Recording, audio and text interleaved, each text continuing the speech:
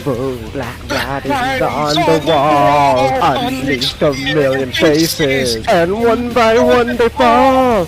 Black-hearted evil, brave-hearted hero. I am all I am, all I am. I am. Here we go, buddy. Here we go. Here we go. Buddy. Here we go. Go ahead, try to see through me. Do it if you dare. Dare. One step forward, two steps back. I'm here. Do it. Do it.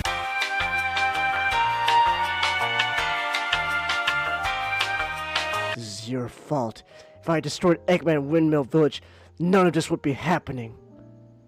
Some creep called Starlin made him evil again. Nobody could have seen that coming. Excuses. No, I'm dealing with it too. I'm infected, see? Oh my god. I'm not gonna lie, that fucking line fucking pisses me off. It's what you deserve. Fuck you! I heard you fucking slam something. That was my water bottle. I fucking chucked it across my room. Oh, they're biting. Okay. They're into that stuff. Biting? I could taste the day. Save the night, save the night. I'll be the one to carry as I watch. Do you dare to fight? Evil's mine, evil's mine. I'll be the last one standing in my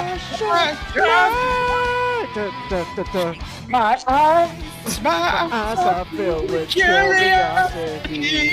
You think that you have power over me in this life? There's no room for you and me. So turn away or face this day with me. With me. Face the day with me. Oh! There we go.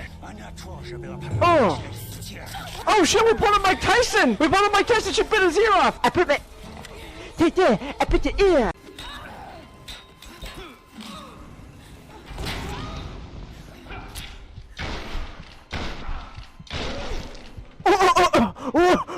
Did you see his body fucking fly? Just, Oh, hello. That's a big-ass rat. Holy shit. Did you see how big that rat was? Oh my goodness. Got a splinter from the Ninja Turtles going on here. So it's Best Actor. Best Actor? Okay. Who are our nominees? Okay, Best Actor. We got, Brendan Fraser. Come on! Bill Nye, Colin Farrell, and Paul Mescal. One guy. Come on, Brendan. Come on! And Austin Butler.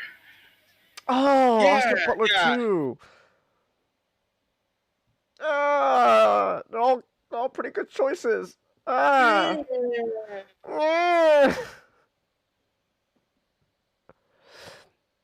What route are we doing? We pretty much did all the main routes. So right now we're just trying to fill up all the squares, and then we're gonna fill up all the circles. So right now we're doing 2 neutral missions. And then the third mission we're gonna do evil to get that last square. Brendan Fraser won, Chelsea! Oh, Wow. No? Wait. Wait. Let me Confirm.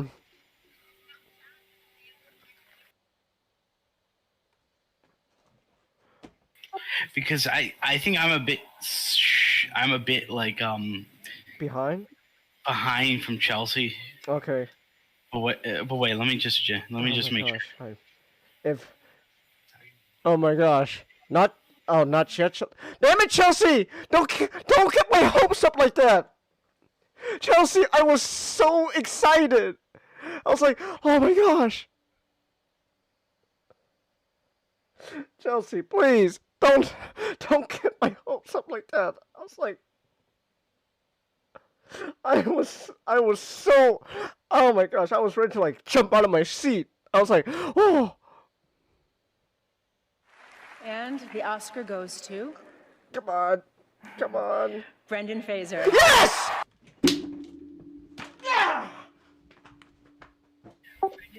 Yes. Yes. Oh, I'm so happy for my man. I'm so happy for him. I'm so happy for him. Fucking W, let's go. Let's go. Let's go. He needs that W. Oh, yes. Oh. Oh my gosh, we gotta shoot down the helicopter now? Are you shitting me? Oh my god! This is... Holy shit! This is insane. What the hell? Hold on. Should I push her? Or should I pull her back? Push her? Yeah, you should push her. I mean, that kills her, but yeah. What?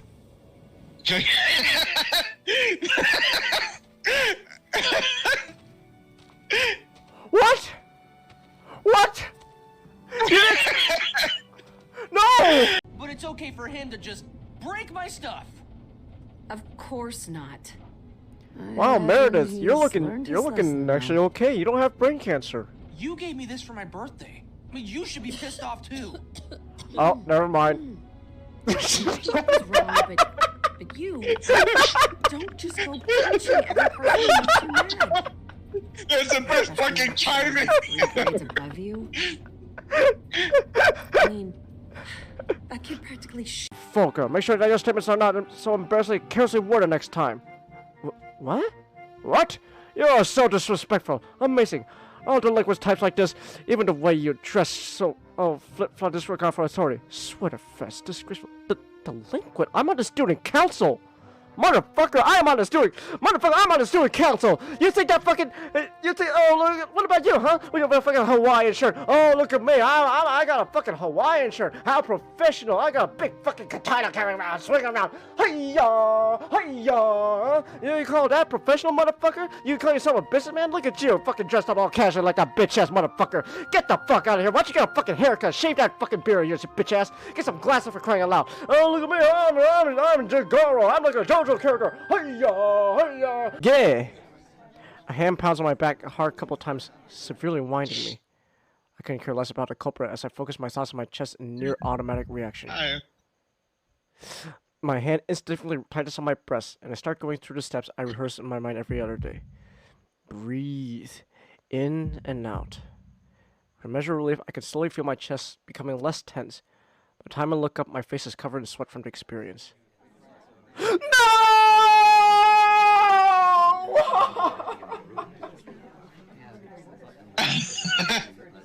No!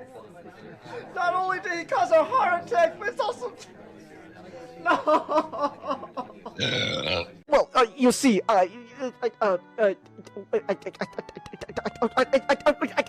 Man, that impression of Shia LaBeouf in college is fantastic. Oh god, you know what I gotta look up now real quick? His fucking freak out in Dark of the Moon. You know what I'm talking? You know when he's in the car? Yeah.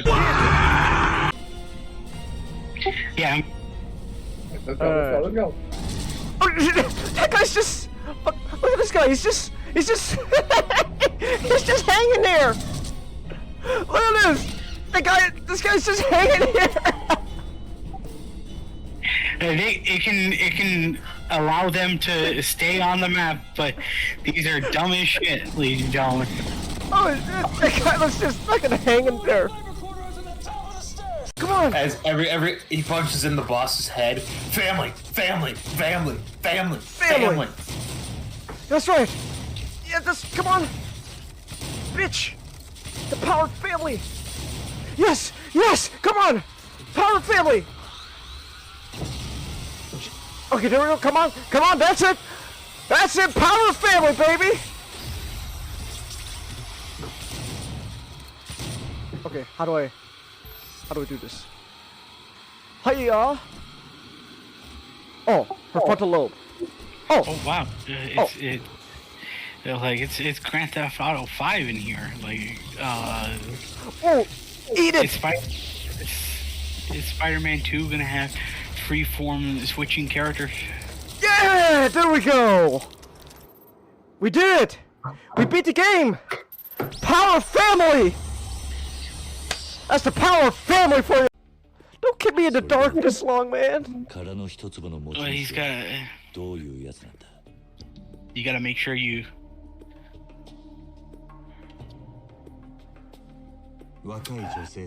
Just a quick reminder that I do have stream elements. There's a $50 monthly goal. You can tip, donate, etc., whatever you want to call it. You do not have to if you don't want to.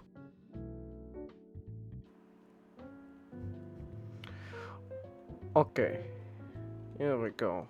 I'm going to unmute us now. Where the fuck is everybody? I don't know. Where'd you all go? Where's everybody? I don't know. Ah! Where the hell did everybody go?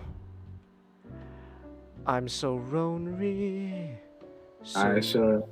Lonely. So lonely and sad and alone. Alright, I'm just gonna say one last up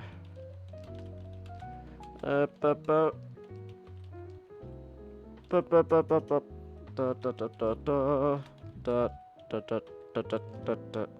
da da da. Okay. Alright, there we go. Taking Reptile for a spin. Okay. Why the fuck is it so hot in my room all of a sudden? Goodness gracious! I cannot with this heat. It was kind of nice and cool yesterday, and all of a sudden it got hot and stuffy again today. It's like, I don't like that. I hate when that happens. It's like, ooh, heat. Feel the heat. Feel my lightning. I don't know. I hate it. Okay. Boom. I'm so lonely. So lonely. So lonely and sad in the road. There we go. Now I got a fan, a max power pointing at me, and I could feel refreshed. Alright. Oh yeah. Okay. Where's everyone though still? Like, not... I don't see not online. I see Nick though. Yeah. Oh, sorry. Oh, were you gonna say? Yeah, I mentioned that. I saw. Did you see the Transformers Legacy? I have. Yeah. I have seen the Transformers Legacy stuff. I didn't know they were transforming rocks. It's Rock Lords. They said it couldn't be done, but Rock Lords has made a comeback. I didn't like. Jake, explain to me. Doubted us. Explain the Rock Lords to me. I don't know, honestly. It's just kind of a thing. I know it's a Hasbro property, but other than that, I don't really know much about Rock Lords. Okay, like I'm not someone that has a manual. Okay, what if we have an idea? We combine pet rocks. You hear me? You hear me out? And we combine it with Transformers. No. What? That's crazy. That's crazy talk right there. Oh, what was that? Okay. Oh, never mind. That was weird. I thought there was like a brief echo all of a sudden. I was like, oh. Oh, excuse me. Oh. Pardon me. My headphones unplugged. Ah. Got Yeah, then. all right. Yeah. My foot hit the wire. Hmm. All right. So okay, there's Anime Optimus Prime, Windblade, Uh huh. and John Galvatron. Yes, that's correct. Got a lot of good reveals.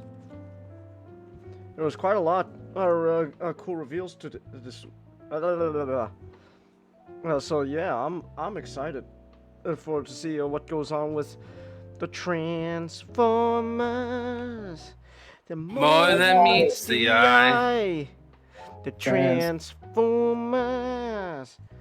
Robots in disguise. Change before your eyes. Transformers. Autobots. Decepticon. Wait, Decepticons are Predacons. Robo's Disguise was Predacons. Well, I mean, Yeah. there were Decepticons, but they didn't come until Scourge was the thing.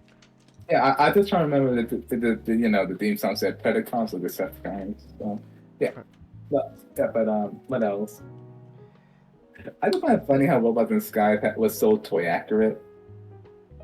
Well, it was a big push back then. And, make the in-show models look as accurate to the toys. So. Yeah, too bad that they weren't as. And vice too bad, versa. Too bad that most of them weren't as posable. Well, technology back then wasn't really, at its peak yet when it comes to making a transforming figure, so we had to wait. Yeah. Oh no! I was saying because a lot of the figures were like recolors, like the Decepticon Commandos. Yeah. They just took G1 Combaticons giving new paint job. Yeah, that's true. Man, I still remember when they did a reissue. So those reissues at Walmart. Of the Commandos or the Combaticons? The Commandos, and they call them like urban color, urban camo. Urban camo, nice. Yeah, they were like grayish blue. Yeah. Oh, urban camo. All right. Yeah, I remember. Yeah, that's neat. I don't think I ever saw them at where'd you find this at? Like Walmart?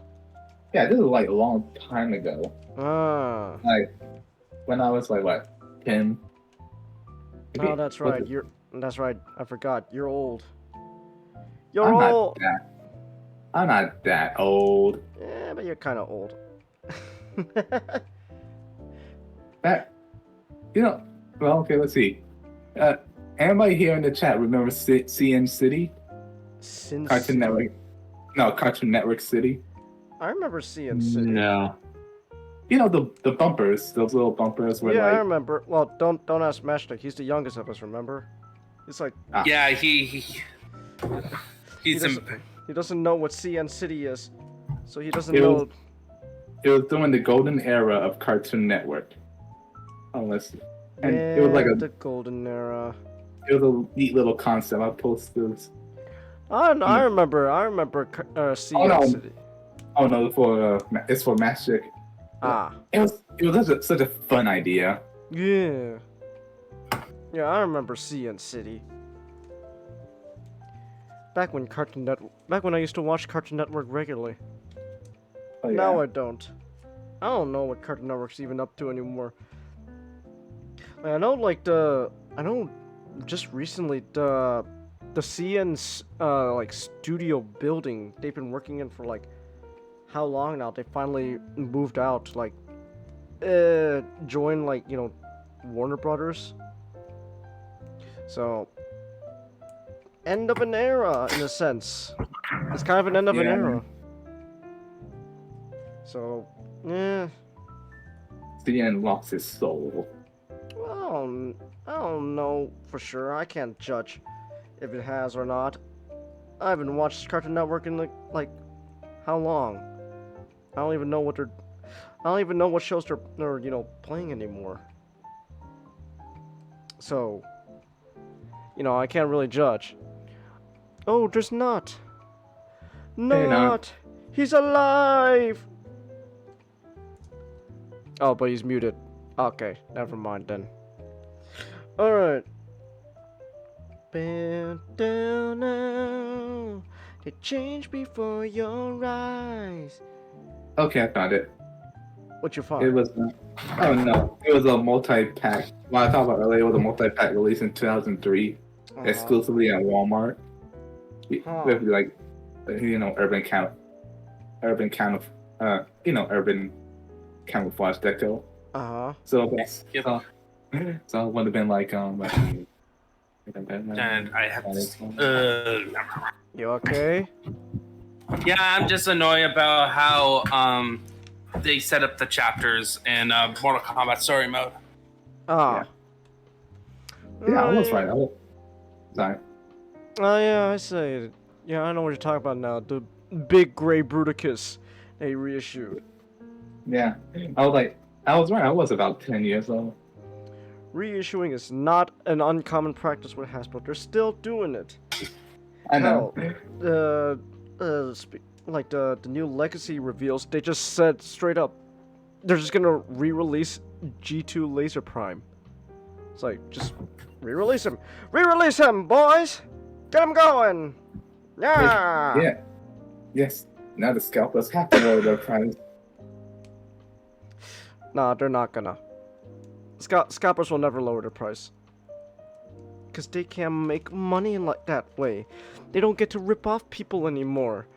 I want to rip off people and take all their money. And like, no, you can't do that. Oh, no. So, yeah. Scalpers suck, though. Yeah. I wish scalpers a very pleasant pencil in their urethra. Whoa. Well, I never. No, I didn't wish for them to die. I just said, scalpers, should get what they deserve. Cause they suck. Don't tell me you're defending scalpers now, are you? Comet? No, I'm just saying. They just need to drink a bottle of cleansing liquid. Cleansing liquid. Ah. It's the stuff they give you before a colonoscopy. A colonoscopy. To clean you out. Yeah. Yeah. We gotta clean them. And the thing, you put I'm trying to think. You don't drink it all at once. You drink it throughout the day. If you drink it all at once, well, yeah, not a pleasant experience. Yeah, according to Jeff Foxworthy. Yeah. So. Yes. Yeah, you know what you need to do? You need to get over here. Get over here! Get over here! Chinkus wants scalpers to go through CBT for the transgression. Oh no, that's a Mortal Kombat fatality, isn't it? CBT. Yes. CBT. So how much CBT is in Mortal Kombat 1? What? How much CBT is in Mortal Kombat 1? Like the fatalities and all that. How much is your, the downstairs area being affected?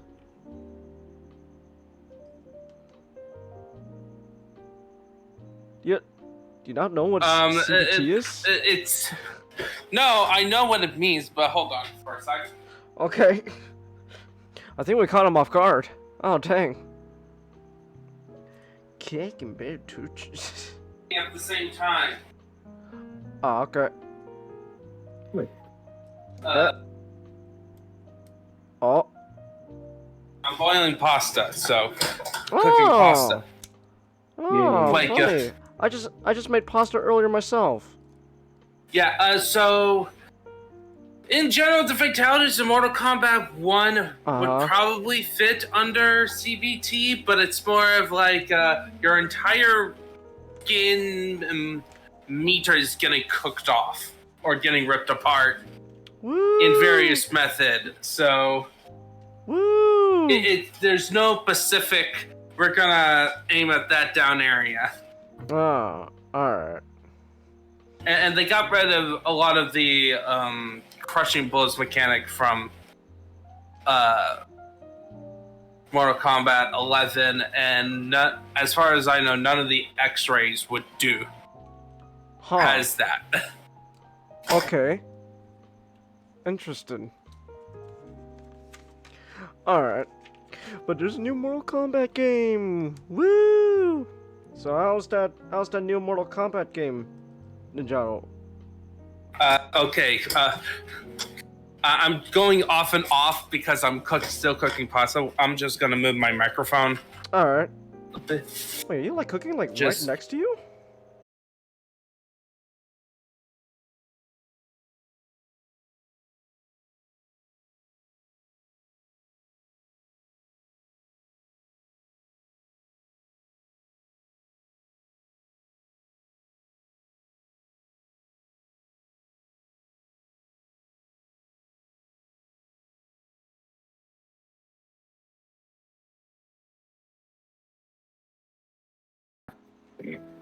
Hold on, real quick.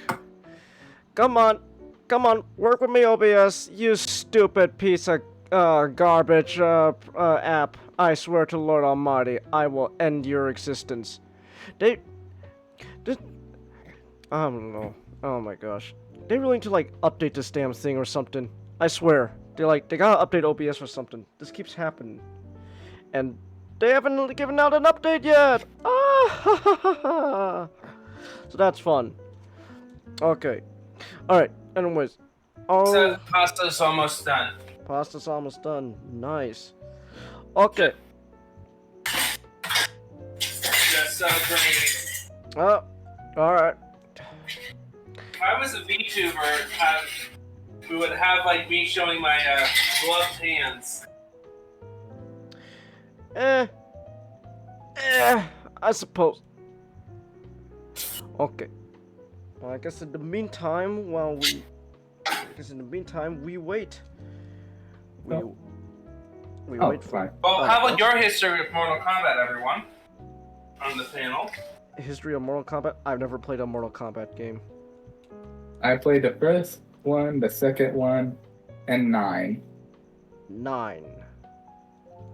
Okay.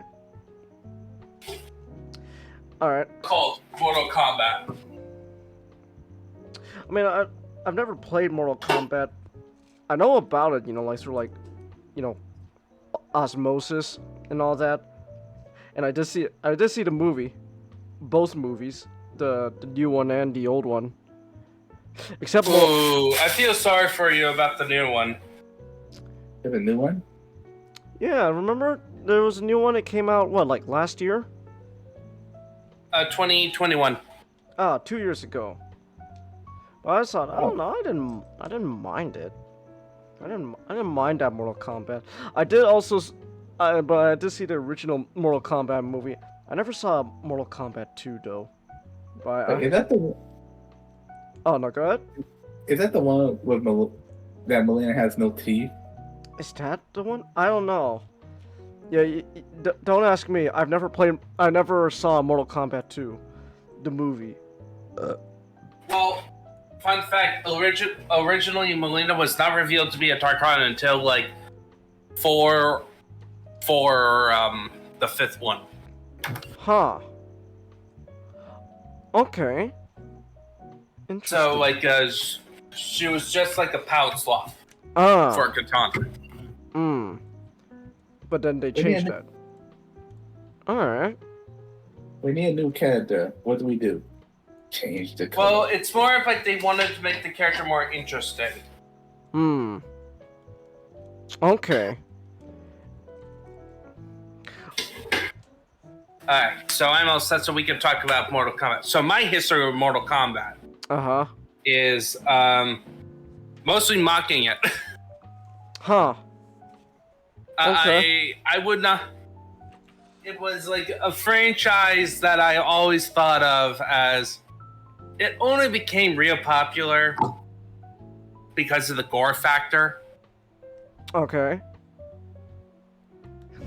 Like even and like I do recognize that it was a solid fighter throughout it, and it had some cool characters and stuff. Like of course the ninjas are like one of the coolest aspects of the of it, and then you learn a bit about it. You learn about like Johnny Cage, Raiden, Liu Kang, all those cool characters. I played a bit of X. Alright. Yeah. Which was the one right before 11. And then this game was coming out. So reevaluating, watching some video play from Fourth Snake about how the NetherRealm era of games, who are the pioneers of the fighting game story mode, and how it's not that good. Okay. They're not very good stories, but the best one being Justice 2, which is ironically my favorite. Was the one I played the most of NetherRealm games. Huh. And I was when this game was like being released, I was not planning on buying it. I was like Street Fighter 6. Okay. But I decided to watch it with a friend because my friend, he's into Mortal Kombat. Wolf, who's like the co-partner on my streams on the Right. Banner of the Maid. Yeah, Wise Wolf. He is a huge Mortal Kombat fan, and he didn't like the NetherRealm games, and he was like kind of hoping, like very cautious about this one. So I decided to watch it with him, so that we could see it together, react together. And we both ended up loving the story, and I loved it so much that I bought the game. Huh. Okay. Oh, damn, that's a testament. Yeah, the story mode is very good. I would give it an 8 out of 10. Alright. Better than Injustice 2. Yes, it is definitely better than Justice 2. What's wrong with Injustice 2? But Injustice 2 story, most of the problems with Injustice 2 is because of Injustice 1. Okay. Yeah. Injustice That's 1 a topic. That's a can of worms for another day. Injustice 1 isn't bad, but it's not that great. It's It was during the era where people thought that making Superman evil was cool. but this, I feel like Injustice 1 gets away with it because it was very much one of the first. Yeah, and it was basically an excuse to make a fighting game.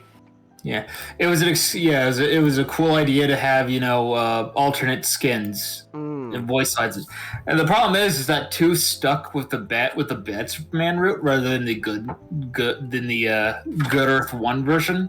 Huh. Well, at least my thing is that they, at least to give Injustice 2 credit, is that they actually managed to tell a more hopeful story. Yeah, you threw Wonder Woman, Cyborg, Superman under the bus hard. Okay. But at least it gave us like a bit more interesting. It's a hell of an interesting story, but that's for another time. So we're talking about Mortal Kombat 1. Well, hey, I just remembered something. What? Whoever remember DC versus Mortal Kombat? DC versus Mortal Kombat. I know. Oh yeah, that's Mortal Kombat 8. It is actually an official Mortal Kombat game. So okay, hear me out. The people who did Injustice do a Mortal Kombat versus DC. It's NetherRealm. NetherRealm? Oh. Yeah, they do. Yeah, that's what we've been talking. NetherRealm has been doing Mortal Kombat versus Mortal Kombat and the Injustice games. They were at one point rotating. Oh. Then they should do another DC versus Mortal Kombat and put Marvel in the mix. No, it should be just, if they were going to do DC versus Mortal Kombat, it should be DC versus Mortal Kombat. Well, like, plus doesn't like Capcom have rights for against Marvel and all that? No, Marvel is just more looser at this point.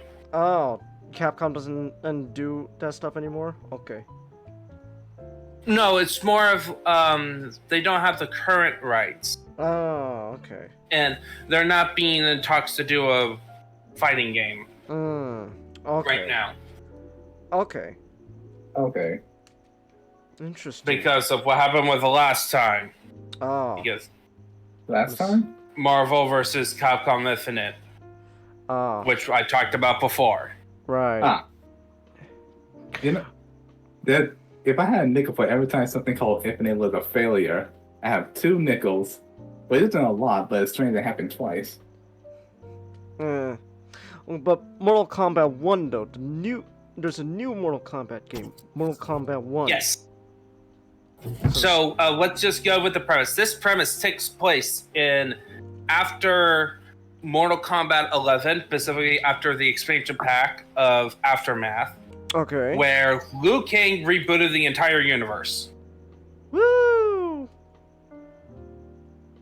He got made in heaven via an hourglass and made a new timeline where he strives to make a timeline where everyone has a chance to find peace. Because Liu Kang is like the OG main character, and he's essentially like the monk, a pacifist. Huh. Okay. No, are you saying something? No. That's just the wind around me. I'm outside. Ah, okay. Yeah, like, insert Luke Cage transforming into a dragon and then fireballing a man in half. Well, yeah, that's kind of how they kind of go get around with Luke. They actually purposely, like, his fatality in the first one is like the least lethal fatality in the original game. It's lethal, but it's the least lethal. Don't worry, you. No, it's just in comparison to ripping people apart, he was just punching you. No blood and guts. Okay. Still, that's it was something kind of funny. So it's the least lethal. Still lethal, but hey. Look, it's a Batman beatdown, okay? Batman beatdown from the Arkham games. Okay. So in this time, so he sets up a new timeline with a resetting, and we're fast forwarding to basically quote unquote modern day, so that all your favorite characters are around. Okay. So there are some major changes to the timeline, but since you don't know much about Mortal Kombat, I'm only going to go for the big obvious ones. Okay. So in the old timeline, Raiden was a thunder god. He was Liu Kang's mentor. But now he is basically Liu Kang. He's basically like this young farm boy with his buddy Kung Lao putting cabbages in. Kung Lao. Yeah. You know the giant hat? That he throws it in, and it's like a bladed. Yeah. Like, Kung Lao's pretty cool. I like him. Yeah. So they are just farm boys, and Kung Lao wants something more. He's a Disney princess in their little village. Well, at that night, with their master, Madame Bo, they are attacked by the Wen Kuei, Chinese ninjas. That's Sub-Zero, right? Yes, led by Bi-Han, Sub-Zero, with his brother Kuai Liang, Scorpion. Yes, that's another major change. Old timeline, Scorpion was Hanzo Hasashi, and he was a Japanese ninja. In this one, they gave it to Kuai Liang. Hanzo is technically in the continuity but he's way younger. Okay. And the third member of the Lin Kuei is Smoke. And he's an adopted brother of the Sub-Zero, Scorpion, and Smoke. They're brothers, but Smoke is adopted. Okay. Because Smoke's a white guy, voiced by Yuri Lowenthal. Predator Handshake. Raiden. And Kiryu. Having to deal with these fucking Chinese invading all the time. Wait. So, Nijano, Smoke, is he trying to find his brother to get revenge? No. At this point, they're all together. And Bi-Han just took over the Lin Kuei from their late father, and the Lin Kuei are a ninja order that protects Earthrealm, basically Earth. And so Liu Kang, who is the god of fire, has tested Raiden and Kung Lao by sending the Lin Kuei to test them to see how good they are. Of course, the Lin Kuei hold back because it's a test, not a real fight. And they passed the test, and now they are selected to become Earthrealm's champions for the upcoming Mortal Kombat tournament between Outrealm, and Earthrealm. And Outrealm is headed by Empress Sindel, who screams like a banshee, and then her two daughters, Melina and Katana. And Melina is, instead of being a clone of Katana and a Tarkatan. She is a full-on sister who caught onto the evil Tarkat disease because she decided to go out at night, presumably to be with her bodyguard, Tanya. Oh. Insert all the jokes about AIDS and She lesbos. lesbians. Well, you're the one who brought up the AIDS joke, and that's on you. Well, yeah. Well, just supposed to bring all the jokes. All right. So. Okay. So. Yep, and then. Like, that's, like, your initial setup for, like, your good guy characters. But the story begins actually with the main villain, Shang Tsung. So in the previous eras, he's the big bad. He's one of the 3 big bads. Okay. And in this one, his new life is that of a... what's that term? The person who goes town to town with false medicine. Apothecary? Snake oil salesman. Snake oil salesman. He was until some mysterious woman who claims that he was ruined, his potential was purposely squandered because the greater entities fear that of his power, and thus he begins his quest to become Rasputin. Will he be the lover of a Russian queen? Well, no, but he does make a medicine to cure the symptoms of Tarkat for Melina.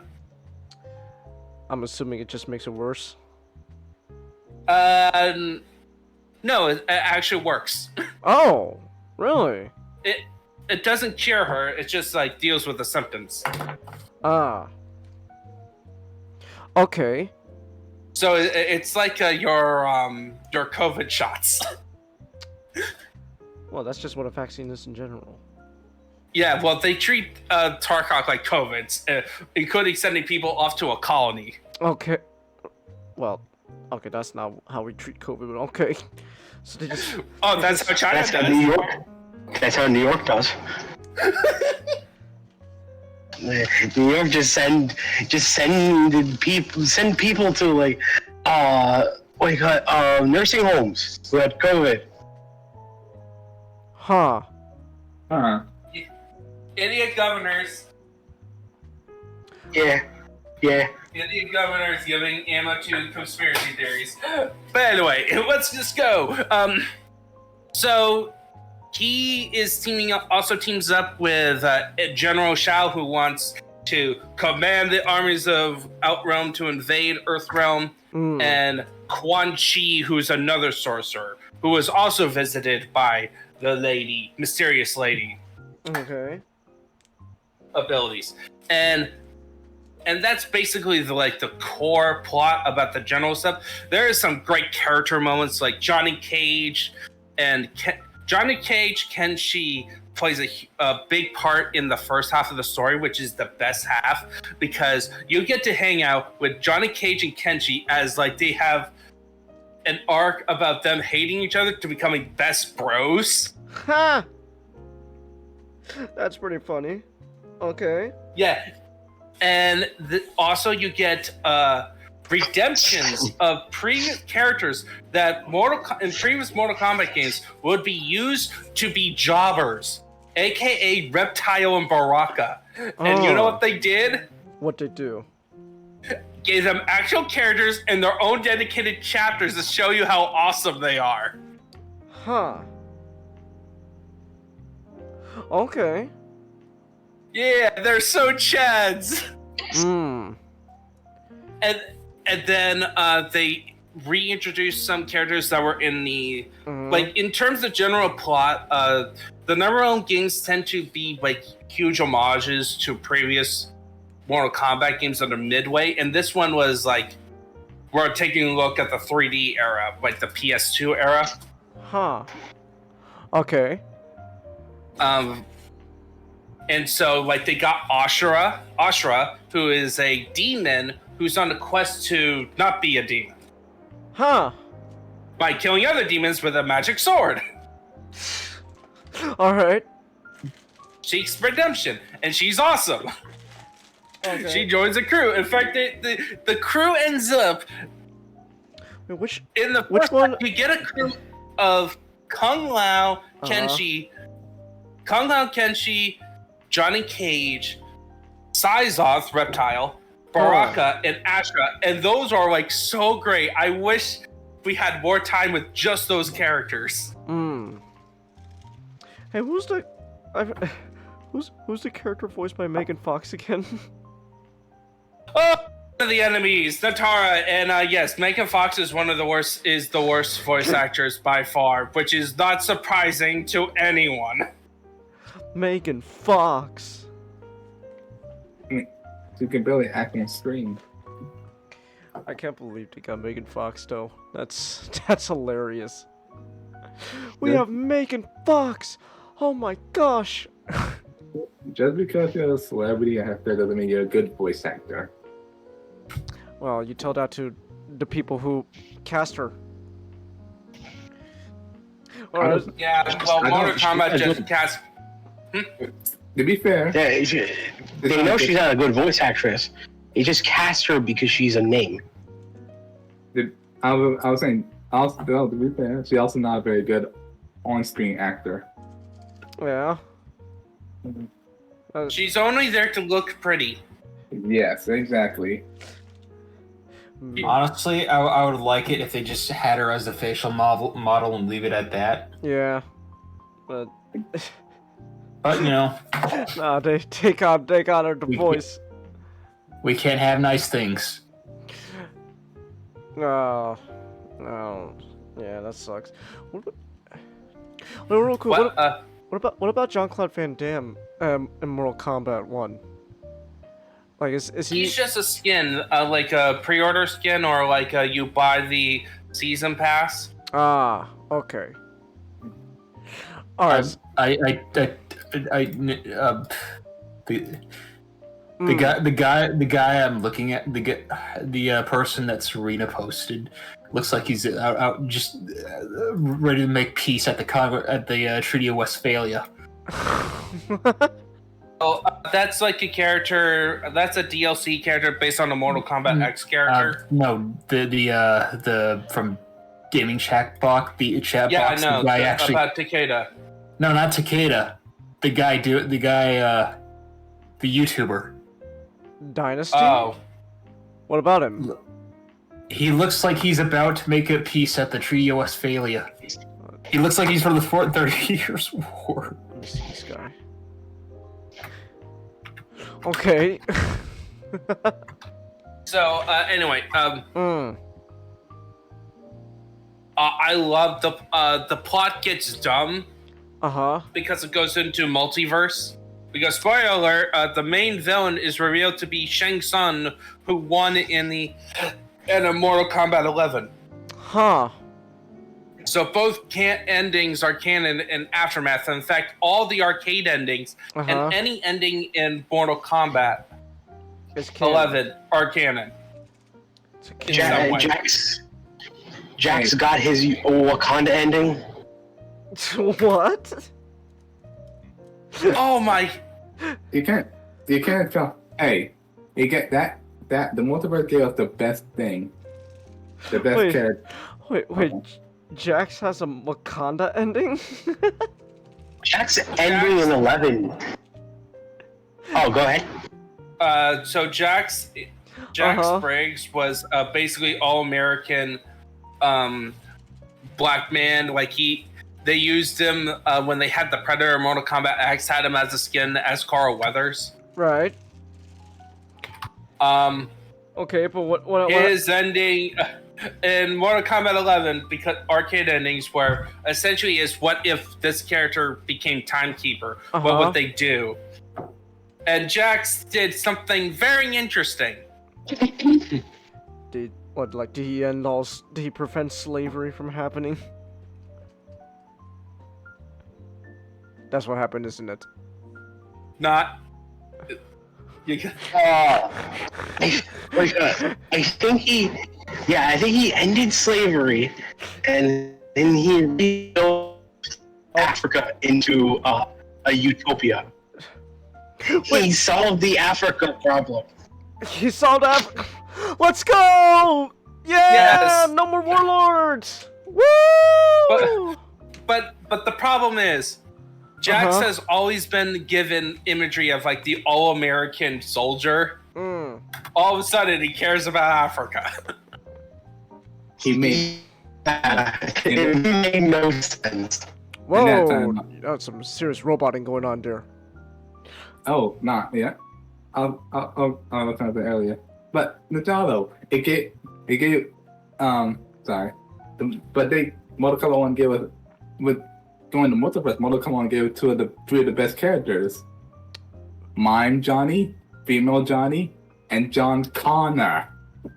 Yeah, so what happens at the end is that, we need to take out Titan Shang Tsung, and he's too strong, so I need to call up basically other Titans, aka other Timekeepers. So all the other heroes, including good versions of villains, you get a good guy Shang Tsung, who evil Shang Tsung just kills. That sucks. We got Shattered Glass Shang Tsung, and he's dead. Yeah, pretty much. Pretty much, it's hilarious. What you get in the final chapter is that there's this big battle that inspired by Armageddon, Mortal Kombat Armageddon, where basically everyone fights to the death. And what happens is that you get to pick a character. There's no dedicated hero for that chapter, so you get to pick any character you want and just have fun. As you assist Liu Kang to defeat Shang Tsung. Oh, the stream title. That's why no one came. Thank you, Chelsea. Oh my gosh, I'm a fucking dumb. That's why no one was coming. I had the wrong stream title. Oh my gosh, I am so fucking stupid. Jesus, thank you, Chelsea. This is why you're a mod. Oh my gosh, we've been going for like an hour now with the wrong stream. I am so stupid. Good Okay, gosh. everybody, we gotta stall over again. No, Oh man, I have to uncook my pasta. Yeah, we ain't starting over again. Let me just, I'll just fix it and all that. But oh my gosh, thank you, Chelsea, so much. I am so stupid. Cause Remarket it also. No, you know what it is, you know what it is. It's cause earlier today, I had I don't want to get into too much details. I had a argument with brother, and that got me kind of mad, and so I was not in the right mindset. So, hold on. Oh yeah. Mind if I pitch something for maybe November or December? Sure. 2 cents awards. Huh. I don't. That's just. I don't know what we would do beyond that. But I have the idea of a stream where we have all our all of our heads PNG'd onto suits and a background, and we all vote and stuff like that for Oh, I guess I'm way ahead of you then. Could we just do goofy categories too? Not like the. I don't know. That's all. I just have that image in my head, but that's we can figure the rest of that. Look, I was like, okay, what's the Waifu of the Year award?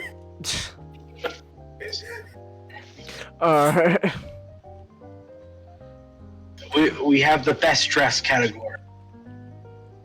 We are. Alright, here we go. I'm changing. I'm gonna. It was showed up sooner. Told you the stream was correct, but you fixed it.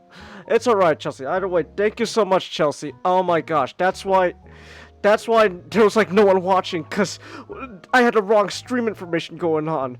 Oh, wait a minute, this isn't Yakuza. What is this? A podcast? Oh my gosh, I'm so stupid. So thank you again, Chelsea. Oh my gosh. What about the gameplay for Mortal Kombat 1? Anything new or so the biggest difference in gameplay from previous Mortal Kombat game is the cameo system.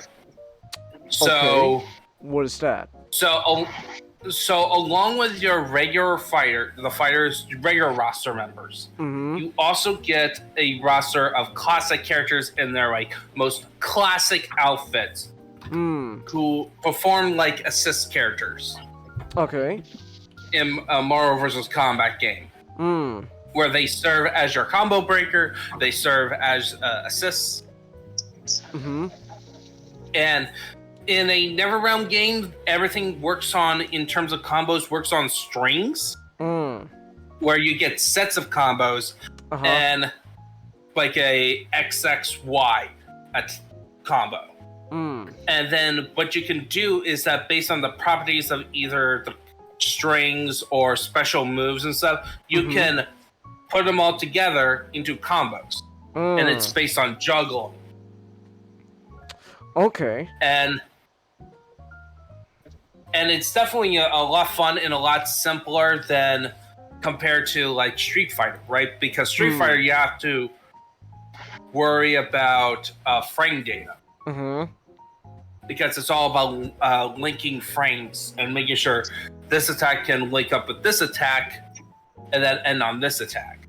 And this one's is a little bit more simpler on that, but it is a little bit more tricky. Like, I'm not very good at that part of fighting games where it's all about the big combos. But it's still fun to play and fun to mess around with. Right now, the character I played the most so far is Smoke. Smoke. I really like Smoke. Out of all the ninjas, I like Smoke the most, and I hope he doesn't get turned into a cyborg in the next game. Okay. Okay. So there's plenty of single-player content. So you got a story mode, and you got towers, and then you got this thing called Invasions, which is taking place of Living Towers or the multiverse in previous Mortal Kombat games. Where there's a seasonal thing where you get rewards, and you level up characters in some way, and this isn't really a battle pass style game, even though it looks like it. It's just like a level up characters, and you get like more brutalities or more fatalities. You only get like, there's only 2 you can unlock in the game. Battle Pass cool, Chelsea? It's just the latest trend. The latest trend. Not really. I don't really care for battle passes. Alright, but isn't that just a season pass? I guess there is. There's combat packs. Alright. Oh, hey, Ray. It's a fact. And the combat packs are going to contain characters that were in the story mode. Not playable. Quan Chi, Homelander, Omni-Man, Takeda.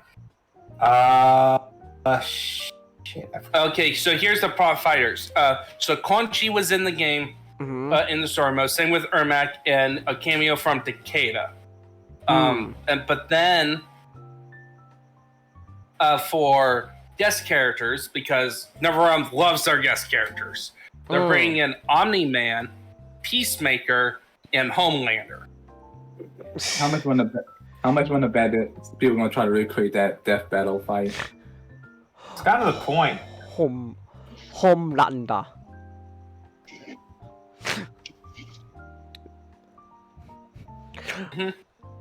Characterizations are on point, Daybreak.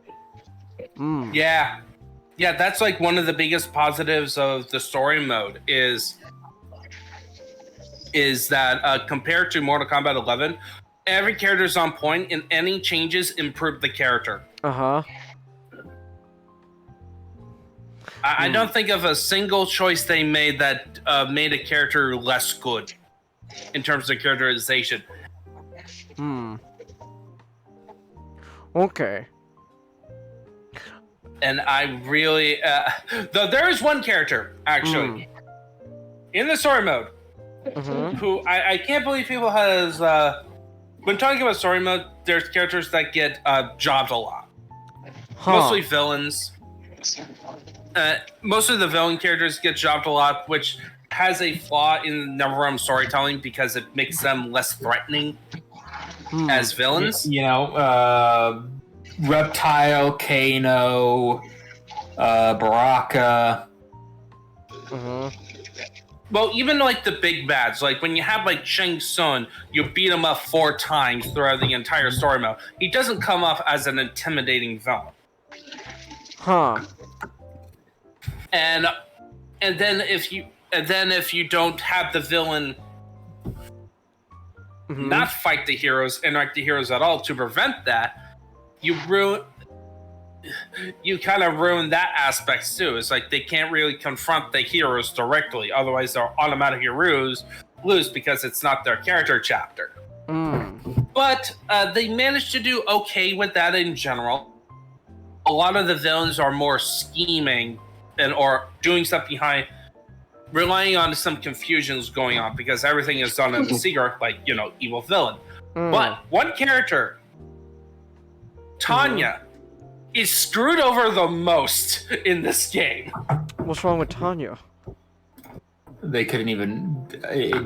They made the model. They modeled her really not. So I'm going to show you. Here's an image of all the Tanyas, and pick out the one that you think is the latest one. Because it's a one of these things is not like the other game. Oh, I remember seeing this on Twitter. Like, I don't mind if she's black, because the first one looks black to me. Yeah. The first two, but then they made her fuck ugly. The problem is that it's not even like the facial model and anything. They didn't give her any of her 2 iconic features. In terms of character design, straight hair, straight black hair, or the white eyes, those piercing white eyes. None of them are featured in this one, so she looks like completely different. What's her motive supposed to, like, you know, her theme going on here? Is she like Egyptian or something? Yeah. She is. They kind of, when they did the NetherRealm games, they leaned more into the Egyptian. Because beforehand they were more Mortal Kombat characters' designs were more about wrestlers, I think. Okay. Because the idea is originally the games were made by people putting on costumes and taking pictures, and then they made the sprites from those. But as the series went on, they kind of get more elaborate. So, she went from like an Egyptian motif to what is that? Like, a West African warrior. Yeah, like some kind of like tribal, like theme going on. Honestly, I also like the Egyptian motif more. And oh, bless you. Sorry. You all right? Yeah, I'm alright. Alright. What? Yeah. She's basically the head of Mortal Kombat equivalent of MCU's Dora Milaje. Wait, in the new one, or wait, in the new one, or just, you know, in general? Yeah, in the new one. So in this one, so in this continuity, there's a character called Li Mei. That gets introduced very quickly. Okay. In the opening chapters, she's like the first opponent in the tournament, and it was a head of this organization called the Ngati, and they are supposed to be the bodyguards. But the reason she's no longer part of that is that on her watch, the king, by the way, this is a matriarchy society where like more rulership goes to the female than the males, but King Jared got killed. under her watch, and none of the girls like her now. Huh. So she's just like a cop on the street. But anyway, Tanya is supposed to be her replacement, and she has done a great job of being a bodyguard in terms of not only getting the usual jobber treatment. She got hit by a rock and got broken bones. Her relationship with Melina is probably hinted at as the reason why Melina got tar caught. So thank you, Tanya. She got so many of, and then at one point, Emperor Shao brought up like an item that sucks people into it. And then there's a sucked in Geras, which is like this time dude. Katana, Melina, and Tanya. She fails as a bodyguard. Like, it gets so ridiculous that she got injured, and Melina, the person she's supposed to be protecting, has to protect her. Wow. Okay. And by the way, so this is the quote-unquote improved Melina, according to Liu Kang, because Tanya in the past, Melina was a spiteful woman because she wanted to have a family because she was a clone and all that tragic stuff. But Tanya is essentially a schemer. She was somebody who would backstab people to get on top. Both figuratively and literally. In the case of Melina. Okay. But now she's more loyal. So that's an improvement. But her competencies has went down. It has gotten, and then it doesn't help also is that in her gameplay, people think she's terrible. In the competitive sense. Okay. And then what's worse, the worst part, the nail in the coffin, her arcade ending, it's not about her. Like, she gets to become, like, the head of the order that she's, like, the bodyguard on. But to get that, makes you like Li Mei more. And Li Mei had a chapter in Mortal Kombat. So you want to be... I'm like pro Li Mei over Tanya. Li Mei and Aja are best girls in this game. Okay. I kind of... Tanya got treated so bad in this game, I feel sympathy for her. Okay.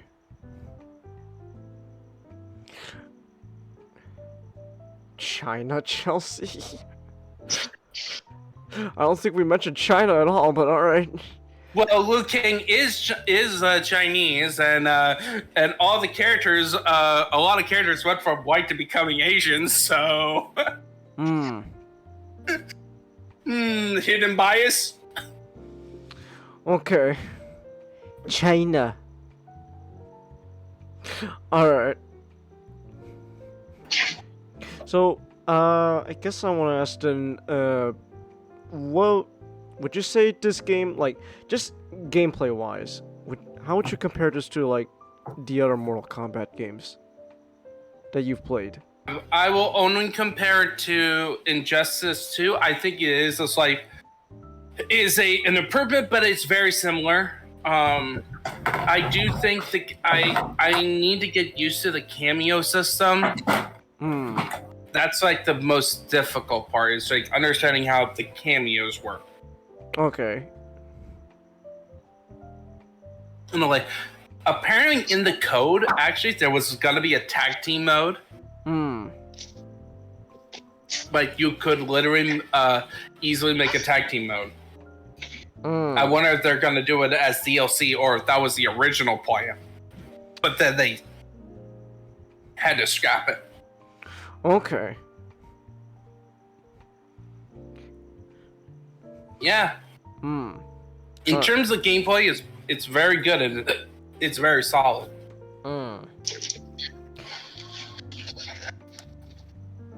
Is this still like $70 on Steam though? Look up. Yes, and I would still say it's worth the $70. And just don't buy it on Switch. Yeah, still $70 on. Oh my gosh, Premium Edition is $110. Well, the Premium Edition is you get the Premium Edition is essentially you get the Combat Pack. Okay. It's a combat. And Jad, how much did you pay for it again? I paid the 56 on the site you show me, and the $8 to get Chang Song unlocked.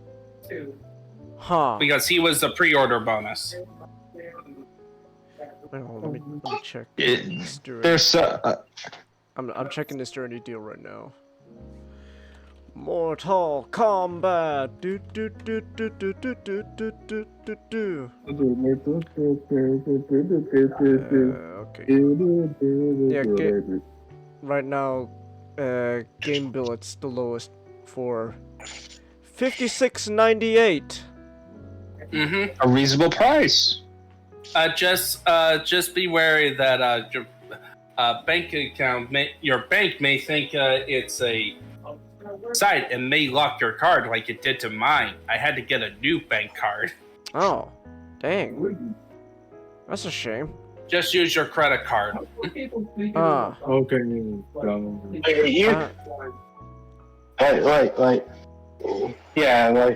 With those sites, merchants don't trust them because they're resellers. You're not selling. You're not buying directly from the developers and publishers. You're buying directly from someone who's reselling the keys. Okay. Check out Art Pinboard. Art Pinboard? What you gotta do? I am so happy with how it came out. Oh. But I would say with the amount of content that's in this game is worth the $70. Okay. Well, who is this supposed to be, Mastic? Starfire. Oh. Oh, okay. I guess if I... Okay, don't just run away. I guess I have to say, it does kind of... Maybe it's a perspective thing. It looks like... Maybe it's just a way to... Because I see like the camera's kind of angled. Maybe... It kind of looks like her arm gets thinner as it goes down. So like by the time it gets to like her wrist, it seems... Like... I mean, yeah, the wrist is thinner than your forearm and all that. But like, it seems like it kind of gets really thin towards like the end of her arm. But maybe it's just like the way the camera's angled. I could be wrong. Hair's not long enough. The hair's not long enough? It has to fill up half of the page.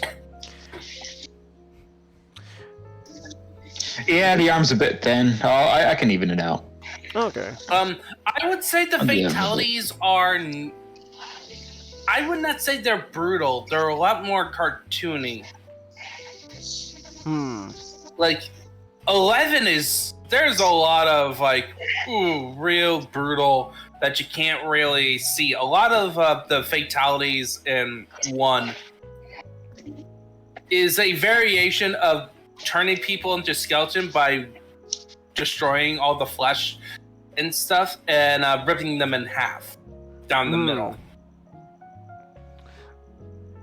Like, as opposed to, I still remember Gears' fatality in Mortal Kombat 1 where he puts you on the wall and then from, like, your hand first, peels you away. Like, peels you in half. My favorites is one from Kenshi, from MKX. It's where he He uses his mind. He uses telekinesis. Okay. Parts of your body to puppet you like Freddy Krueger. Huh. I know it's a reference to one of the Nightmare on Elm Street stuff. Okay. Nice. Alright. Though there is one cool one with Liu Kang. Liu Kang now has a fatality where he makes a black hole. What? Yeah, you could just do that? Yeah, because... Yeah. Okay. Because he just make he's a black basically... so that's also another interesting thing with Liu Kang's character. They managed to make a character that is very close to... a relationship between us and God. Like, it's not exactly, but it's like a decent facsimile, because a lot of Liu Kang's decisions that, he let Quan Chi and Shang Tsung Shao exist. Okay. Even though at a diminished status, they allowed him to live with the idea is that they would be reformed. So they see it more of like, oh, you took my opportunity away from me. And some people kind of think about why didn't you put him in like a more comfortable area in life and not put him at like the bottom of the run. And my reply would be like, well, with those guys, like, I think it's like if you're trying to humble them. Until you reform, do you really want them at a higher position? Yeah. Huh. You really want them to be comfortable if your goal is to reform them? Like, Chao is like as high as was the highest one. I mean, he was just a general. Okay. But also people question like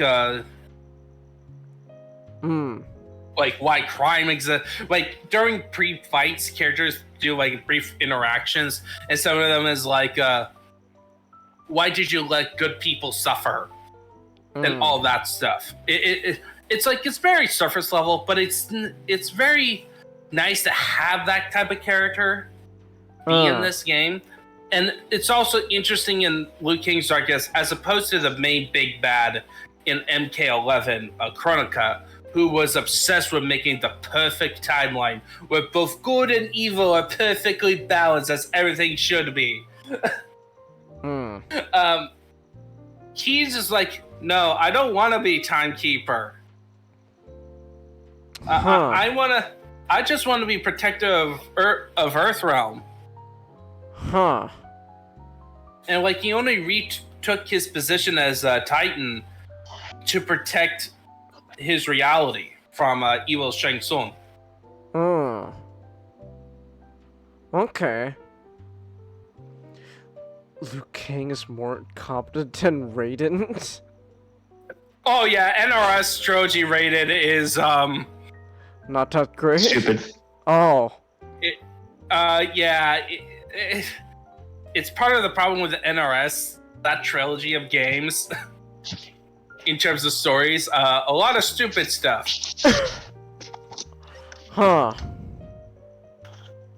And since Raiden is typically the leader, a lot of the stupid decisions are being made by him. Like accidentally having half of 2/3 of Earthrealm's defenders get killed off by a evil Sindel in a church at the first game, and then accidentally killing Liu Kang. Bless you. Accidentally, purposely kill Liu Kang, turning him into a revenant. What? Ruining. Yeah, it's okay. It's the NRS trilogy. Huh. There's a lot of stupid stuff. Just killed Liu Kang. Alright. It was accidental. But still did. Sort of. You still did, though. Yeah. Yeah. Kill John Lennon. I'm a Yeah, John Lennon. Hey, Dad, where does John Lennon live? John Lennon's dead, brothers. Oh. Oh. Hey, Mom. Oh, I killed Liu Kang. I must speak with the elder gods about this. Huh. That... he says that a lot, by the way. Huh. Alright. Consult with the Elder Gods. Mortal Kombat 11. I must consult with the Elder Gods. The Elder Gods are dead, Raiden. And I joined Right now. Wow. Alright then. So Raiden's a dummy. Alright. But this Raiden is nice. He's nice boy. Okay. Alright. He just wants to. Okay. No, go ahead. He just wants to live a simple life. You just want a simple life. Alright. Not that way, Changus. Kama's the one who said it. He's the one. No, but I know what you were thinking. I was thinking more of the farm life. I don't know what you're. What are you thinking? I'm thinking of. JoJo. No. I don't think of JoJo. Comedy screen in the game Daybreak. Oh. Yes, remember the best NPC. He just drinking his beer and just ignoring the fight. Like it's just normal. In fact, used one of Sub-Zero's ice blasts as ice cubes. Huh. It's like, I had a hard day at work. I don't have time for this shit. I just want to enjoy my beer. Alright. Alright. Is there any last thoughts though on Mortal Kombat 1? Spend the 70 bucks, bitch. No. I'll wait for a sale. Wait for a Steam sale. I'll wait for a Steam sale. I ain't paying $70 for a game. No. You know, speaking of Steam sale, especially not for digital. Especially not for digital. I refuse to pay $70 for digital. Fuck that. You know, speaking of Steam, I found this interesting game where you at Bigfoot. Bigfoot? Yeah, it's like a horror game where it's a co-op game where you and 3 other players hunt Bigfoot. Okay. Huh. And Bigfoot picks you off one by one. Huh. Okay.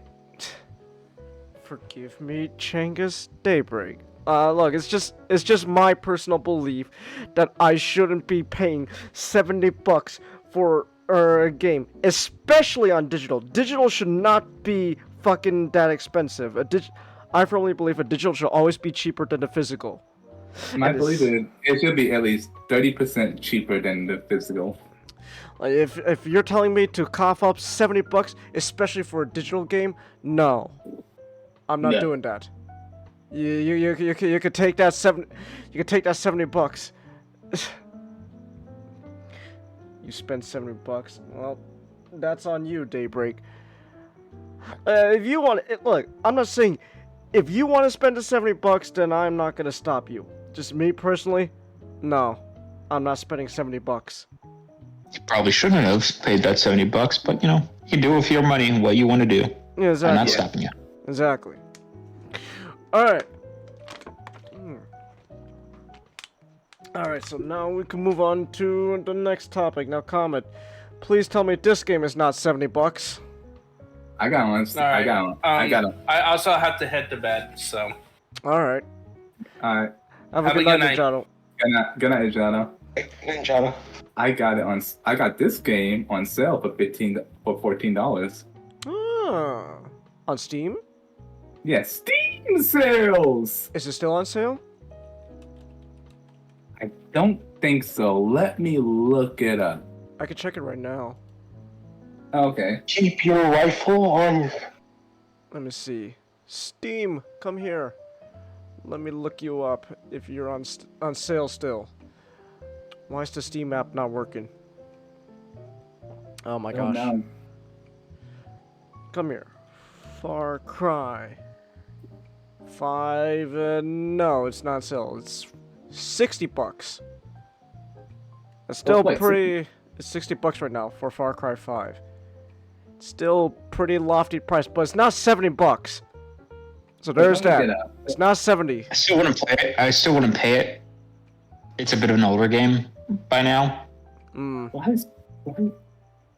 Oh, no. It's down? What? No, Steam. No. Something wrong with. Wait, what? Steam is down right now? Wait, how am I able to access it then? Okay, no, never mind. Something went. The program had a hiccup. 60. Oh, they'll look high, they'll look low, they'll look everywhere we go. But when the sinners find us, they'll come loud and they'll come fast. For we shoot first and we can last. Keep your rifle by your side. Okay. So where am I going with this? Oh yeah, Far Cry 5. The little detail. It's of course it's an open world game. But now the story of Far Cry open world shooter game. Now the story of Far Cry 5 is set in Hope County, Montana. Yeah. Now for a few years, but like about a certain amount of time before you arrive, there's this cult. There's a cult. Okay. Wait, hold on real quick. Yo, Jim Jones in the house. Jim Jones in the house. Let's check some flavor rate. Oh my gosh, the Ubisoft store has it for $9. What the hell? I'd say that's worth it. That's but like $9. Holy shit! That's that's real good price. That's 85% off right there. Oh my gosh. So yes, pretty much in this area, a preacher named Joseph Seed who lead this cult called the Project. Project Eden. Okay. Group. No, Project Eden Gate. Yeah, it's called Project at Eden Gate. Eden Gate. Okay. Eden's Gate. Yeah, Eden's Gate, and they pretty much it's a military doomsday cult, and they believe. So Heaven's Gate, but with guns. They believe that the Great Collapse. It's more in line with the Branch Davidians. Huh. Yeah, they believe that essentially they believe that the collapse is coming. A global, basically a global catastrophe. A global catastrophe that will see the collapse of society. Okay. So they moved on to Montana and started gaining power. Essentially, first they started buying farmland, putting some of their agents in local law enforcement. So information does not get out what they're doing. Buy up a bunch of guns. World War II planes and helicopters. Having armed to the teeth. Okay.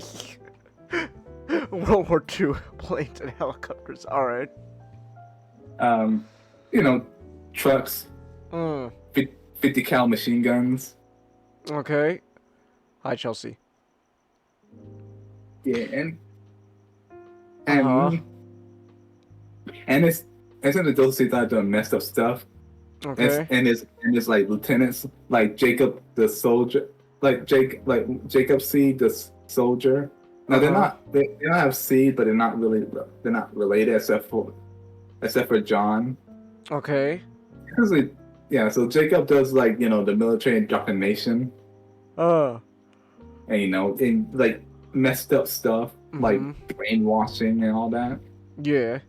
John the Baptist pretty much does. He calls himself John the Baptist?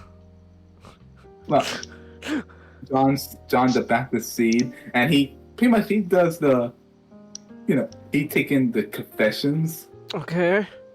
And what he does, he carves your sin into your flesh and just cut out the skin. Okay. And says the whole like your sin has been cleansed and all that, and just staples the skin onto the wall. What the fuck? Essentially, they are just like mini bosses before you get to Joseph. Yeah, and then the Faith see the siren, and it's about her that there were multiple Faiths. And if one Faith failed, they just replace her. And the Faith does. She in charge of production of this. There's this unique flower in Montana, and they use it to make this stuff called bliss. And what she does, she uses bliss to keep you docile. Keep you high off your gourd. Okay. And when you get to her area, it's like you go to these flowers, you get this massive, like these hallucinations. 1 minute you thought you shouldn't have killed her, next minute it turned a purple white and turns out just another cultist shooting at you. Okay. Yeah, and essentially she used bliss to keep you docile and put you in forced labor camps. So yeah, there's all the 3 mini bosses. Now, at the start of the game, it's like you play this U.S. Marshal working with this rookie U.S. Marshal working with the local sheriff department. And you go in and try to arrest him for kidnapping. Just to see for kidnapping and such, and you probably guess it doesn't go your way. Now, why didn't you bring the National Guard? That's another question, but anyway, because these guys.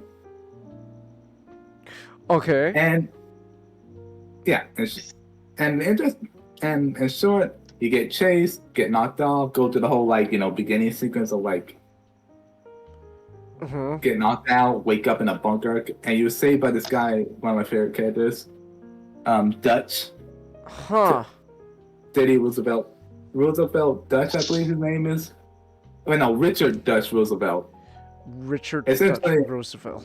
Okay. The thing is, I'll say this later, but let's just say a lot of people in Montana believe that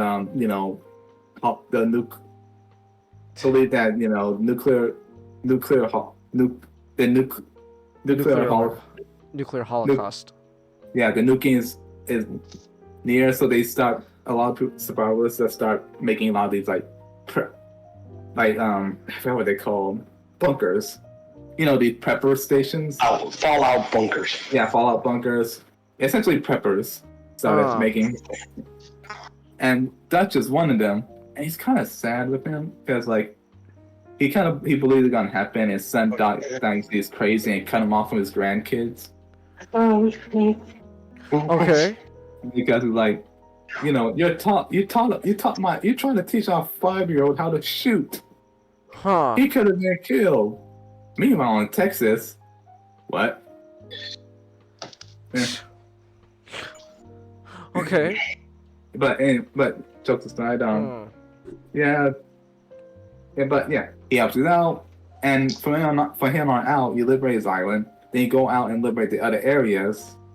And the thing about this game, what you gotta do is I kind of like how you kind of just gotta destroy. You don't do mission you can like that. You gotta disrupt their operations to get to the boss. Destroying supply trucks. Side missions like destroying supply trucks, key people. Then there's story missions where you gain special you can have up to 2 companions. Random NPCs, resistance fighters and such. Because in each area there's a resistance group trying to fight these cultists off. Alright. Because when you started because one of the things Joseph preached about that there'll be a moment where they try to take him down. And that's the first time that a class is going to happen. So when they try to arrest him, they started a blitzkrieg because they own so much land and such, they started blitzkrieg and started taking over the area. Huh. Okay.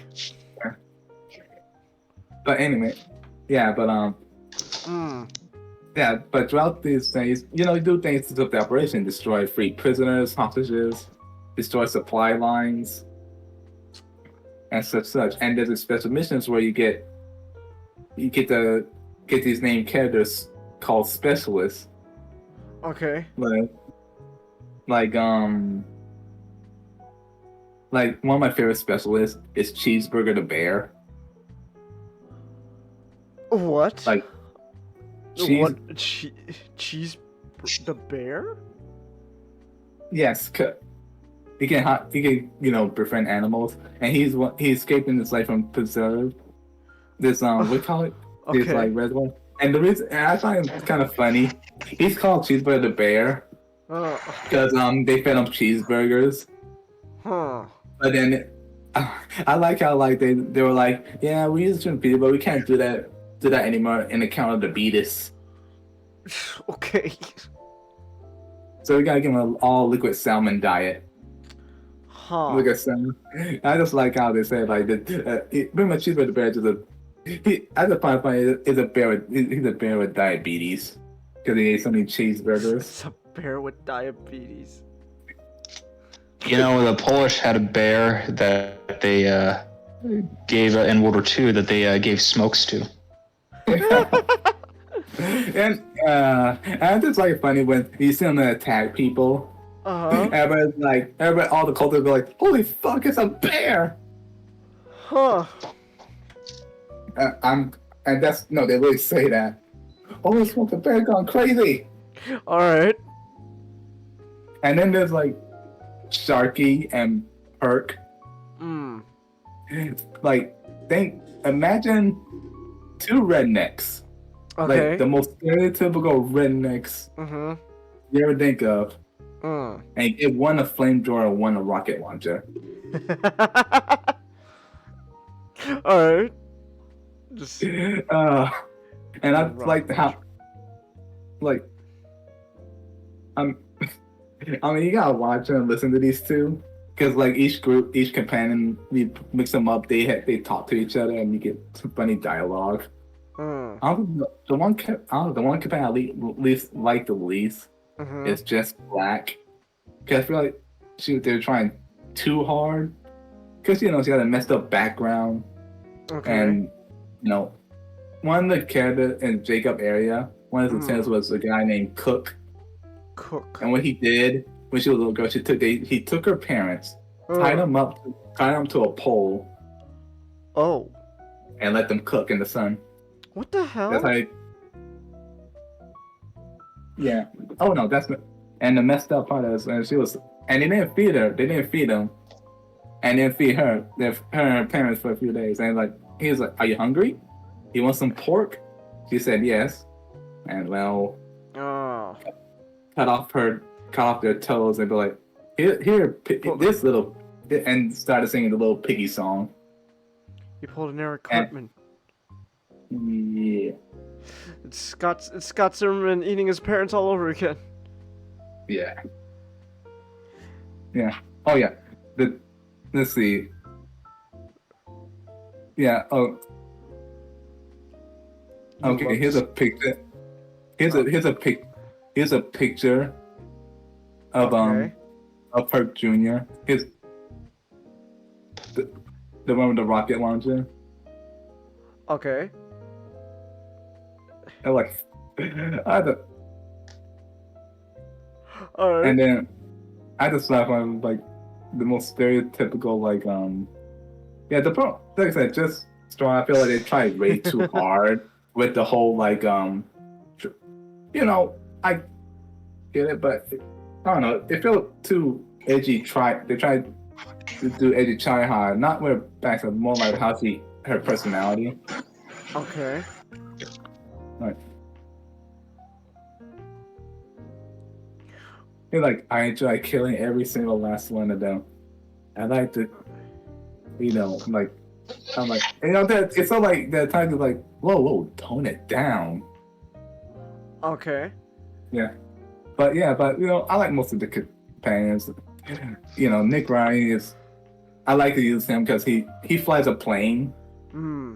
So he just do what they call again? When they go down, shoot, then go back up. What? Sweeps. Sweet. Yeah. Sweep. He flies a plane. His specialty is that he flies a plane and give you air support. Uh-huh. So he follows you around, form like sweeps on the whoever you're fighting. Well, unless you're in the forest, then you can't. Huh. Let's see. Yeah, but as you gain more and more territory, Uh-huh. and you finally get to like Joseph Seed, Okay. and as you arrest him, you beat him. Depending on what you do, you can either walk away, which leads to like a walkaway ending, and then spoilers in the game. The part of brainwashing, he used only you as a trigger. Okay. Which puts you in a rage. They kill everything. Well, Sheriff Whitehorse, the best character, toughest character in that game, started playing only you while they're driving away from the church. Okay. And the only thing happened that the character starts seeing red. Huh. Hinting that, he's gonna kill them. But if you beat the boss, Joseph Seed, and choose to resist and beat him, you get the real ending. When you actually arrest him, the nukes start falling. Oh, so it's just a bad ending either way. Okay. Well, and because there's a standalone DLC which takes place after the apocalypse called New Dawn. Yeah, but that's a thing. Yeah, but and you get to you try to race to the bunker and and you accidentally crash. And you get Joseph carry the Dutch's bunker, kills Dutch, and lock you up and says, essentially do the whole you killed my family, but you're my only family left, so we're gonna have a nice long talk for 15 years, because that's how long it takes for everyone to be safe to go back out again. Now, I think about there's some controversy when the game came out. There was a lot of controversy with this game, particularly the ending. People didn't like the ending because they say it came out of nowhere. It came out of nowhere. But the thing is, I think a lot of times people just yes, they're half right.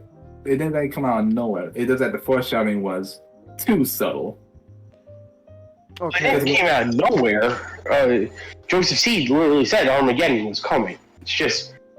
The thing is, we thought he was a mad. We thought people probably assumed it was just a raving of a madman. He was loony, and then turns out he isn't. Well, they were like, if you drive around and listen to the radio, which is easy to miss. Honestly, you get these news reports. Okay. We talk about the global state of things, and it's not good. Moscow got nuked. North Korea cut off completely. Tensions were rising. Okay. And pretty much it was pre-war fallout. It was essentially it was like everybody had their hands on the nuke button. Okay. Everybody give me a reason. Give me a reason. Huh. And but my thing is okay, they talked about this, but then shouldn't there be some? And maybe I missed it, but shouldn't there be some more than at least more than a few NPCs discussing the state of the world, hey, mention a mention by a few NPCs would be nice, Okay. With all Fallout, I said Fallout. With all Far Cry games, the rest of the world really doesn't matter. because the point of the games is they are supposed to be stories that are set in remote locations about a civil war happening. Huh. You know, that, like, the first one's in an island off the coast of, like, far away from civilization. Second one's in Africa. The third one is you. Yeah, it's like it's quite literally just you back on an an island once occupied by the Japanese during World War II. I know. Okay. Well, what I'm trying to get at, not even if they're isolated, they're still in the middle of the United States. You know, they get news. They get news, so like one or two, like a few mentions here and there, because you know, if nuclear strike is a real possibility, and plus they probably will talk about because there's like a bunch of prepper bunkers all over the place. But I think what they're trying to say, there, Black Comet, even if like Far Cry 5 is got to be the most fantastic, fantasy Far Cry game because it's set in the middle of America and the ATF and the FBI are nowhere to be found. No, I'm gonna get to that. I was gonna get to that. Like that's another thing. Like maybe I can buy it if the government is like, look, we know about these lunatics, but we got literally Russia aiming nukes at us, so we got bigger fish to worry about. Maybe I can buy it just a little bit, but still, you know these cultist lunatics have like all literally buying like planes and 50 cows and like if you send more than if you send like at least a National Guard to back them up and such. What do you call it?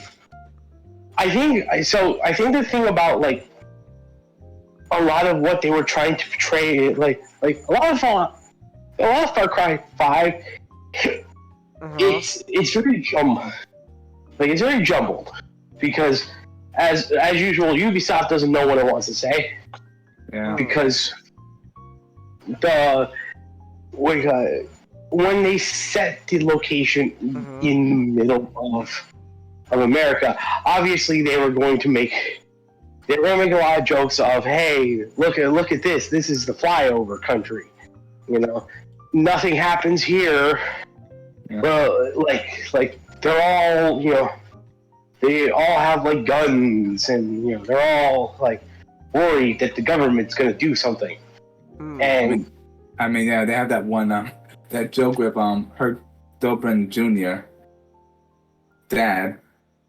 He's like, he's trying to run for senator. He'd be like, I'm running all these, and I'm quoting, all these Obama-loving libtards. Okay. I'm not joking. That's literally a quote. Alright.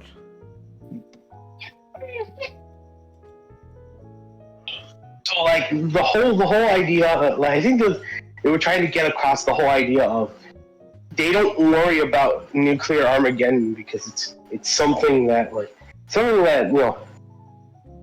doesn't something that doesn't worry them because they kind of just I think the thought was, oh hey, they already believe that something bad is going to happen around there. Yeah, which explains all the the prepper stashes all over the place, all the bunkers, man, bunker. Yeah, but another thing is dang it, this one thing I didn't like how okay, throughout the game when you disrupt it, there's like these what do you call them, these checkpoints, not checkpoints, radio towers. No. You gain resistance points as you disrupt supply lines, kill VIPs and such. And there's these like milestones. Let's call them milestones. Okay. And these milestones, for some reason, they somehow catch you. Okay. Like, no matter where you're at, they somehow catch you, go to this cutscene, and they let you go. And this happens repeatedly. No matter how many times you disrupt the application, they always just let you go. And they had you where you dead to rights. They could just easily take you out and be done with it. Okay. Yeah, that's like. So what would you? So like. It's a good game. It's a good game, to play. But the story is it's it leaves questions. It's okay. If you don't like, I think best way to describe it is overall, I think it's good. It's just a story here and there is like there's a good story in there. It feels like they don't know how to go point A to point B. Well, a lot of Fallout. A lot of Fallout after 3 kind of just wanted to replicate replicate 3. I said Fallout again. Far Cry. Yeah, and so. Well, I mean, essentially with the DLC, it's essentially Fallout. It just needs power armor. It just needs power armor really good. Far Cry, like all the sequels want to replicate 3 because 3 had the most success, and also people really like Voss. They've been trying to replicate Voss. So you got Pei Ming in 4, who kind of talks to you like he's Voss. It's like, oh, he calls you up and he's just like, he sends you funny little messages about what he's doing and everyone he's killing. And he's Troy Baker and stuff like that. Yeah, that's true. Joseph Smith, Joseph Seed. Joseph Smith had an idea. It's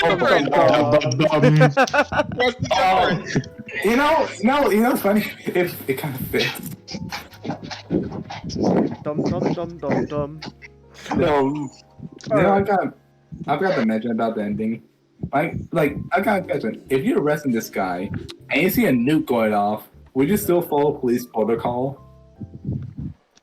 At that point, unless the order is given otherwise, like police are still supposed to follow their orders, because there needs to be a code passed down from higher up that states that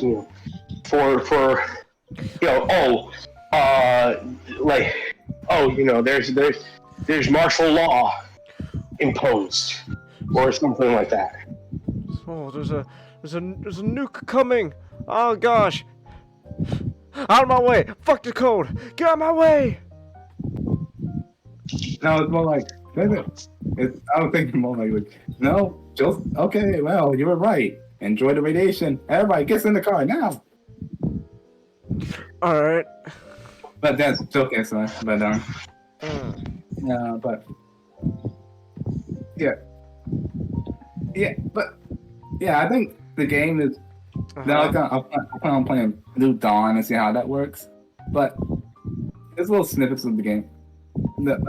I think the game overall, despite some questionable things that story-wise, is good.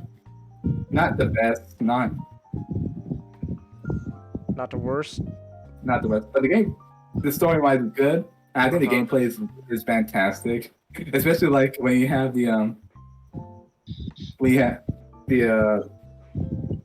maybe it's doll, but I used the gun from Blood Dragon. All right. That's always fun to use, but but I like the characters. I like Cheeseburger. The diabetic bear. Yes. He got the beatus. He has diabetes. All right. Okay. Oh, another thing at the end. For some reason, Joseph C somehow bliss your allies, bliss your somehow got to all the people you met throughout the game, and somehow forced them into fighting you. I'm like, how? That doesn't make Drugs? any sense. Maybe it's drugs. Yeah, since they're all over the place. Oh, Even maybe, then, most of them are within bunkers and remote locations. maybe it's drugs. Drugs, Drugs, which are good, You which know, are bad. that's pretty much the answer to everything in this game. Why? How can she do bliss? How can you do bliss? How can you bliss? Why can't you get knocked out? Bliss. In the middle of a bunker? Bliss. Alright, How does Bliss work? Bliss. bliss. Bliss. BLISS. Okay. Yeah, but is it like I said? And now I'm just going to get the game, and when it's on sale, I want to pay $60. What else about to do? Well, Oh you yeah, can get it for like $9 off the Ubisoft store right now. yeah. And now I'll just wait next time to play New Dawn and see how that goes, and see and because your characters and the character the Rook in this game is in New Dawn, Okay. and he came out a little traumatized from that bunker. Okay. Yeah. Hmm. But also, there's like a couple of DLC in this game, Uh-huh. like Nick went to Mars. There's a Mars DLC? Yes. What the hell is... Okay. Essentially, her got involved with this AI, lady AI, and it's like he call up Nick and be like, "Hey man, I got in a bit of trouble. I need some help." Was there civil war going on Mars? Is that what's happening? No, you're supposed to stop this alien invasion.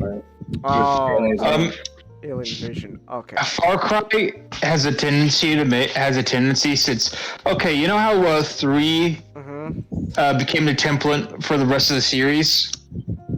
Okay.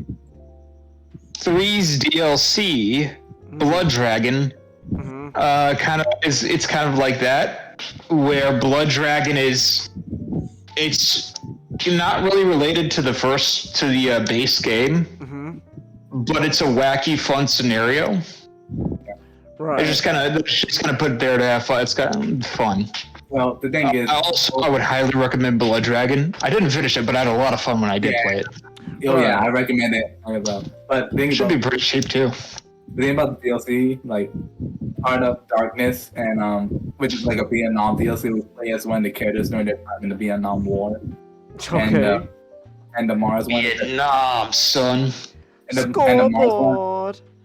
And the Mars one, I like how like they're connected to the side missions you do in the main game, because they're canon to the main game. Okay. Yeah. So there's a nuclear apocalypse going on at the same time. Mars is invading. Well, I think this happened before Mars got invaded. But Okay.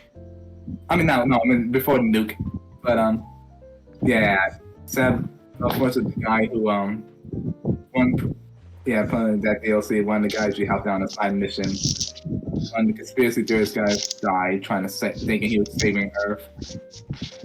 So it turns out the AI was a bad guy all along. But anyway, yeah, get the game, play it, enjoy it. Just enjoy some of the funniness, and don't think about the story too hard. Okay then. Yeah. Alright. Oh. Yeah, and don't trust anyone with glasses and a man bun. Okay. Yeah. Well, I got glasses. I don't have a man bun, so. Yeah. Yeah. Good. Keep it like that. Keep it that way. Yeah. Joseph C. has a man bun and like looks really. Alright. He looks like the director for the Netflix Gundam.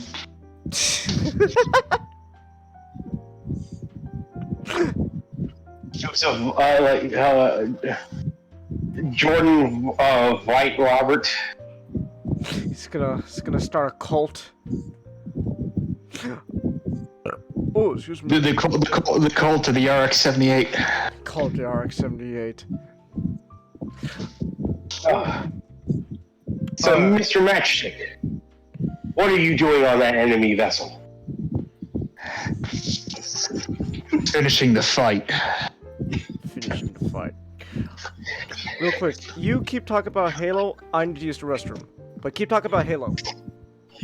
Yeah. So I'll ask you two what do you guys know about Halo? I know some, but really most of my knowledge is roses are red, violets are blue. I didn't know you were here, Nick. Avenue. It's red versus red and blue versus blue. It's I against I and me against you.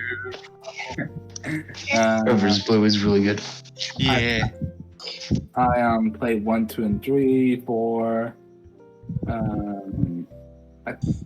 I played I read Fall of Reach, Ghost of Onyx, a couple of evolution stories. Have you seen Halo Legends? Yes, I saw a couple of shorts. I mean 3 of them. I saw Homecoming, Ghost, and the one about the first one, the Arbiters. How about you, Mr. The Last One? So, apart from last year where we went through half of Combat Evolved, I didn't I hadn't really played a lot of the Halo games. I know some of the lore just through osmosis. And I also spend a lot of time on Wikipedia. Halo has some really good lore. Also, but I remember the night I first played Halo.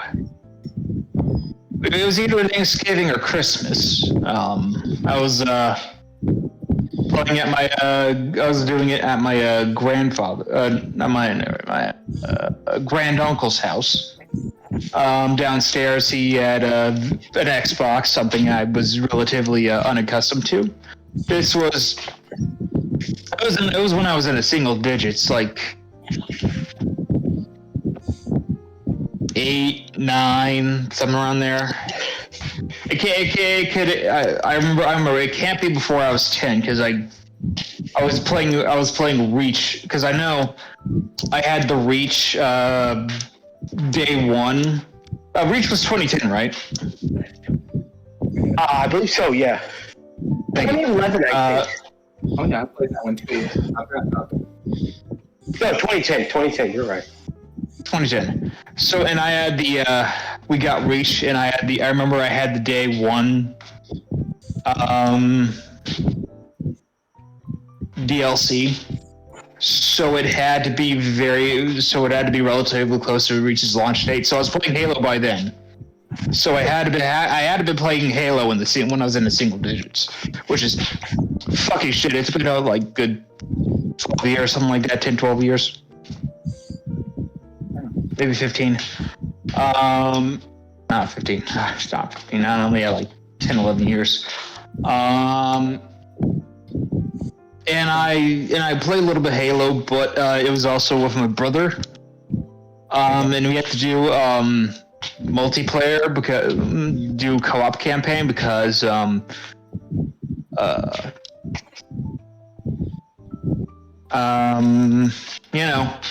got your brother there, you have to play co-op. The funny thing about it is we weren't able to complete the first level because for some reason the co-op campaign did not show any of the instructions to how to play. And we were like, we were like still in like I was still in like elementary school, so I didn't know what the fuck what I was doing, and so I gave up. So I decided to give up and go upstairs and eat like Thanksgiving or Christmas dinner, not Christmas, Christmas Eve dinner. Hey guys, I got off the bed. All right, have a good night. Good night, man. Good night. Okay, Comet. Don't join any cults while I'm gone, especially. Oh, cults are stupid. Yes. All right, ciao, Comet. But eventually later, I got an Xbox, like maybe a year or two after that. Where my grandfather got it for his house, so we could play stuff when we were there. And my grandfather passed my great uncle passed us his copy of Halo Combat Evolved.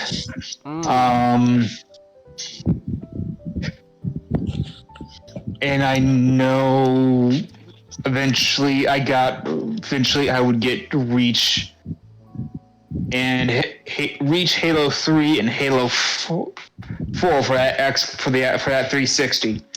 And eventually years down the line, I would get an Xbox One, get a Master Chief Collection, play all the rest of the games with relative ease without having to wait to go to my grandfather's house. But I was playing Halo since I was like knee high, waist high, and stuff like that. So I have absolutely the entire nostalgia for Halo.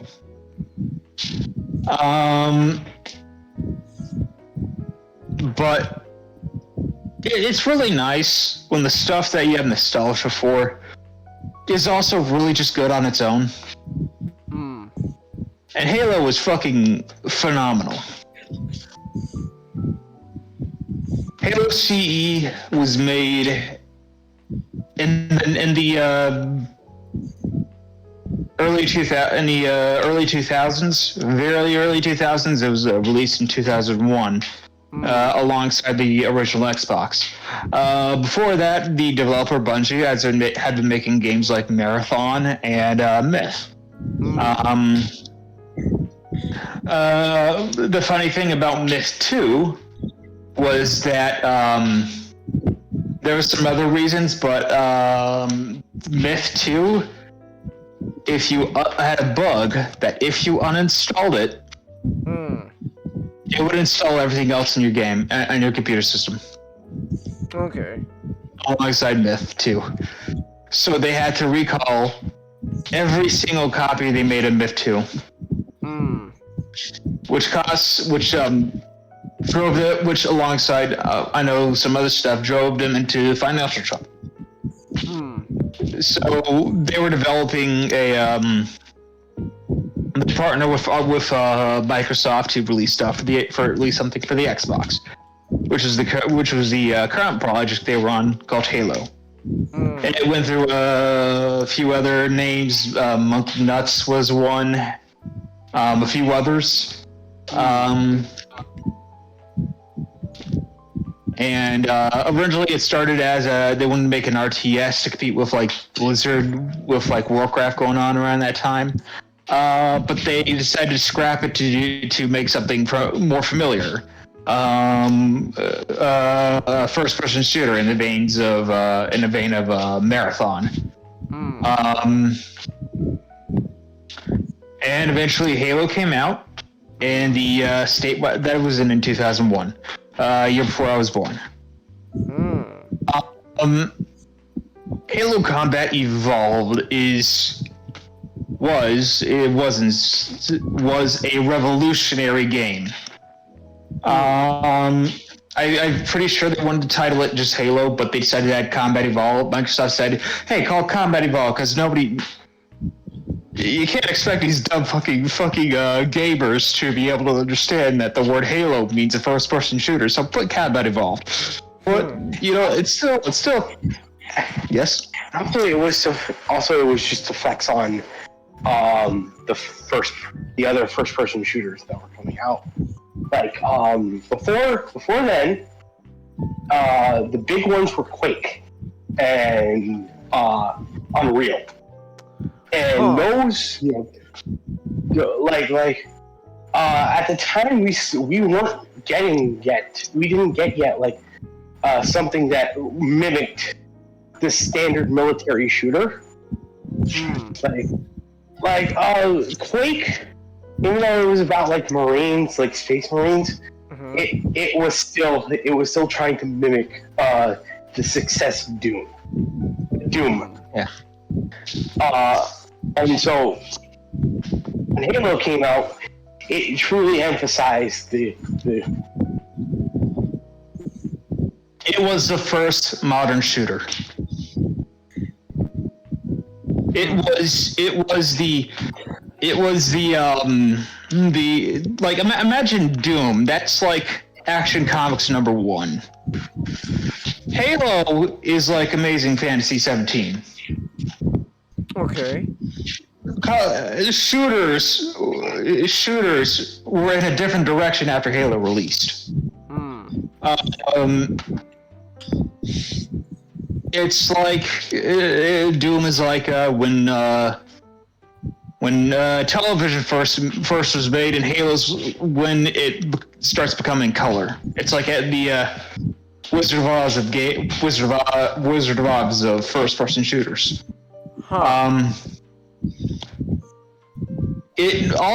the aspects that Halo have may have been in other video games in some aspect, but Bungie decided to, because for what I understand, it's like Bungie is like a literal team of like rocket scientists working out of just a fucking video game, and decided to make they decided to put it all together and blend it and make Halo.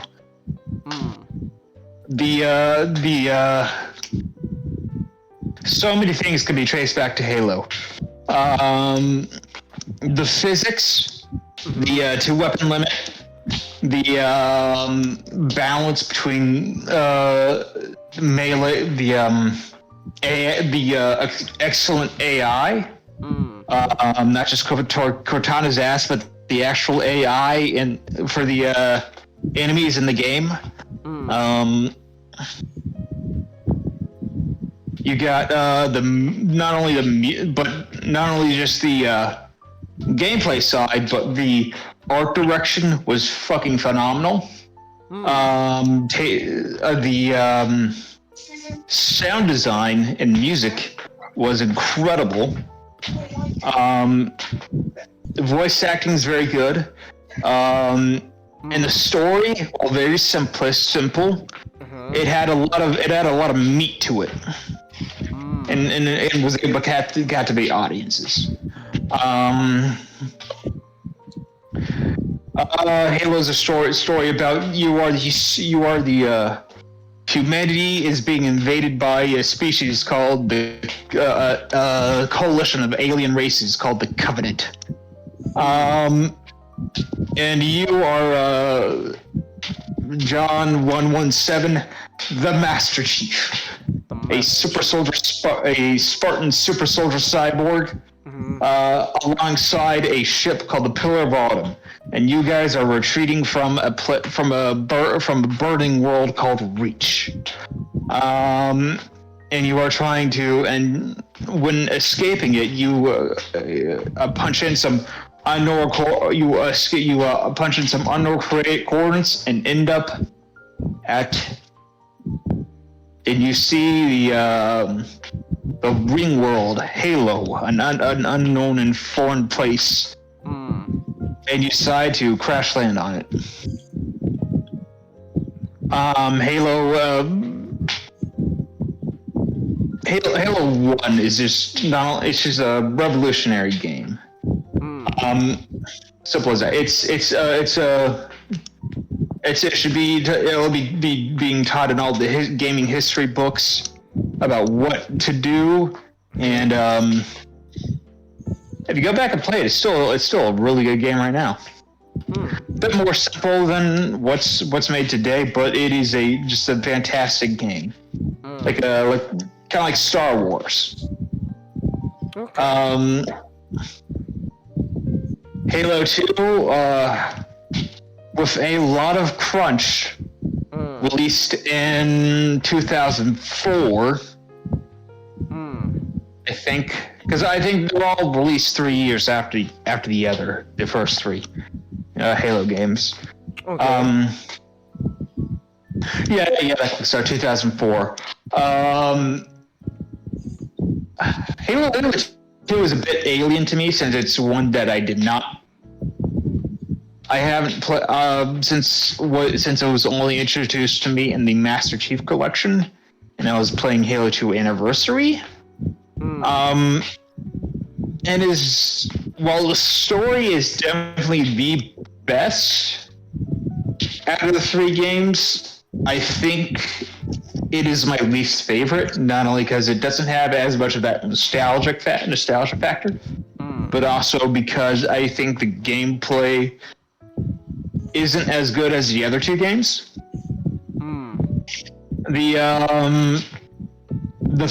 I feel like the real flow of the gameplay, it just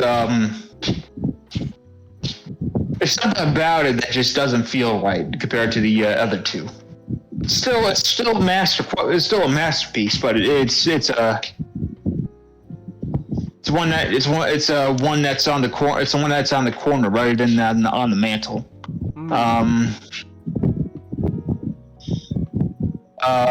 This time you get to play as it delves deep into the Covenant and politics and stuff. And also you get more lore about all the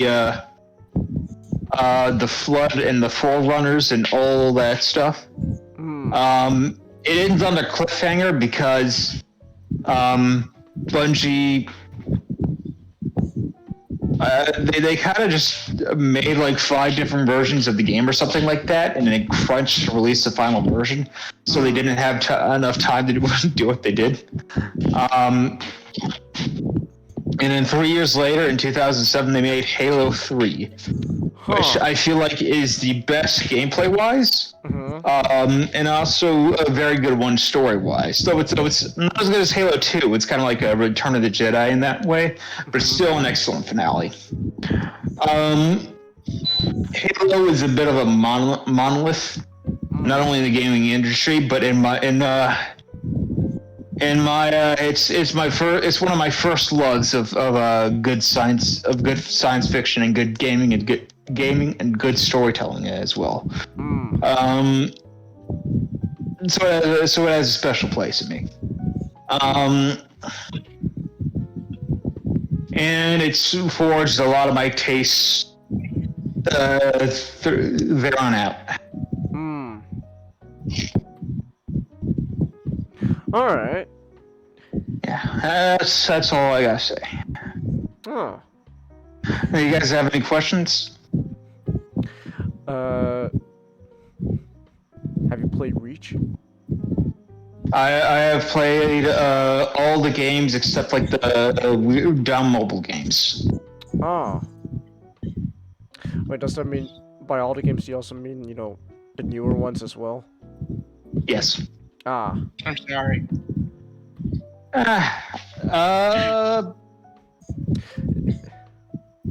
My feelings about the new ones are complicated. It's not like Star Wars, where it's like, holy shit, this is all of it. It's an abomination, and kill it with fire. Halo, it's a really mixed bag. The only one I hate that I really hate is 5. 4, because 5 is an abomination. I would ask you. Oh, sorry. What about Infinite? No, continue. Infinite is definitely a step in the right direction. A very large step. We're not at Bungie days yet. But if 343 keeps it up and keeps going in the direction that it is, we could really see some good progress. Though I'm not sure if they will be able to do it, considering how in the slump that Halo is right now. That we're definitely going to get more Halo games in the future. I mean, there's not only the baby. This is also Microsoft's baby in terms of gaming. Halo made them, and they know it, and they know that the amount of money it can make if they really get some good people in there. Okay. But like Microsoft would not be in the place that it is now without Halo. So not you were gonna say? It's actually about 5 because I'm actually really interested on 5. 5, was 5 the game where they tried to do the whole multimedia angle?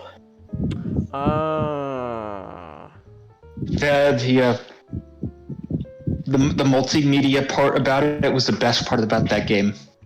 Oh. It was the hunt the truth. Sort of a multimedia part, campaign part was actually really fucking good. It's just a game itself you don't like. Yeah, the actual Hunt the Truth was actually really good. They had audio dramas. The audio dramas were really good. They had Halo Nightfall, the kind of like described like a TV movie. It's okay. But the Hunt the Truth stuff was really fun. Oh, hey Seth. Halo 5 story is like, from what I know, is a Microsoft. They got a lot of flack for Halo 4. Honestly, it has some problems with the story, but overall it was very good, and it's where Halo needed it. I have my issues with it, but it's where Halo needed to go after Halo 3. It's the next obvious step. The design wise, I really dislike the designs for it in Halo 4 and 5. It's a good design. It's just not Halo. The art style. The story for a lot of it is where it should have gone. And then for Halo 5, instead of following it up with a good game, some executive who was installed at Microsoft decided, hey, I'm going to come in here and fuck everything up. That's what I've heard. I'm sure there's a lot more to it, but that sounds like something that would happen. Okay. Halo Infinite was a lot of what's the word for it? Trying to pull things back after Halo 5 fucked up so much. And it's really interesting to see, because imagine this is a very hard example to make, because both Halo 5 and Halo 4 are a lot better than both of these comparisons. But it's like watching the guys from It's like watching watching Disney make The Force Awakens and The Last Jedi, and then they realize, oh fuck, we fucked up everything. We got to make a good game again. We got to make a good Star Wars movie again. And then they generally put a lot of effort into it, and then they do a whole lot better job. But even at least on the gameplay and art design wise, better than Force Awakens. But they decide to do a time skip, so they don't have to deal with the after effects of the middle game. So it feels like you skipped an entire game. Halo Infinite does have its issues, but I generally regard it as the best of the trio. But I don't know. I feel like if enough good writers come in there, or a really good writer comes in there, they could probably write themselves out of the corner. But I also think it might be just valid to reboot it from either from 4 or from 5, because holy shit, 5 fucked up so much. Holy shit, did 5 fuck up a lot of things? Holy shit.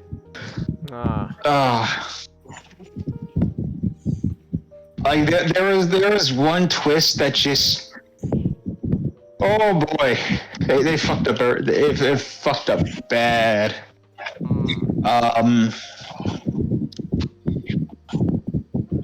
But yeah. Any other questions? I guess the only one I have left is ask, like, out of the first 3 games, which one do you find yourself returning to the most? Probably 3. I feel like it's definitely the most refined out of all of them. It's definitely, but I feel like either 3 or Reach is they're really competing against each other to be Bungie at its best. But out of the 3, I'd say out of the original trilogy, I'd say Halo 3 is the best and my favorite. Okay. Alright. Cool. Okay then. I guess anyone else doesn't have any questions, we could move on. Oh, I'm drinking a bunch of water right now. Yeah, and less said about. Oh yeah, shit. They had the fucking Rock. Was it the Xbox? What? The Rock? The Rock. Okay, so the Rock advertised. The Rock was there to advertise the Xbox because this was the first time. This was Microsoft's grand entry into its console market, because Nintendo and Sony have been dominating the previous generation, and the idea was, what is Microsoft going to do that's so different that is going to, set themselves apart from already 2 juggernauts. And it comes in and sorry. I was just going to be like, they advertised that like a motherfucker. Yeah. Not to mention, having Halo launch the console meant that it had a really fucking good game. It had one of the best shooter to release up to that point come out with it.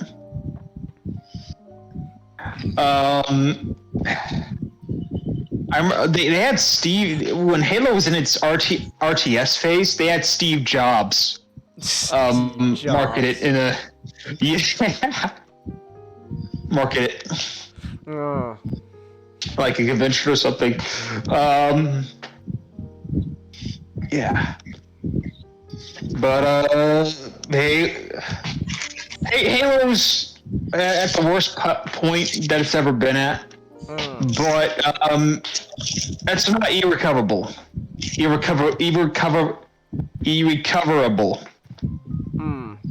They're dealing with an uphill battle, but it can't be fixed.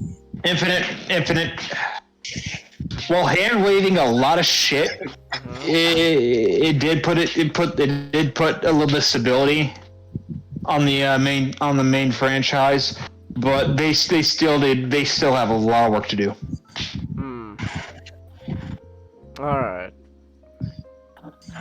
All right, and I would love to see that, and I would love to see more Halo games, movies, TV shows, not that piece of fucking garbage that came out like last year.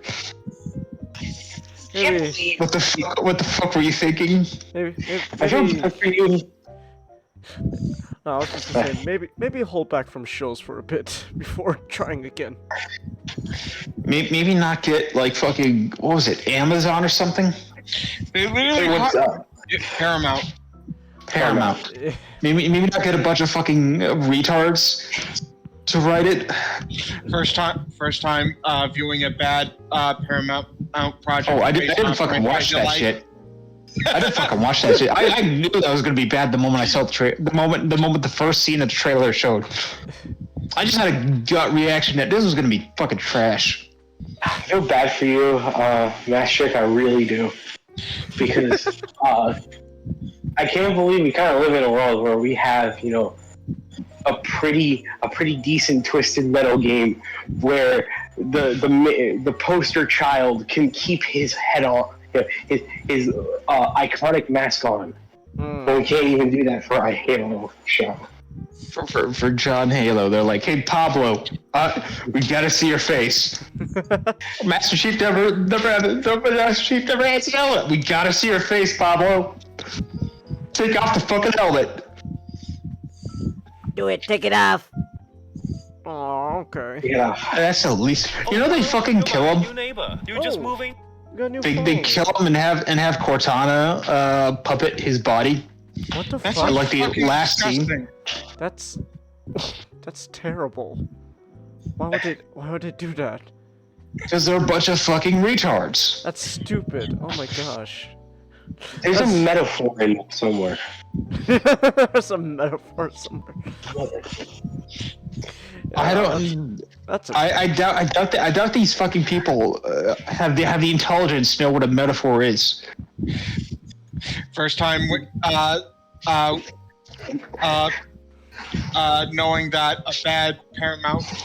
a bad thing based on a franchise like made by Paramount exists. What was yours? Transformers.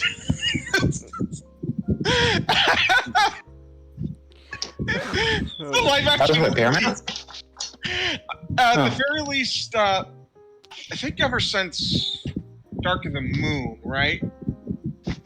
Or was it since fucking Age of Extinction? You could argue Star Wars Revenge of the Fallen. Was it Revenge of the Fallen? Well, I don't know. Look, Revenge of the Fallen's a bad movie. Dark of the Moon got a bit better, and then starting with Age of Extinction, there was like it just increasingly went downhill. Last night came along. Yeah, last night. Yeah, the last night. At least say that. Yeah, the last. Paramount. I can at the very least say, yeah, last night. Yeah. Oh, it's awful. Awful.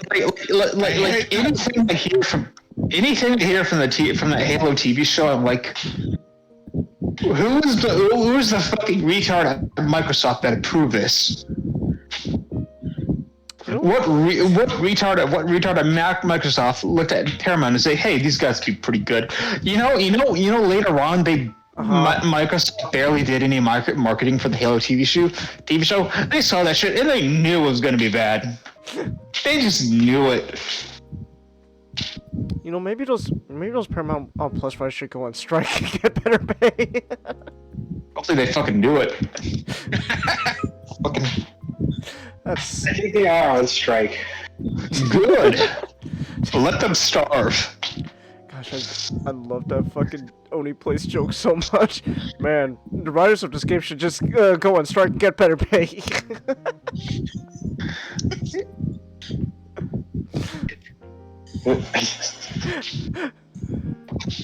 I can't believe this is happening. I can't believe this is happening. Imagine in Star Wars, if Luke Skywalker going, whoa, Empire droids, whoa. I can't believe this is happening. Every time they predicted something that Forspoken would do, they just start getting increasingly angry. Just, oh, come on! Lyle was about done.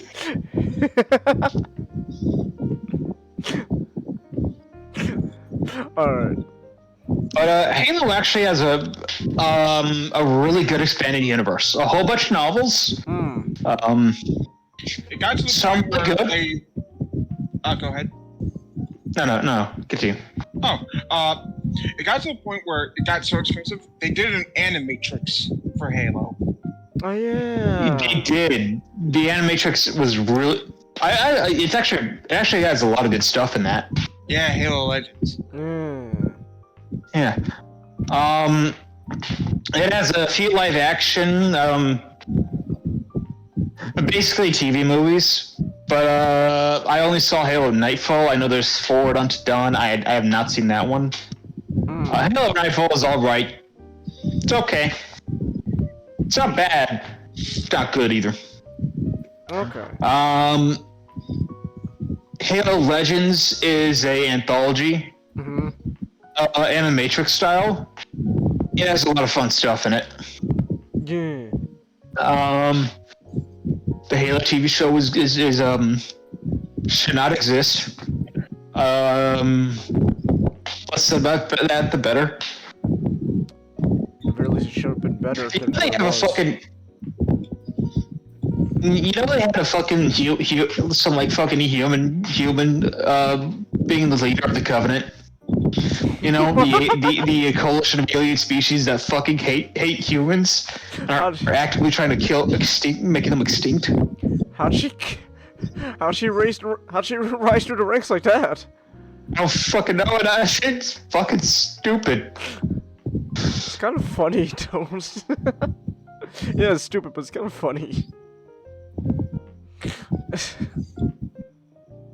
Oh my goodness. It has a whole bunch of books. I've actually only read one of them, The Fall of Reach, and a little bit of The Flood. It's kind of one of those book series that I always want to get to, but something else comes up, or I read something else instead. I do want to read. I do want to go through more Halo stuff. Halo, the expanded universe could be really good. It could also have a lot of duds. Like a lot of universes. Yeah.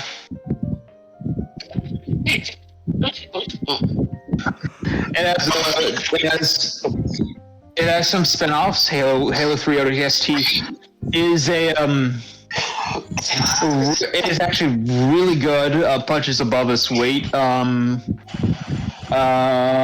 Spin-off of Halo 3 that takes place during Halo 2 and focuses on a bunch of the crew of the Firefly in a Joss Whedon's Firefly battling to survive in a occupied alien city. The reason I say the crew of the Firefly because they got a whole bunch of the actors from Firefly. One from Battlestar Galactica and Nolan North.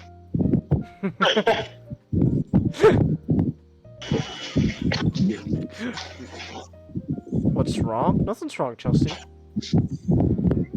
Nothing's wrong, Chelsea. Alright. Okay. Alright, well, you got Halo Reach, which is the prequel taking place on Reach, Also very good. It's not a short. It's a full-on game, not like Halo 3 ODST. But it is more of a spin-off and standalone. Also really good. And then you got the Halo Wars games, Halo Wars 1, Halo Wars 2.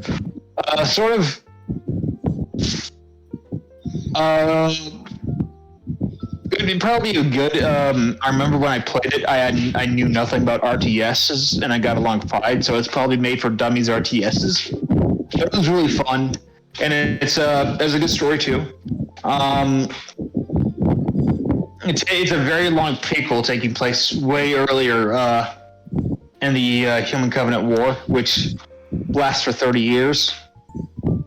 It takes place on the other end of the timeline, but it's very good too. And Halo Wars 2 takes place during after 5. So while being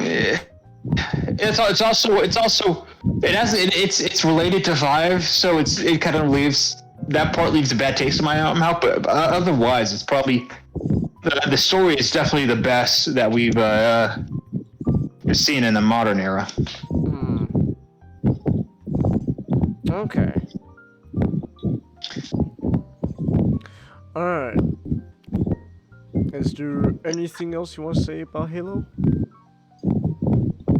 The Covenant agree about the folly of man, and particularly and would have liked to have Godzilla on their side. Godzilla would probably go get the Godzilla would probably be for the humans. Well, no, it depends. It depends on the version of Godzilla. Alright. Oh.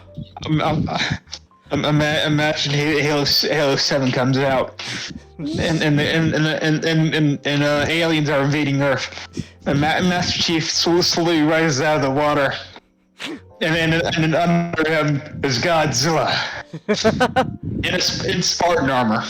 Godzilla in Spartan armor. Even has a helmet. Tap is something. It has a mouth like that one Gundam you showed me. That's just so it can use his atomic breath. The Raider Gundam. The Raider. His butthole mouth. Alright. But anyways, so Godzilla. So I'm continuing. So yeah, I'm still on Godzilla movies. Yeah, I'm still on that stuff, and I still continue my journey rewatching all the MonsterVerse stuff. Haven't watched the Kong stuff yet. I want to do that with Nick. We just gotta find the time. So, but I did rewatch King of the Monsters, the second Godzilla movie in the MonsterVerse. Yeah, I like it. It's pretty good. I cannot wait till we get to talk about the part where how horrible the mom is. The mom's shit.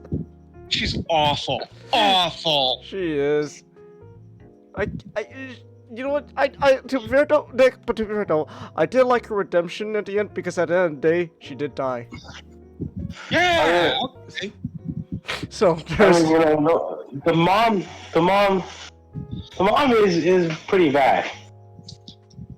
But I'm gonna have to be honest with you. I think Millie Bobby Brown is the worst. Okay, I'll say this real quick. Millie Bobby Brown in this movie, she was okay. I thought she was wait just. Until next. Yeah, you just gotta wait till the next movie. Then you can say she sucks. Yeah, she wasn't really that great in Godzilla vs. Kong. Like in this movie, she was fine. I thought she was fine. You know, nothing. I wasn't blown away by her or anything like that. I thought she was just okay. I guess since we're talking about like Millie Bobby Brown and all that stuff, I'll say one thing about Kingdom Monsters is the human cast and human story here is much better than 2014. Because, well, one, because they don't kill off a good actor, like halfway through the movie and just call it a night. So, okay, they're not gonna fucking kill. They don't kill off Kyle Chandler like halfway through the movie, and all of a sudden we gotta pay attention to only Millie Bobby Brown for the other half of the movie. So, fortunately, they don't make that same mistake here. Bryan Cranston filming his death scene. I still have time. I have time to film the rest of the movie. What are you guys doing? Bryan, shut up and die. Bryan, shut up and go back to Breaking Bad. But Breaking Bad's almost over. I want to have some fun with Godzilla. No. No, so thankfully they don't do Kyle Chandler or dirty like that, like Bryan Cranston. So yeah, so there is that. Thankfully, funny story though. I think the only movies so far that I have seen with Kyle Chandler so far is only Date Ursa Still, Argo, Zero Dark 30, Wolf of Wall Street, and then of course, you know, the MonsterVerse stuff. I still haven't seen Super 8. I want to see that though. I want to see Super 8. Even though it's J.J. Abrams? Yes, even though it's J.J. Abrams, because I'm interested in the idea of Super 8.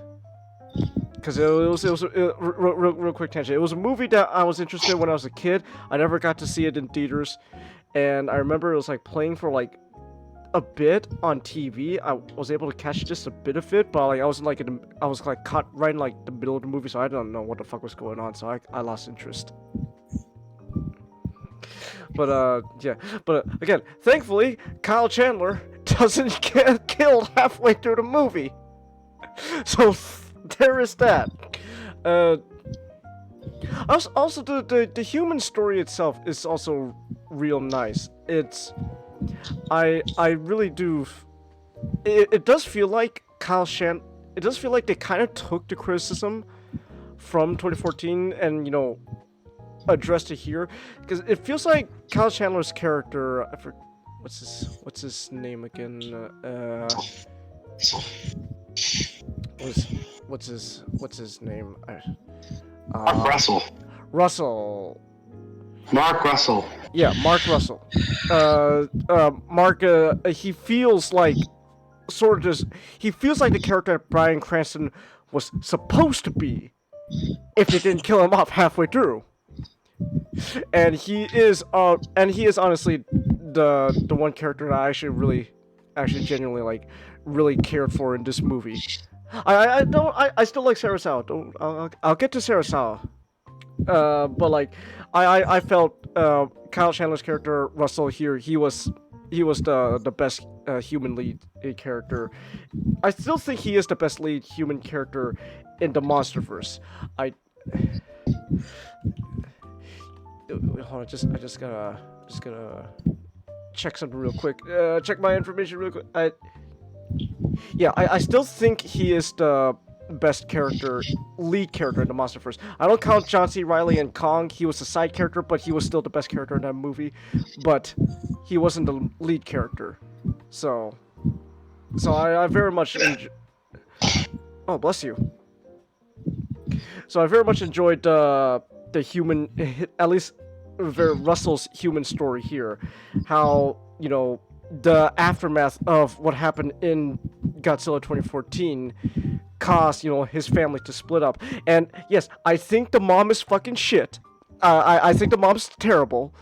Okay, I want also say this. I don't think the mom's. What I mean by the mom's terrible, like, I don't think like, oh, like, you know, oh, she's a terrible character, like, as in like she's a terrible person. She's awful. She's awful.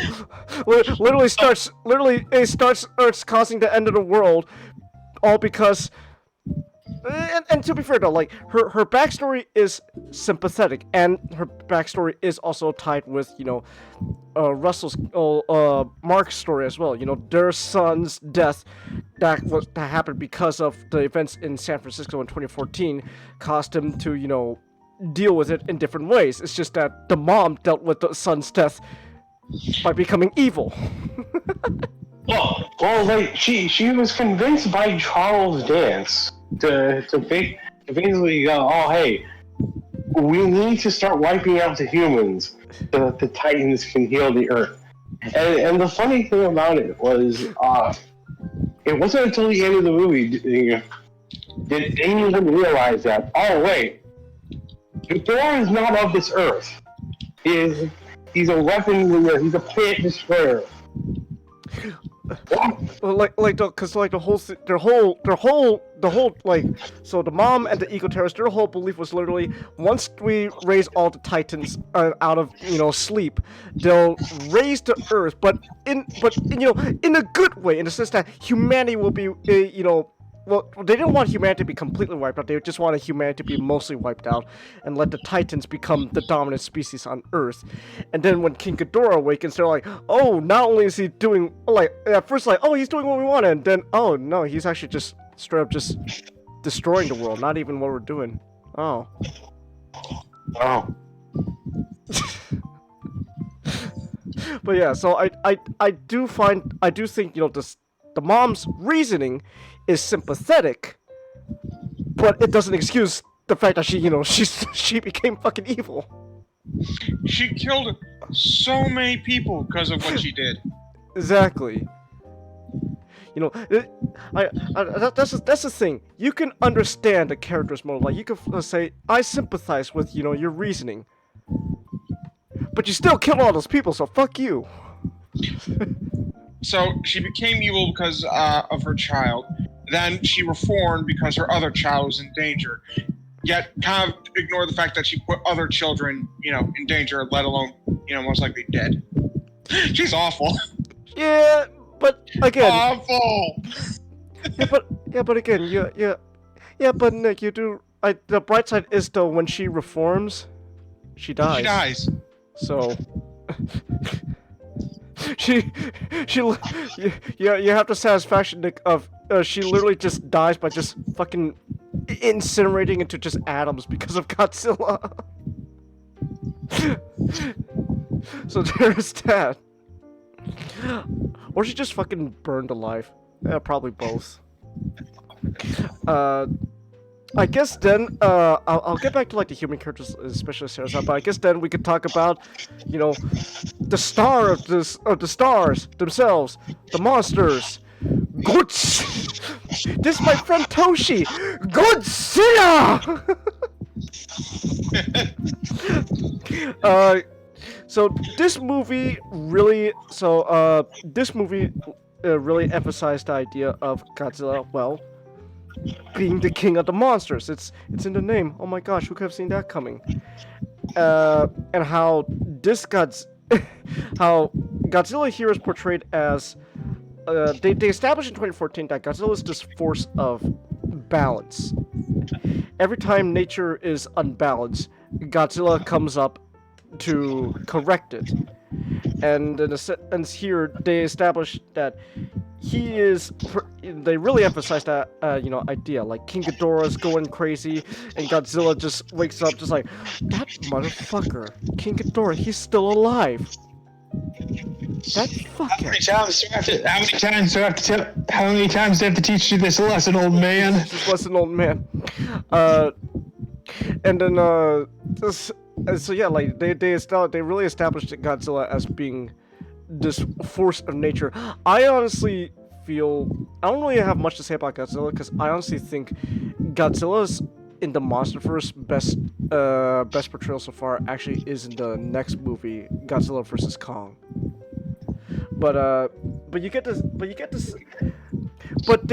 you also get hints throughout the movie, like the characters themselves say it like constantly, that you get the hint that Godzilla, he is this force of balance, but then he isn't always gonna be on, our side per se.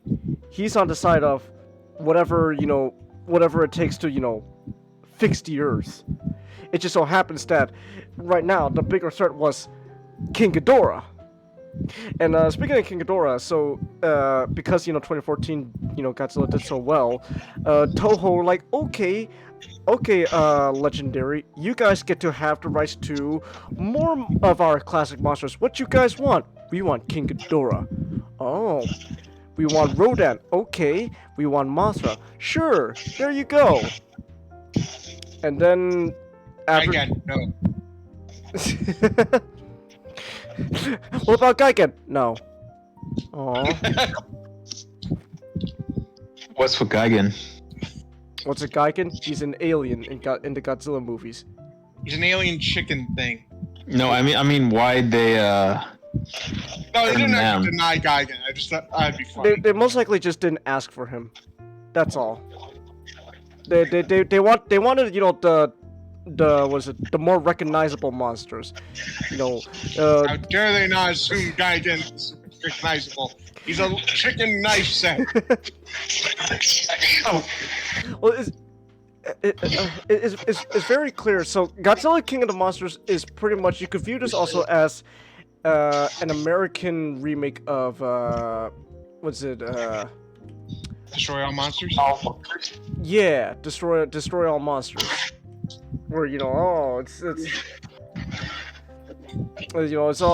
King Ghidorah, it's Rodan and Mothra, and Mothra, Rodan, and Godzilla gotta team up. But there's just a little bit of difference. Rodan's actually an antagonistic force.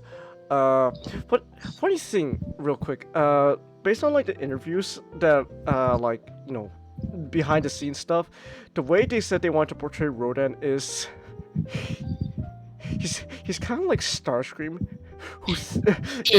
who thinks he's hot shit, and then immediately just fucking regrets as doing whatever he was doing and just falls in line to whoever beats his ass. So they really wanted Rodan to kind of be like, just starts just Rodan, and Rodan when he first sees King Ghidorah, like I'm hot shit, I'm a taken down, and then King Ghidorah beats him. It's like, okay, I followed the big scary dragon now. Okay, don't hit me. So yeah, Mothra was. It's a prank, bro. I didn't mean it. Yeah, I will say also, the monsters here, they still don't really have that much going on with them. I honestly really think Godzilla vs. Kong is where the monsters really start getting much more personality, especially the big monkey himself, Monkey. But I still love King of the Monsters. I still think it's my favorite of the MonsterVerse movies. Yeah. Also, this movie has some really cool iconography-ish going on. There's that one shot of King Ghidorah on the volcano with the burning cross. That goes hard. That goes hard. It's like, ooh, that's awesome. So I dig that. That was such a cool shot. And then oh yeah, also this movie also pays the most homage to the Japanese Godzilla movies out of the entire MonsterVerse. The music, this has the best soundtrack in the entire MonsterVerse. No doubts about it. Zira. They got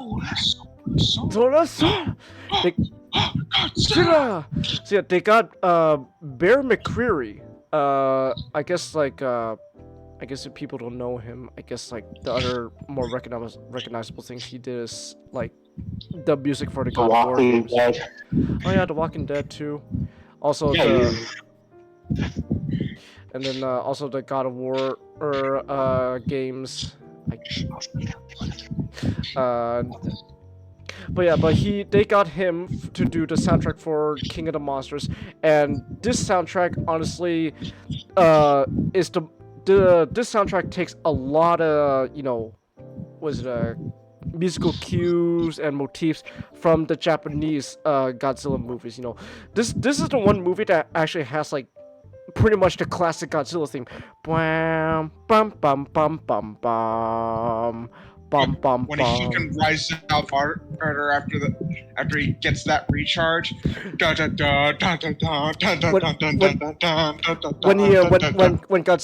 Godzilla first appears in New York, just marching through, and you hear the classic roar, just it's like, oh my gosh, and then bum, bum, bum, bum, bum. This movie's just one giant love letter to. It is. That's the best way I could describe King of the Monsters. It is the biggest love letter to the franchise out of the entire MonsterVerse so far. Like, this movie loves Godzilla and everything about it. It loves Godzilla. They even have an oxygen destroyer. Doesn't work. Why do they have an oxygen destroyer? We have burning Godzilla. We do. We also have burning Godzilla, and he's not dying. Genius. When I saw burning Godzilla in the theater, my jaw fucking dropped. Like, it was like, I can't remember. I think I stood up and clapped when the credits rolled. You're like Peter after watching. Yes. Fuck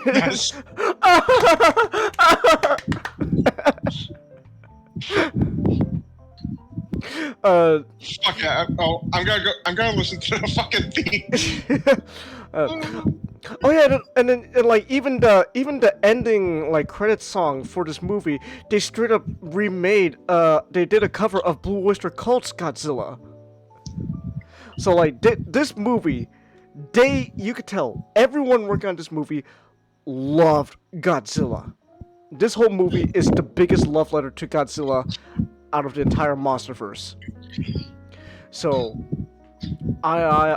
that's something I really enjoy. Yeah, I guess one other thing though I do want to talk about is Mr. Serizawa. So, okay, so here's the thing. So apparently, people have opinions on Serizawa in this movie, specifically his fate. Is that the Ken Watanabe guy? Yes, Ken Watanabe. Yeah. Long story short, some people felt. I don't really know I don't really agree with this view, but some people felt that they did Serizawa's character disservice with the way of how he revived Godzilla and died and all that. Basically, so here's the thing. So when around the halfway point of the movie, Godzilla actually gets fucking taken out for a good chunk because a weapon called the Oxygen Destroyer. It's an homage to the original 1954 Godzilla movie. Oh my gosh! It doesn't kill Godzilla, but he does get severely wounded, and so the human characters, Monarch, they decide there's only one thing that can fix whatever King Ghidorah is doing, and that is we need to get Godzilla back into action. Well, how do we do that? And so they find Godzilla and they find out, oh, he's feeding off of natural radiation coming from the Earth to heal himself. But they also deduce, it's gonna take way too long for Godzilla to heal. And by the time, he's fully healed up, well, it's gonna be too late. So, they decide, here's how we're gonna speed up the process. We're gonna detonate a nuke in front of Godzilla, so that way he could absorb all that radiation point blank, and, heal himself. Apparently, some people believe that this is a disservice to Serizawa because Serizawa activates the nuke, which detonates, reviving Godzilla. But some people believe that this is a disservice because, Serizawa would never, they for some reason they feel this is Serizawa promoting nuclear weapons. Oh. Which I don't know where that came from. That's other than nuclear warhead.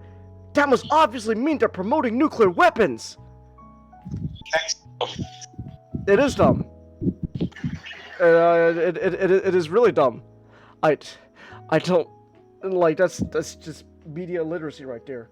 Like, cause like obviously because it's a nuke, that means they're promoting weapons. Oh my gosh.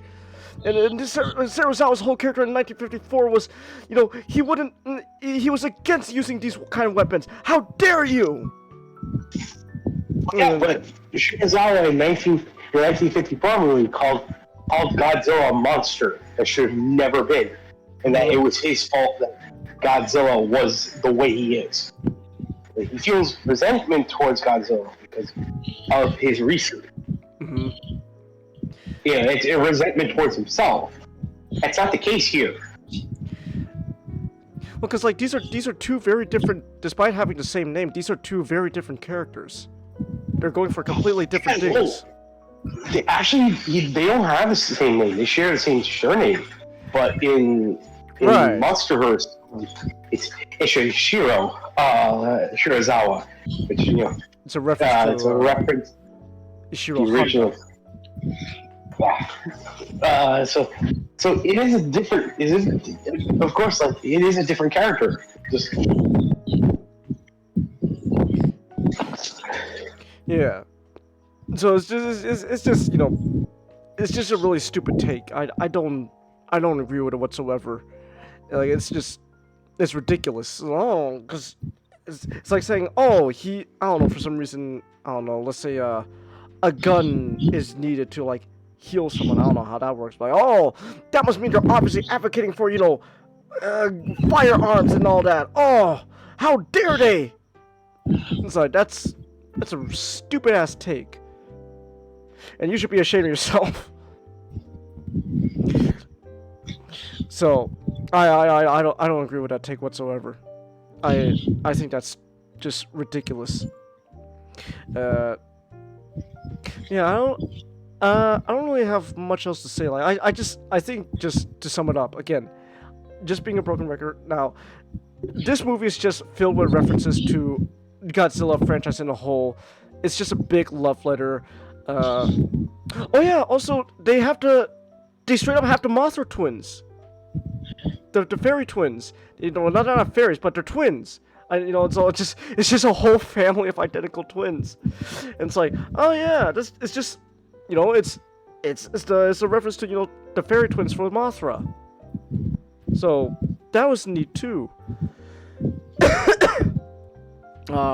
Again, yeah, I still think Kyle Chandler's character is the best lead character. I really sympathize with him, and I really like his journey I really like his journey also of how like it goes from just hating Godzilla to becoming a character, not necessarily rooting for him, but a character who begins to understand Godzilla.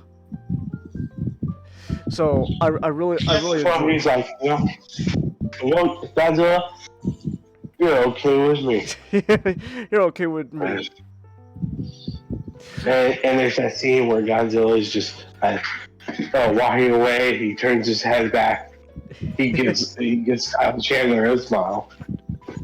Yeah,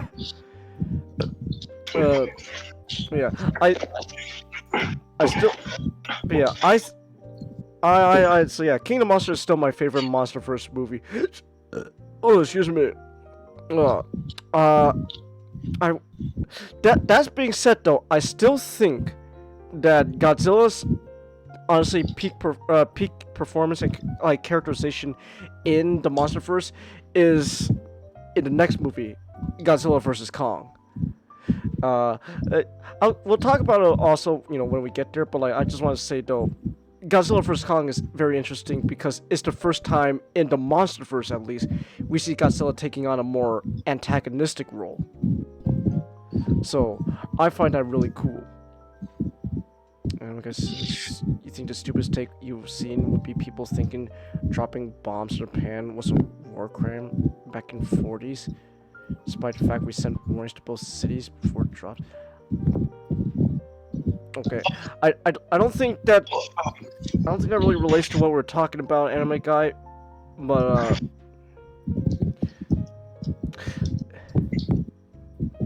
Did you know that the Japanese were going to send a week?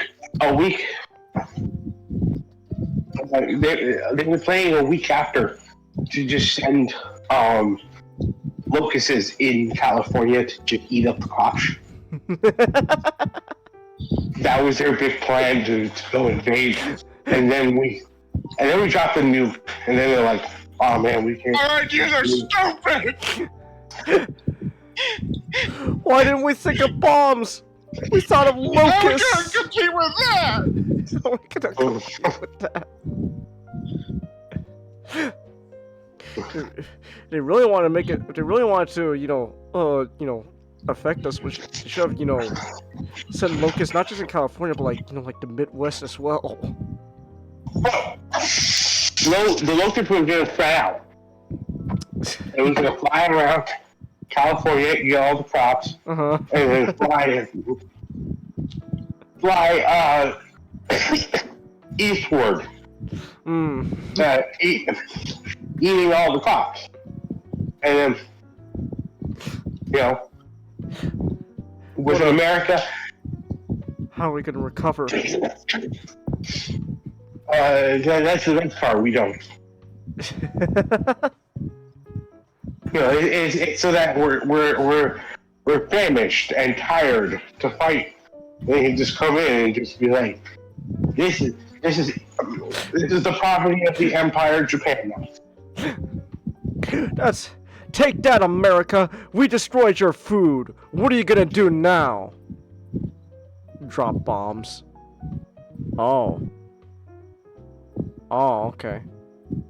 Anytime. Oh, go ahead. You guys know that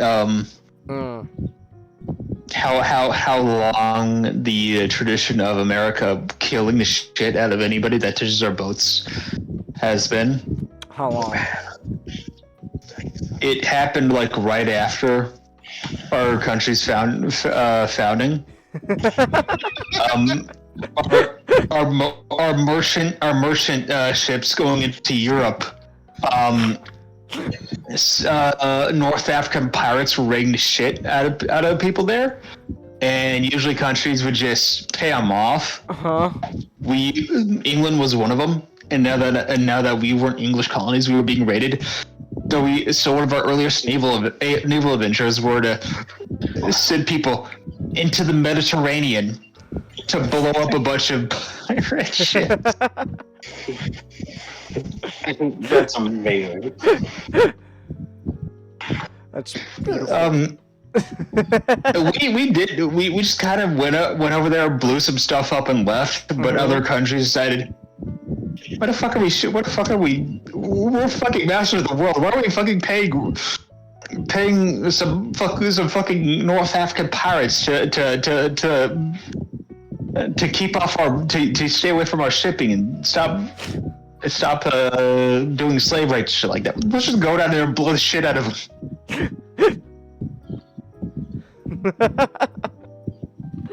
That's great. Yeah, that's right, Ray. Fuck with our boats. We might see God. Alright. I was about to the Juggernaut. I'm gonna rip you in half now. Oh, that's such a Juggernaut thing to say.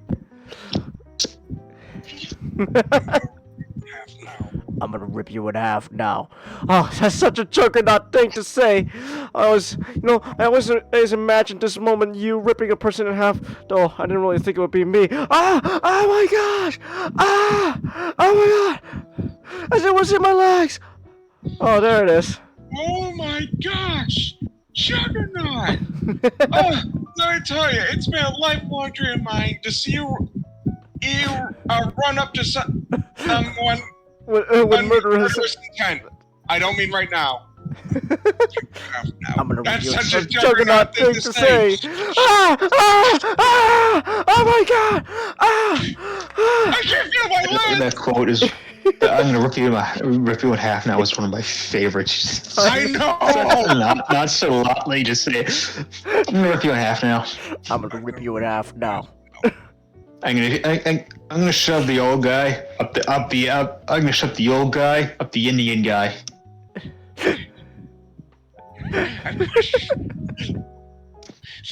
So you wear that helmet because your brother will read your mind. Yeah, but he's in a wheelchair now, so we can sleep it.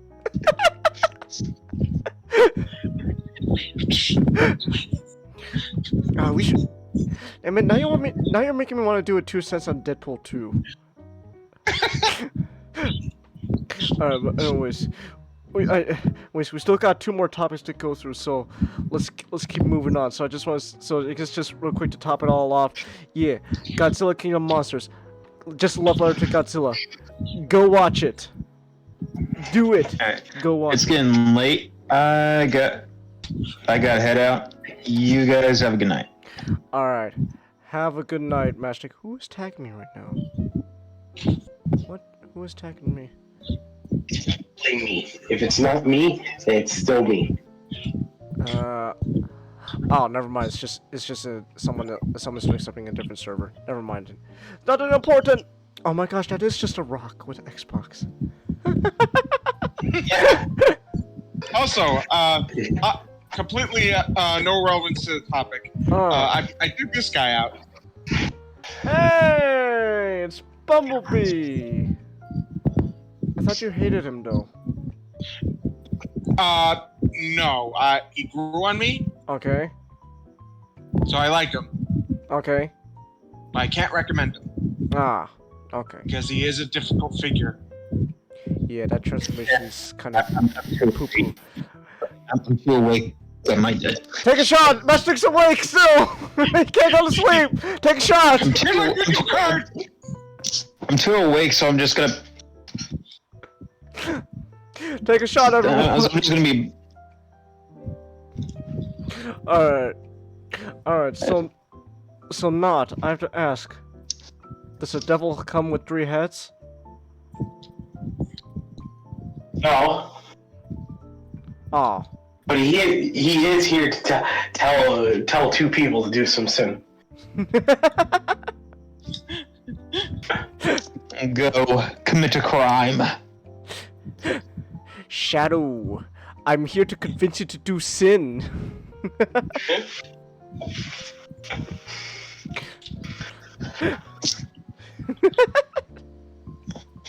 Alright.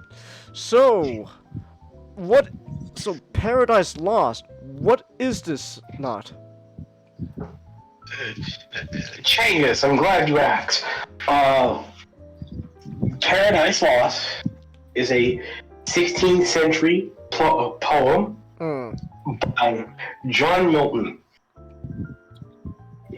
Excuse me, it's John. Catholics are cringe, Milton. Oh, that is true, good sir, and we will get into that shortly. He doesn't like the Catholics? Alright. Changus, there are verses, there are parts I want to get with you that actually, that I still love from reading this. Alright. So, John Milton, he's a writer. I believe so. You believe so? It could just be a crazy person, which is, a common course in the 16th century. But this is a writer. Alright. I do want to mention that Paradise Lost is very significant. Because it is the most recognizable and most celebrated English poem ever. Because poems before this changes, they weren't English things. They were like Greek or Latin. What was Virgil, Matt Chick? What? Virgil was Roman. Roman. Yeah. Yeah, Roman, like, well, celebrated, poets, were celebrated from the old empires. Those who had, tales to speak of like Homer, or, the old gods. And so, this is very significant, because it is something that we always champion to be like, yeah, look, this is just what the Anglo-Saxons created. Look at this work. Not only that, it is also the first. It is the first biblical epic. Ah. To go about, because typically, Cengiz, epics were when you wrote epics in poetry, you didn't write them about the Bible, because I'll get into that later. But like, epics were written mostly about, like, of course, like gods or mythical legends,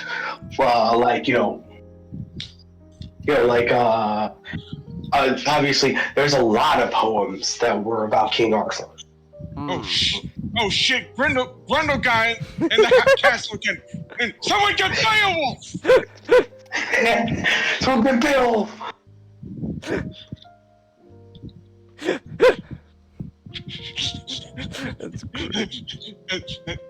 Transformers, but like, ye old England, Decepticon base. Whoa! Someone called Beowulf! Grundle got in again! He's talking about Shadow Hunter.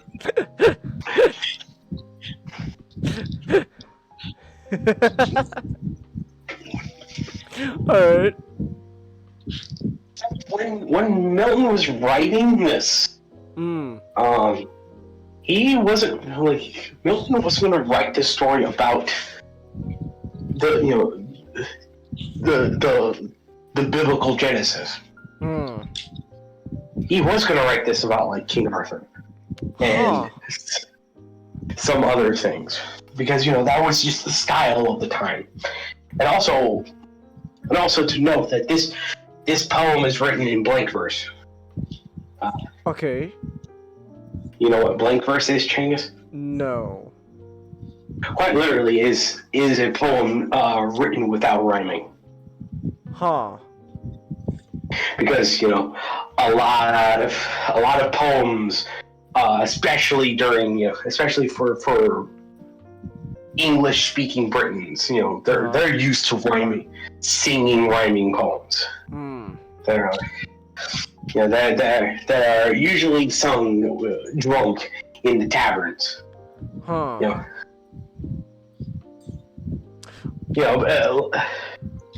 you were gonna say something? I was just gonna say, so is this like early slam poetry? Well, kind of. Okay. This is like this is very early fan fiction.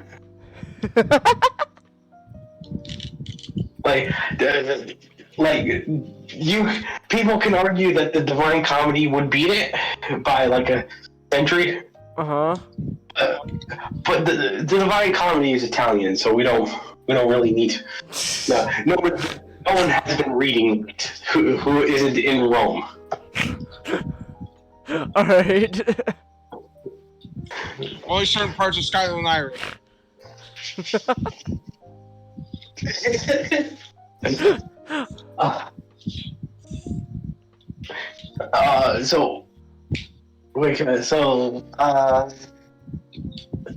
Like this. I do want to mention something really quick, because it is not about the poem itself. It is about the source in which I read it. Okay. I picked up the Penguins Classic printing of Paradise Lost. Alright. I'll mention this specifically because, god damn, I hate the preamble. Okay. So, of course, all books have an introduction, you know, because it's something that publishers, like guest speakers, editors, whatever, they just want to like come across something to just be like, oh hey, you know, this is us talking to the reader. This is, you know, like this, you know, introducing the work. You know, how the work reflects so and so, how it affects a such and such. Like, that's fine. Goddamn, like the Penguins Classic publishing, you know, it's a good chunk of pages before we get to what is considered the beginning of the poem, the verse. Okay. And so, like, I'm not, like, they add sort of important things, like, they add, like, a description about John Milton's life. Just, like, what he was doing when Paradise Lost, well, like, Paradise Lost was being written. Essentially, Chang, is he was hiding from King George. What do you do? What do you do to piss him off? I forgot. Master, do you know? What? Why was John Milton hiding from King George? What do you do to piss him off? I'll look it up. Yeah, like I'm like, I know he was hiding during this period, because essentially he was going through a depression, and he was suffering from gout. So he is, you know, so he's beginning to go through blindness. So hold that thought now, because all I can think about is more food, more wine, more table.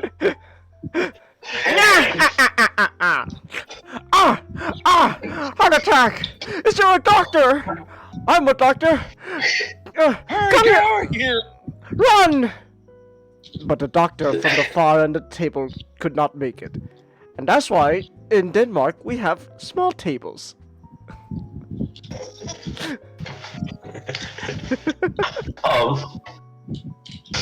So like, he was blinded, so he didn't write the poem himself. A lot of it he sort of just dictated to his daughter to write, because of course, you know, he was blind. But, like, James, I don't know how many blind writers you know. They're not. There's very few of them. Almost. Was he what, like, so like, was his daughter just pretty much a ghostwriter? Yeah. Alright. So I'll get credit for this, honey. You're lucky honey, you're lucky you're taking a break from kitchen work to do this.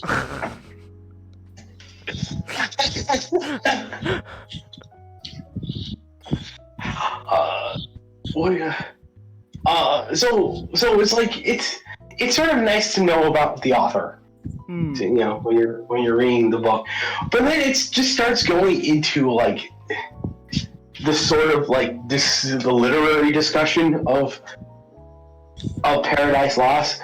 I haven't even gotten to the book yet, and it's describing to me what other people thought of the book.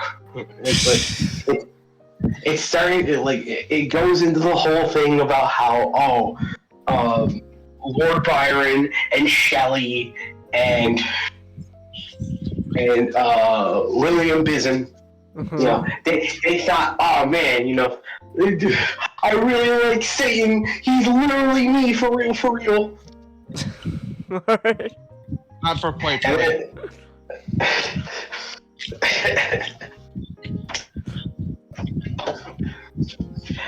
And then what do you call it?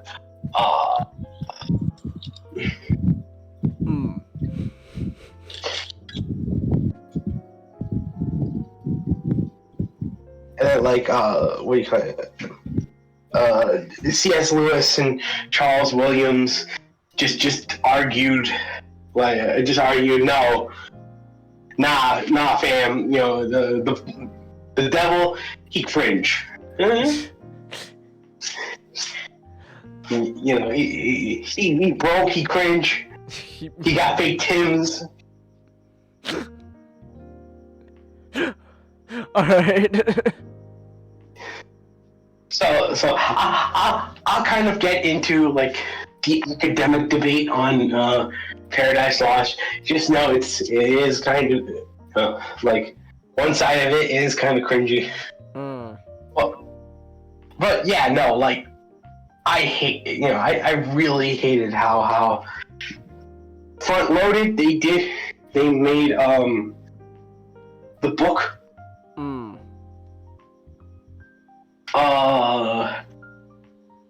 Because I just wanted to get to the poem. I kept wanting to get to the poem, and then like it really felt like the book was just laughing at me, just like, oh, you know, not the last one fancies himself a poet.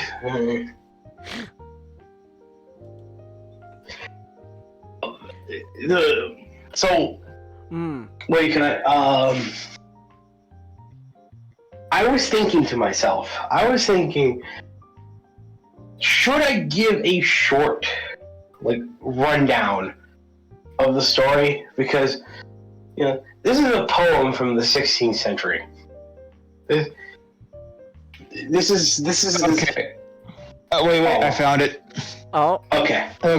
So, it was after the death. He was a big supporter of Oliver Cromwell.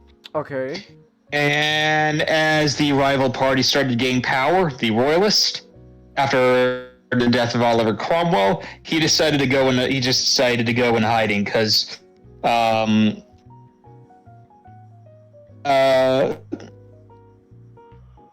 because he wanted to wait until Parliament passed the Acts of Oblivion, which would pardon most of those who opposed Charles II.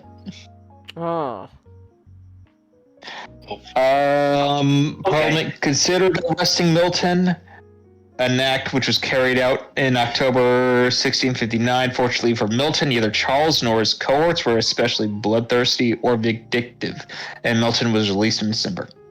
Oh. Okay. Alright. Oh, excuse me. English Civil War is a wacky time. Sorry to interrupt. No, it's fine. I legitimately wanted to know. So I just thought to myself, you know what? Like, let me just go down a short rundown of the book, because it, like, you know, it's very much in poem form. I don't know how many of the audience is going to read it, because it is filled with a lot of, you know, it's filled with a lot of, like, thick older English. Yes, thick older English. You know, it is that like, it is that book that separates, you know, the boys from the men. All right. So yeah, I'll just give a quick rundown. Yeah. So the story, like all great stories, Changus, quite rarely starts in the middle. All right. Yeah, it's like all poems at this time, you know, all epics as a rule, they start quite literally in medias res. So, and then like everything that came before you is just told to another character as a story of just like, oh, so this is the setup as to why this happened. Storytelling back then was really interesting. So like right in the middle of it, Satan lost the war. He rounded up a bunch of angels to rebel against God. He just lost the war. See, and now him and a bunch of his cohorts are face down in a lake, like in a lava lake, in a section of Tartarus. It's not hell yet.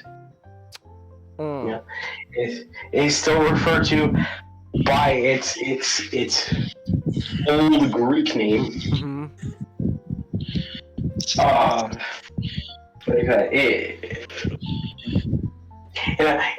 In a section of this, in a section called Chaos.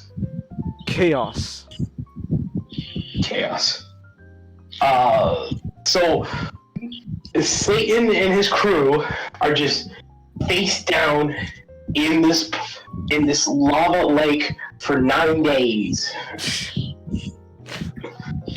All right. Just there 9 days. They like Satan finally wakes up. He wakes up some of his guys, and he just starts starts flying around, getting a feel for the place. All this is happening. Like, sort of the description of Satan is also really interesting, because the way John Milton describes Satan isn't really how he would describe a normal human being. He doesn't describe someone as, like, 6'5", medium build. No. Satan is the size of a skyscraper. Okay. He's a proper tall boy. He is as large. What? Oh, so he doesn't have 3 heads, but he might as well be a kaiju. There's multiple times. I shit you not, Chase. There's multiple times in this story where it could just turn into a tokusatsu.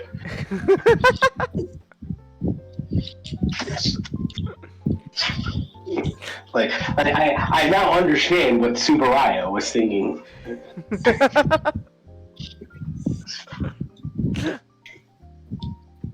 Alright. Like he describes Satan as just being like huge. Along with the other fallen angels, it's just being huge. Like their weapons are about the size of tall trees. And like he just starts flying around. He just starts seeing, like the mountains and everything of essentially this prison. Because this very much is their prison. And so eventually Satan was like, you know what, screw it. We need to have a talk. All of us have a meeting. He constructs like right from the ashes, he just constructs giant, very much like described as a senate, called pandemonium. Okay. And Seamus, pandemonium is what popularized it in the, this book is what popularized that term in the, in the English lexicon. Huh. It's a Greek word that just means all demons. And so, like, because of Paradise Lost, we now know what the word pandemonium is. So, like, Satan quite literally creates the grades of bureaucracy just so that he and his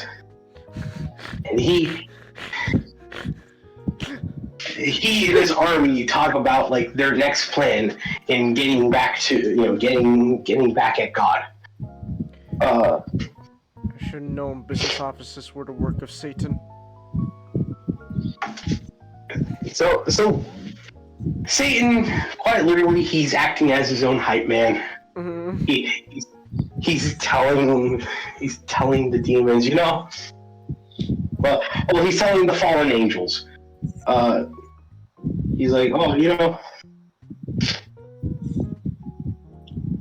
call it? We got beaten, but we can still do it. I say we restart the war. We go back there, at heaven, and we just start. We should start just becoming evil. In order to spite God, let's just be, the opposite of Him. Let's just spread, like, misery and care and all that fun stuff. Let's just start ruining His plans. And what do you got?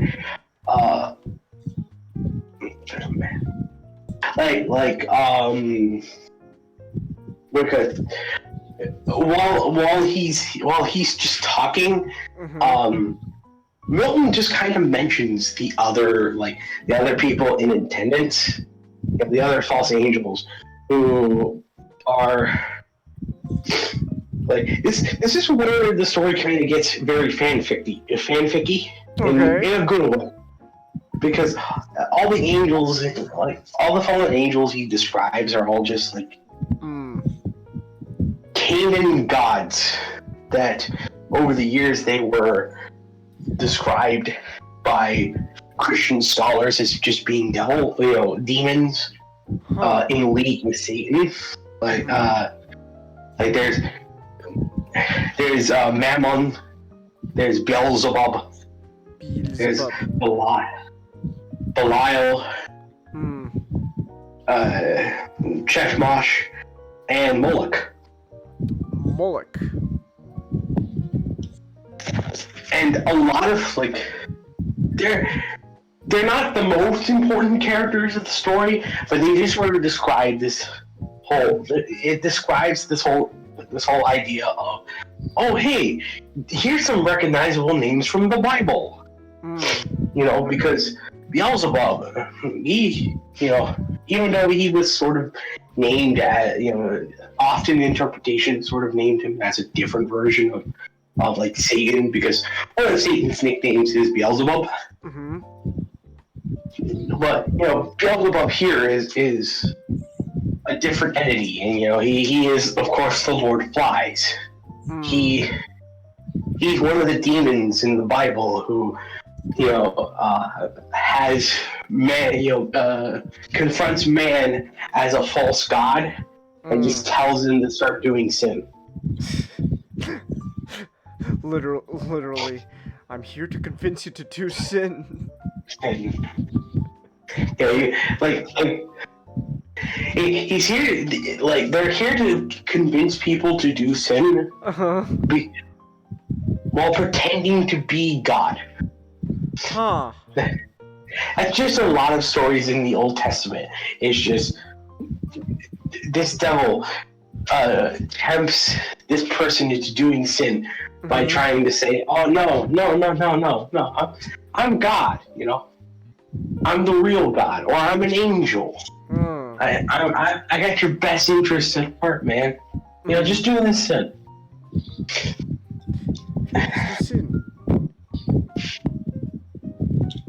Alright. So like, the angels are here. they're given slight characterization, but again, they're still not important for the story. They're quite as important to the story. They're all throwing around suggestions to Satan, because Satan was like, okay, we got to develop a plan to stick it to God. Stick it to God. Fuck God. I don't like God. God disgusts me. God's cringe. God. So, he tells Beelzebub, hey, he tells Beelzebub essentially his motto. It's a cool phrase, but it's a phrase that edgelords like to use. Oh, okay. It's a phrase that goes, it's better to reign in hell than to serve in heaven. Huh. Which it's his motto. It's like, I'd rather be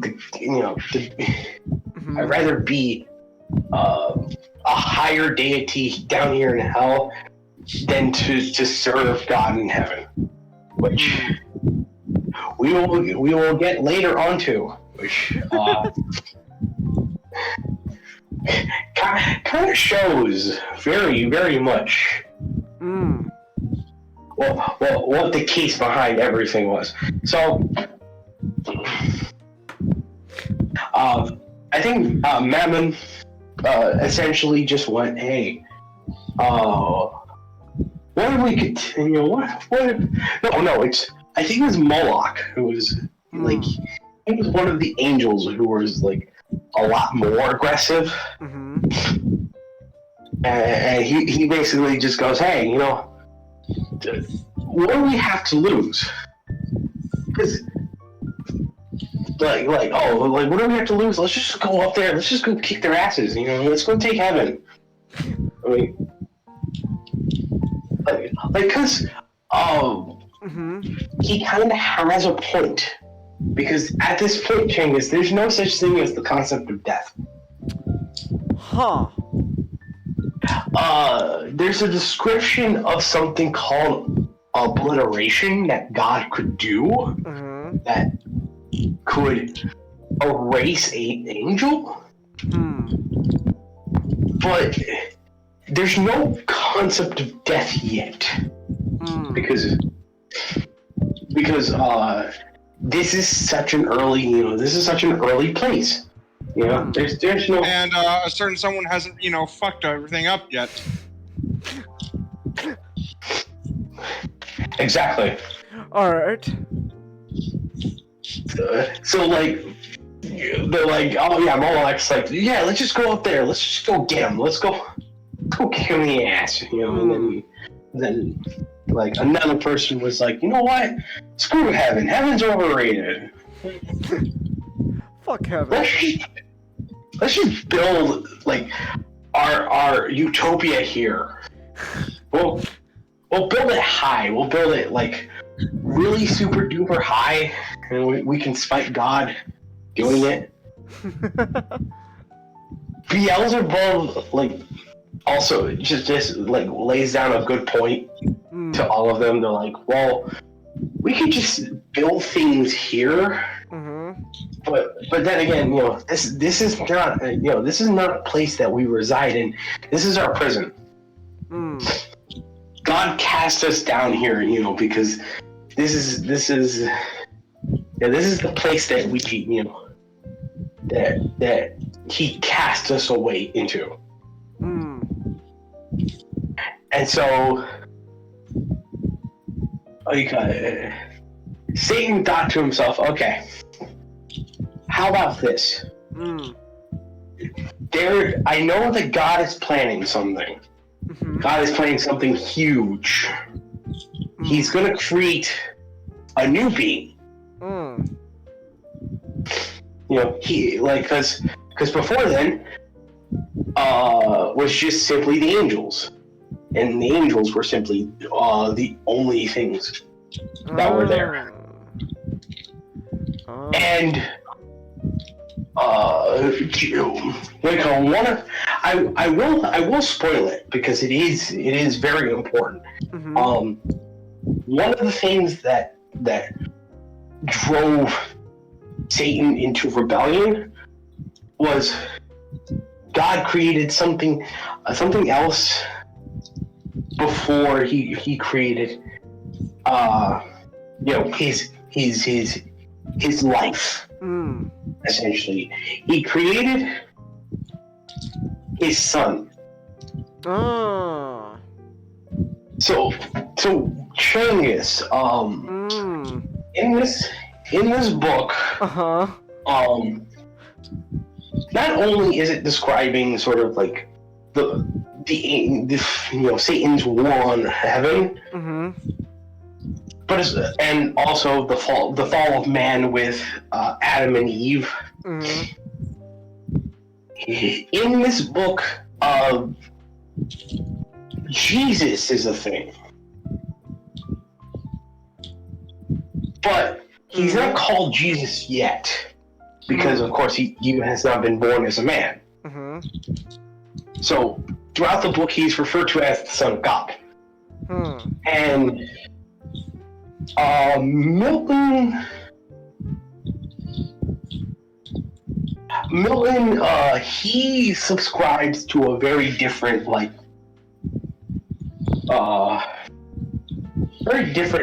methodology in Christology, very different sort of theme in Christology.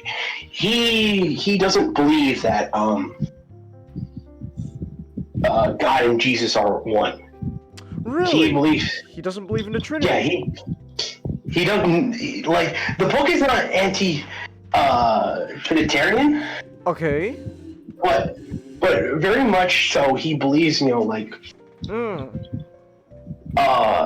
Jesus is an element of God, not so much God himself.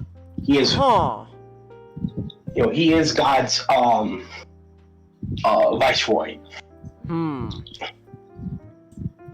And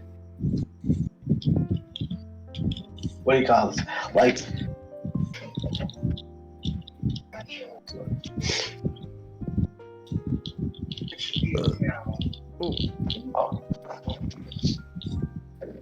That's really interesting. The Son of God in this story is sort of his own person.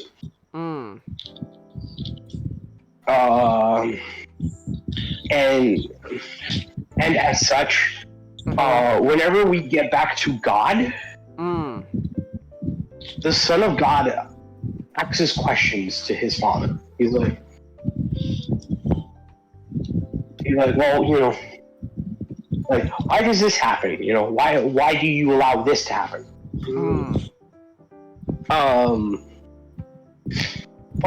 But to get back to Satan, he realizes, hey, God's going to create this thing. It's called life. I want to go down there. I want to disrupt this life. I want to pervert it in some way to spite him. And he specifically volunteers himself because he thinks to himself, you know what? I want to lead by example. I want to show all you guys, I'm not just here to give out orders. And so he sets out. He sets out to be like, to be, the best boss ever. Although several things in the story kind of points to Satan is very much only thinking about himself. But that's Satan. Yeah. Who expects anything different?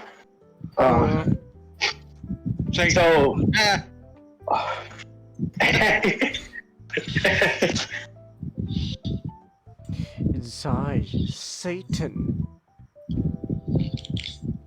So Satan, he's gonna get out of hell, but he's stopped. He's stopped by two figures. He's like, what is this? who are you? I don't know you. Like, just let me through. They're like, no. We were told to lock this gate and not to let you out. It's like, oh, so you're an agent of the angels. So you follow that bearded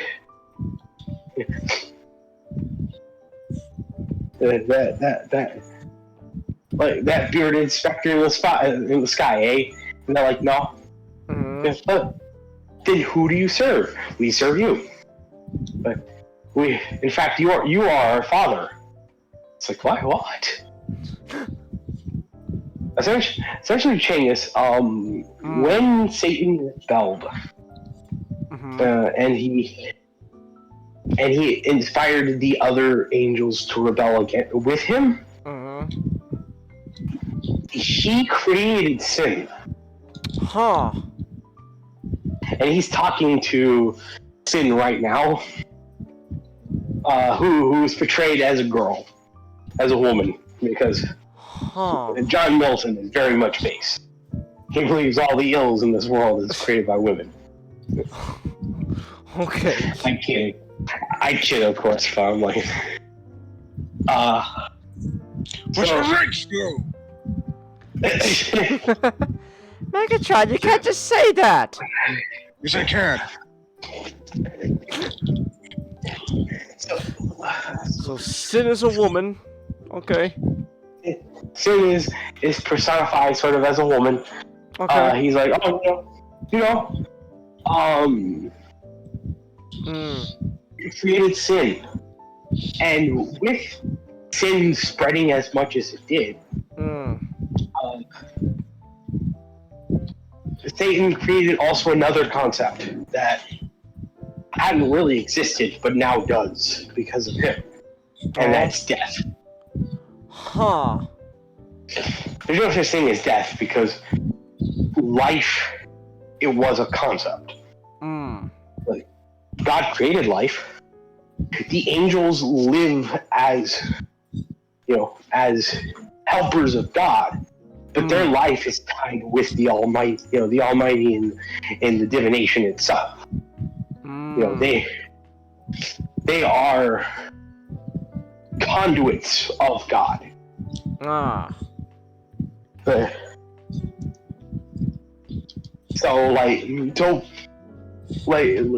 Essentially,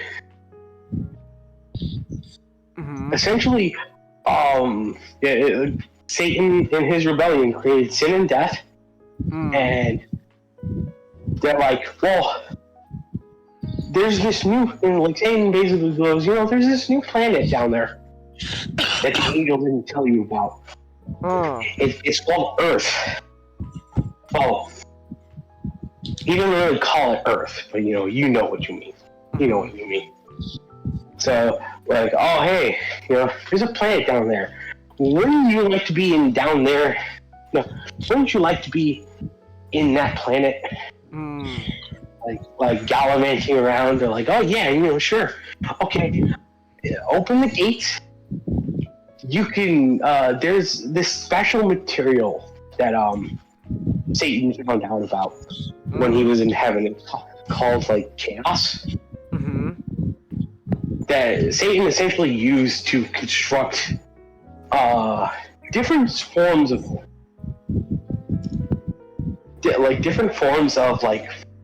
machines. I will get to that later.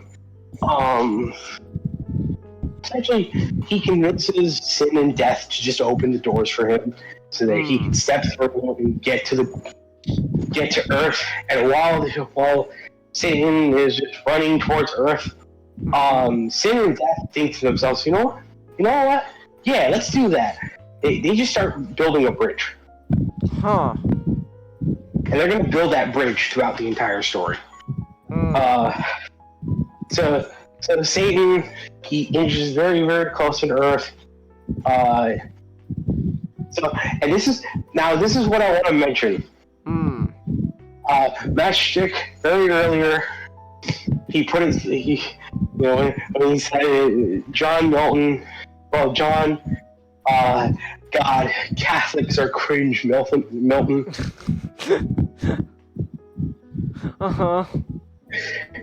So this is something really great that I want to say. Okay. That essentially, like, comments from Milton will just bleed through the book.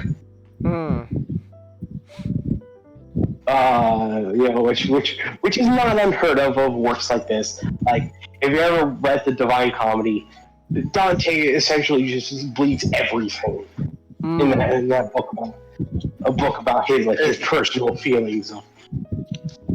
To be fair, the popes around that time were really fucking corrupt. Oh, they were? Oh, okay. Thing is, the Inferno was such a controversial story because Dante essentially just went, "Hey, you know those popes I don't like that died? Yeah, they're in hell. Yeah, I believe them in hell. What are you gonna say about that?" That's amazing. There's the same line of popes that are eventually. These are the same dynasty of, let's just say, dynasty of popes that eventually lead to Martin Luther. They were fucking corrupt as hell. Oh my goodness. Alright. He would do that a lot. Which, John, like Milton, he's, all he does is, he's not egregious as Dante is. But there are special moments where it happens. And so, and this is where the comedy in Paradise Lost kind of gets mentioned. Essentially, Chang is, imagine the Earth. Okay. Now imagine heaven just floating directly above it. Okay. Like, Earth and heaven are just so close to each other that you could just shout, you could probably just shout to God and he'll listen to you. I'm assuming this is like back when people thought the Earth was flat. Well, no. That's not what this is about. This is not what this is about. Essentially,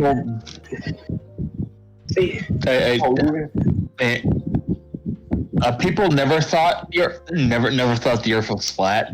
Oh, that's a modern thing. Yeah. Really? Oh wow! So people actually just became more stupid over time. Yeah. Oh. Oh, okay. I mean, I'm sure the average person might just say the Earth was flat, but people who could see out in the distance, the up of mountains or fishermen, could just easily see that the Earth's not flat. Mathematicians and stuff like that could also could easily just show, hey, the Earth's not flat. It was decently common knowledge. I mean, I doubt your average peasant is gonna know that stuff, but most people that are gonna be reading and writing would know that. But yeah, sorry. Continue. No, it's fine. But I think that's important. Yeah, Chang. It's to answer your question. People are getting stupid. Okay. So the reason for this is that Satan himself is just sort of saying this. He's like, it almost seems like, it almost seems like if you were on that Earth, you could just talk to God directly. You could just shout up and talk to him.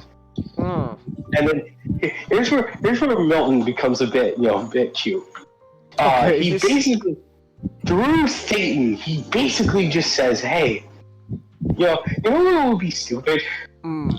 If there was some kind of guy right in the middle who would tell me, no, you can't talk to God directly. You have to talk to me, and then I talk to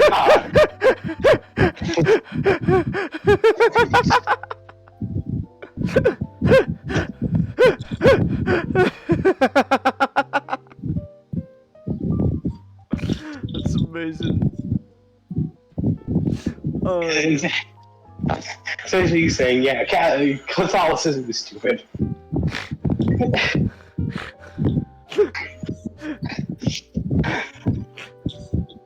Okay. It's really funny because he's having the devil in this. He's having his Satan character just go, hey, wouldn't that be dumb? Isn't Catholicism dumb?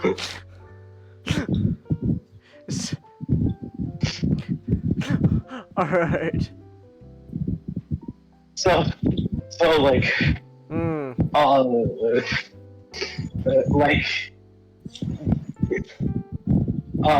while he's there, Satan found Jacob's ladder, which is essentially how the angels sort of went from heaven to earth. Okay. And so he jumped the ladder. And then another part of, like, Milton's funny ha-ha comedies. When he described Satan, like, jumping the ladder, he described it like a wolf jumping over. And he also described it as almost like I can't remember how he specifically worded it, but he like the way he worded it just it sounded like he was jumping like a priest. Yeah, he was just jumping. He's just saying, Satan jumps like a priest. Priests are dumb, huh? There's a lot of those jokes in this book, and I love it. Hey,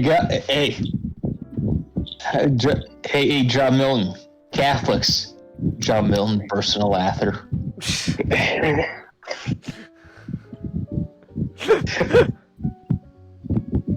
Alright. So Satan sees Uriel. He's like, oh, hey, what was that? Like, oh man, I know that chick. She's an angel. She's an angel. She'll spot me and she'll tell her friends that I'm down here. So I gotta pretend. So he just turns into a cherub. He's like, hey, fellow angel. I want to go down to the earth, see how cool it is. Like, I've never seen, because because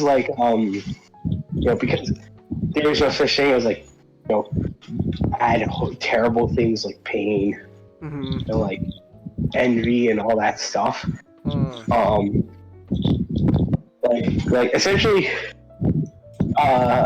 Satan convinced her to just be like, oh, hey, I want to go down to the earth because I want to feel the love of God. Because obviously that's normal. It's a normal thing to say. Uriel is like, oh yeah, sure. You could go down there. You could bask in the glory. He's like, okay, wow, see ya. He goes down there, Satan. He's flying around, and he just starts crying. He just starts crying. He starts crying because what he's looking at is one of the most beautiful things he's ever seen. Which is? It's all the greenery, all the trees and everything, just like God's creation. Essentially, what is happening here? So some people, when they describe Paradise Lost, they describe it as the book where Satan is the protagonist and he's sort of humanized. Like people kind of claim that it's the book about Satan, and he's sympathetic. He's not really sympathetic in the book. Some people say he is. He's not. Alright. But he's the reason there's problems, like in general. So what is like when he's like crying? Well, it's like, it's just like what? Like it's just like, oh my gosh, this is what I gotta destroy. Oh man, but it's cool though. Oh, it like throughout the story, Milton kind of exemplifies that Satan was once an angel, and he never really stops becoming an angel. He's just the perverse of one because of his, because of how he sort of formed throughout the story. So like, Satan's looking at all of this, and he's like, he still remembers when he was still up there in heaven, and how heaven was always beautiful, and how when he like here's the point that I do think I think Milton kind of shows his hand, and is like how people who never really read this book, who claim that Jesus is, that Satan is the hero, the sympathetic hero. He never read the book. Satan sort of describes how he was an angel in heaven, and he sort of describes this idea of like, why did he rebel in the first place? Like, because Satan quite literally seats in himself. There's no reason for him. There was no reason for him to have rebelled. So it does kind of seem like he's regretting his actions. Part of him is, like part of him does, like he thought to himself, oh hey, like why did I go through with all of this? And so, but then he keeps thinking to himself, he's like, why hasn't God forgiven me yet? Because like, I know God. God, he's so willing to just like let bygones be bygones. Why hasn't he done it yet? And something just sort of clicks for him. He's like, wait, because God is omnipotent. He's all knowing. If God knows that you're going to sneeze in 5 minutes, he'll say bless you. Well, bless him. Before you do it. Satan just thinks to himself, does God not expect an apology? Does God not apologize because he does not expect me to change?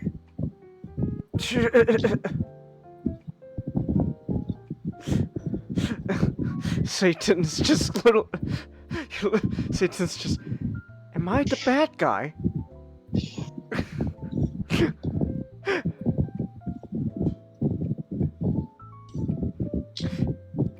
God doesn't waste.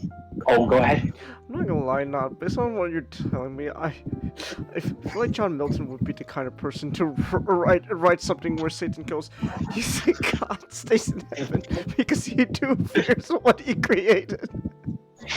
Well, no, he doesn't fear. He doesn't fear the devil. It's just he knew. He's just very disappointed. Like, he's just disappointed. Throughout this story, God's just a very disappointed person. Because he's like, Satan, why did you do this?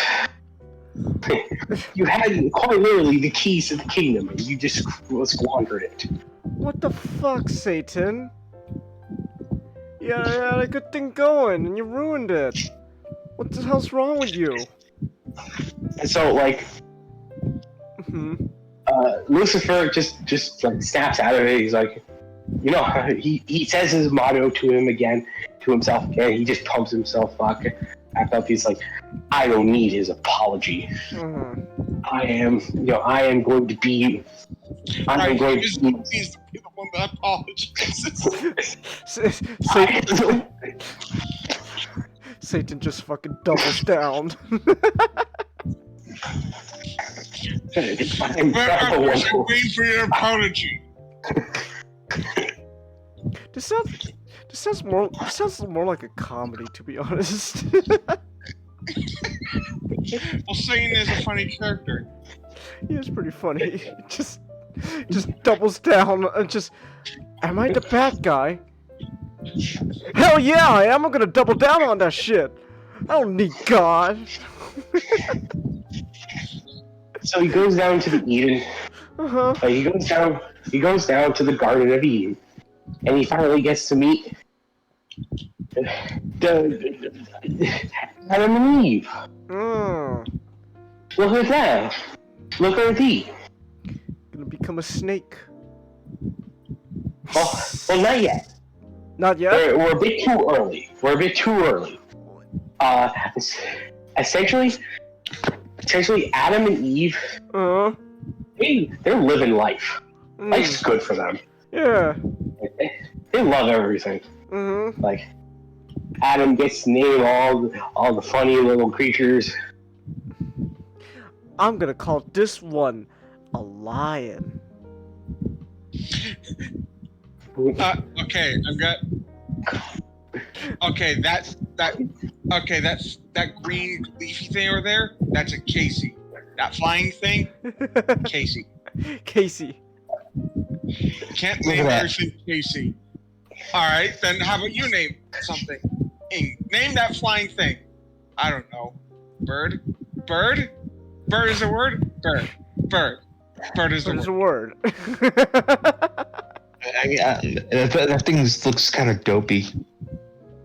Called a dodo. It died. Oh. It died. Bird is the word. You know how dodos went extinct? How'd they go extinct? We ate them out of existence. That's amazing. Well, they were too stupid. Well, they were so stupid. They might as well be eaten. I heard Oh, sorry. Go ahead. Apparently, they tasted really well.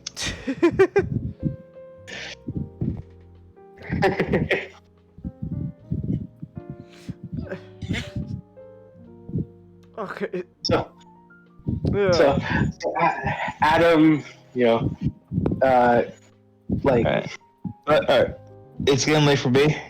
I gotta get out now. You guys have a good night. Good night, Master. Have a good night, Master. Now we wait to see if he can't go. If he can't stay asleep. So Adam is just telling. Adam's telling.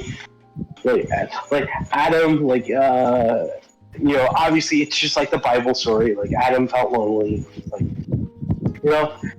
This is all great and everything, but I kind of feel lonely.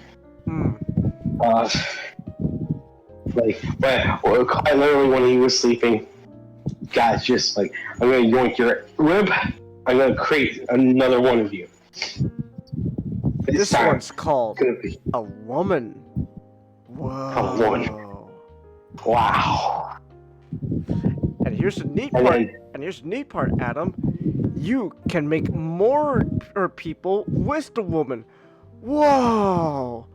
How do I do? Well, actually, that's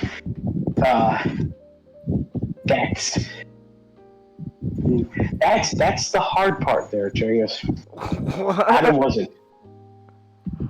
Adam wasn't supposed to do that. Huh.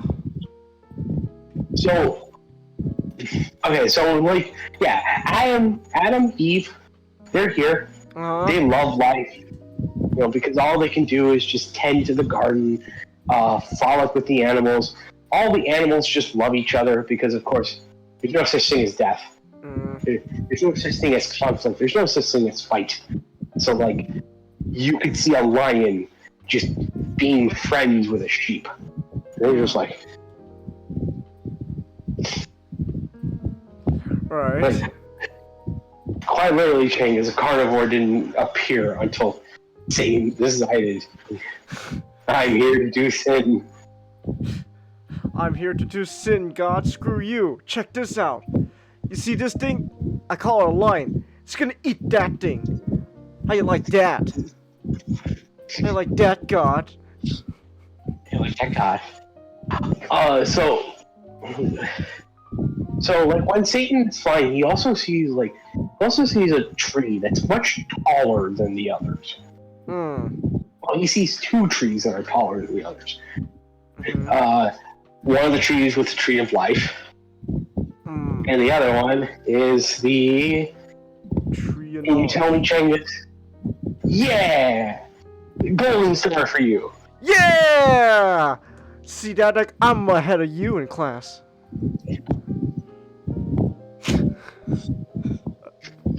Alright, so... You can't play video games.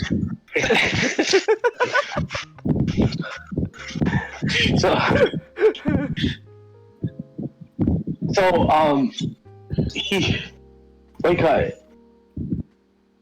Adam and Eve, they're just having the grandest old time. Okay, so one thing I do want to mention, and this is a very interesting thing that, like, Milton sort of describes as them.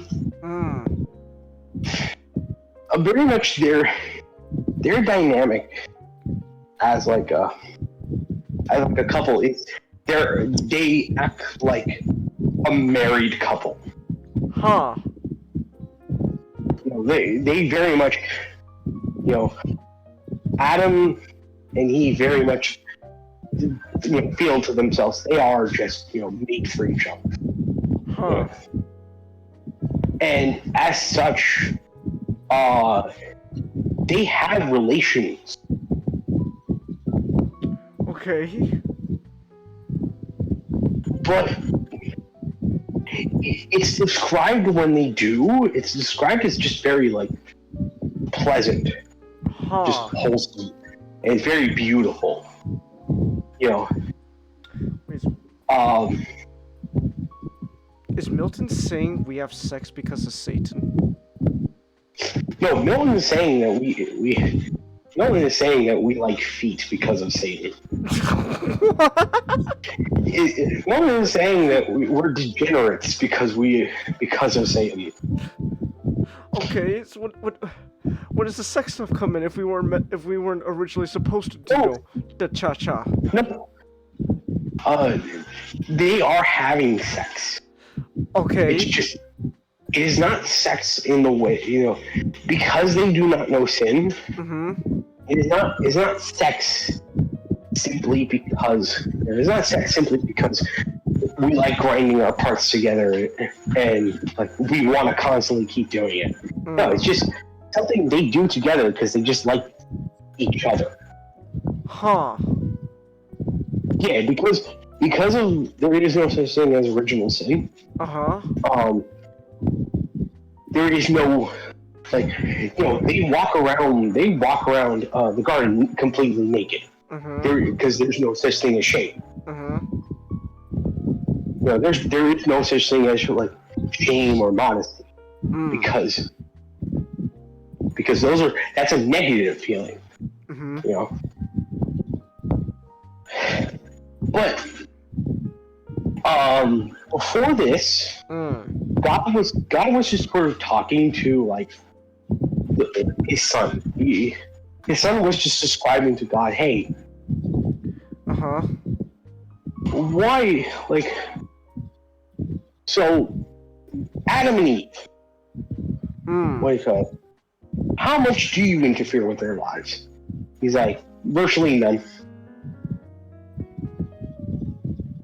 And because Jesus was like, so you gave them what was called, like, free will? It's like, yeah. It's like, well, what was the purpose behind that? Like, God sort of just tells Jesus, hey, well, you know, the reason I gave these beings free will is because, like, to understand my love, they need to not be forced to simply feel it. And that's sort of like, that is the one thing that Milton kind of puts into the idea of the story. It's just like, God is omnipresent. God is everywhere. But he is not the decider of our actions. We are. The fall of man was not something for God to simply change. It came about because though we did not know better, we still acted with what the devil wanted. Like, yeah, you know how like the people always argue, hey, if God is real, why doesn't he stop like X, Y, or Z? Yeah. Well, that's the reason. God doesn't try to stop a problem caused by a human because it's caused by a human. Because he created free will in all of us. Because he believes, that we are worth such things. We do bad with it, but he will not accept our love towards him any other way. So, so of course, that free will is something that's going to very much affect everything in the story. So, like,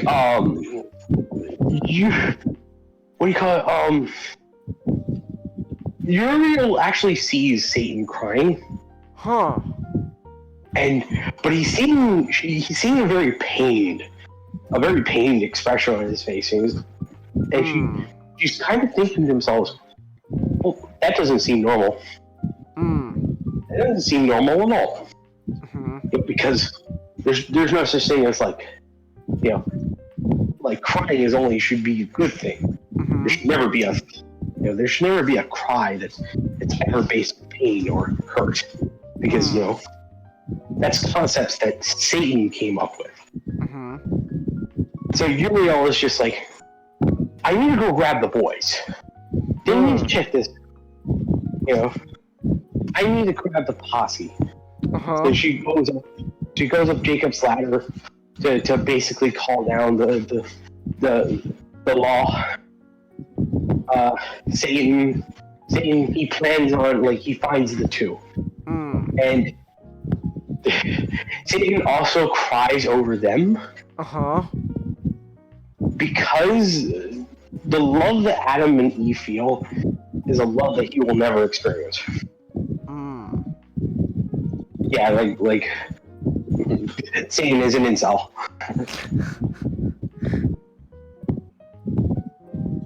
Wow. What a sad, pathetic being. What a sad, pathetic man, I know, right? What a weenie. Yeah. Oh, look at him. Oh, he's crying. Let me play the world's smallest violin. James, this is serious.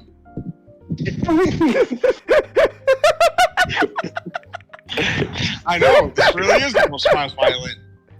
See?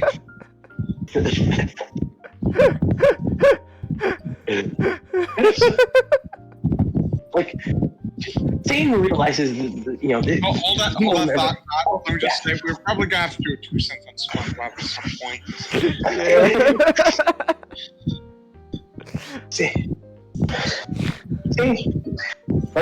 Satan feels envy.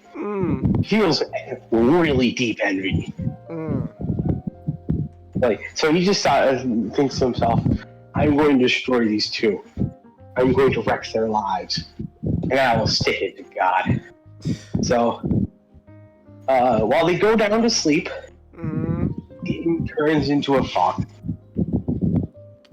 He hops into their house. And that was the one thing he shouldn't have done. But he didn't know that the angels were coming, so he was a bit careless. So the angels done came. Here comes in Gabriel.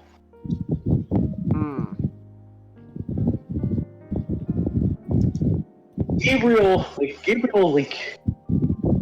he's looking for Satan, but he also wants to see where, he wants to check on, like, Adam and Eve. Because, of course, like, they're the treasured beings. Like, they're safety beings more than anything.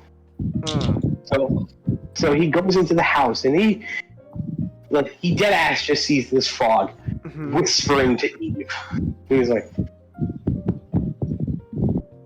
he's staring right at the frog. He's like, I think that's Satan. Satan. I'm gonna stab it. So he he throws the spear at the frog, and the frog turns back into Satan. Oh, look, that frog right there, that's Satan, the fallen angel banished to hell. I'm gonna stab it. Oh, stab it. And the other angels are like, the other angels, they kind of constrain him. They're like, who are you? Like, oh, you don't know me? I'm Satan. I ran a revolution against your boss. I was the top angel in my school. He was the chief. He was the chief regent angel. But then, quite literally, to pile on the humiliation, they basically go. Gabriel basically goes, the reason these two don't know who you are is because after you rebelled, you just got you got scrubbed away from you're so far from divinity. We don't remember you as an angel anymore. So quite literally, Satan was just been told, oh, you're literally who?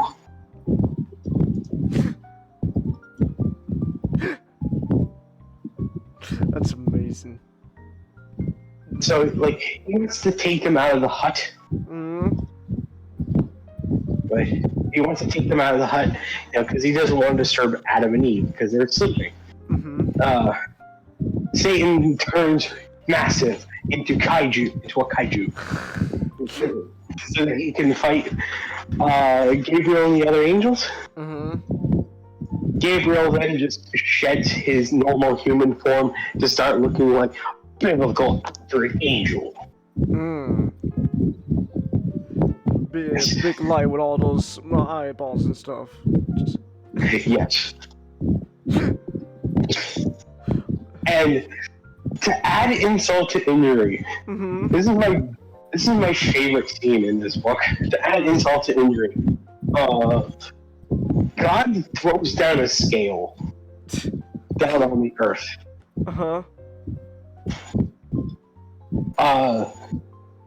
The scale is way down in one direction. It's way up in the other direction. Gabriel, in one word, basically just goes, "You see that, Satan?" Because Satan is just bragging to him. He's like, "Oh, I have all these powers.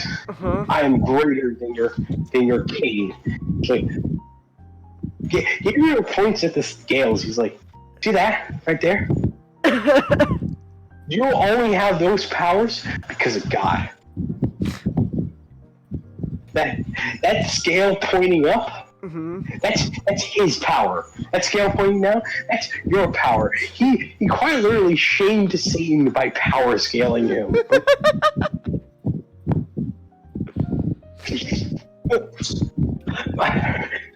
My man went, hey, did you see the weekly Shonen Jump character poll?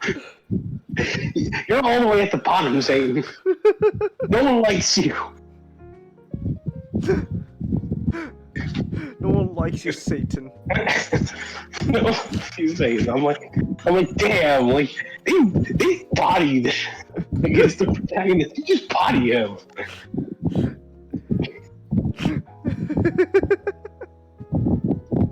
Gabriel bodies him without even having to like lay a finger on him. Like he restrained Satan, yeah.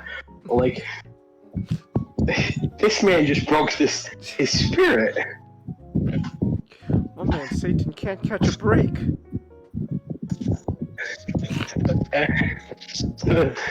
So Satan, it was like he just escapes. And then like Gabriel swears to him, if you come back here, I'm gonna kill you. He doesn't say I'm going to kill you, but he's like, I am going to do terrible things to you. Don't you show your face ever here again, bitch. And so God thinks to himself, I need to send down an angel. I need to tell Adam and Eve, hey, watch out for this guy.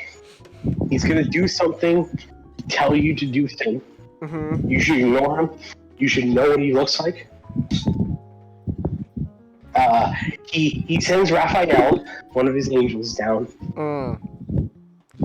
To basically just go give them, okay, you need to tell him who Satan is.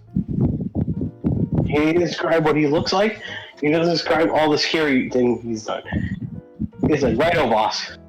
He goes down, he's like, what? Like, they've woken up. Mary, well, not Mary, I don't know. Adam and Eve, Eve wakes up and she wakes up in a fright. Because she spent like half the night just listening to something talk to her. And it talked into like Adam. It was telling her to go eat from the fruit of knowledge. From the tree of knowledge, the fruit from there, which God told them not to.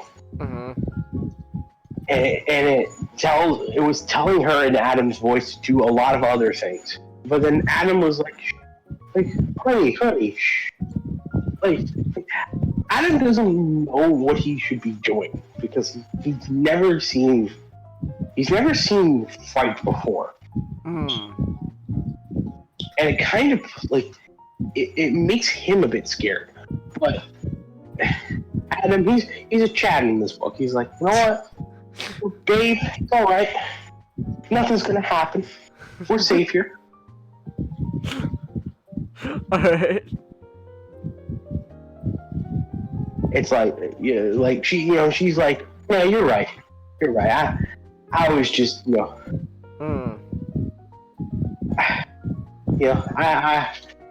I didn't know what came over me, and so it's like,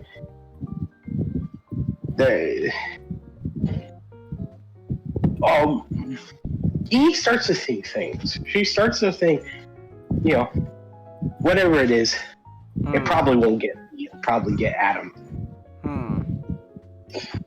I mean, there's some things that brewing. Raphael comes down. When he comes down, it's so bright. Which Adam and Eve always knows. Oh, that means like an angel is going to come down. He's going to speak to us. He's going to tell us things. Raphael's like, oh, hey guys, how you doing? There's some pretty cool shit you're doing here. I'm gonna have to tell. I'm gonna have to tell you guys about Satan. Like basically, he just went, oh hey, okay. So essentially, before you guys were born, there was, heaven, the angels, God. Everything was in harmony. Then eventually, like, one day, God was like, hey guys, I made a son. Like, I made a son. Here's my son. He's pretty cool, huh? Pretty dope. It's like, the chief angel, like one of the chief angels. No one doesn't describe him as the chief angel or one of the chief angels. He's just the chief angel, like Lucifer. Just he looks at the Son of God, and for a single minute, like in all of his life, for a single minute, he felt one thing. He felt envy. And he hated that. He was like, "What? I was here longer. Why can't I be God's right hand man? Why does it have to be this son of his? You know, I deserve the spot that he claims." And so Lucifer just thinks to himself, "You know what? I even deserve God's spot." And so he starts warping the minds of the angels. He's just like, "Hey, angels, don't you think we deserve God's spot?" One of them spoke up. They're like, "That's nonsense. We are not above God. You know, our powers are tied directly to Him. We don't need any of that." And he's like, "Quiet, nerd. You're a God lover. What do you want?" And then he just starts bigging up everyone else. It's like, don't you think God should share the throne with us? Better yet, we should just take over God. We should have the throne all to ourselves." And while he's doing this, he's sitting on a diamond throne. Satan throughout none of his actions, Lucifer throughout none of his actions ever shows subtlety. He's very blatant about a ton of things, and I worry really about the fallen angels who saw this man who was clearly up to no good and did not have their great intentions at heart.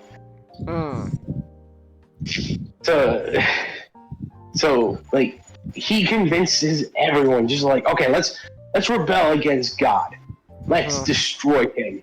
Even though by doing so, if they destroy God, what about their powers?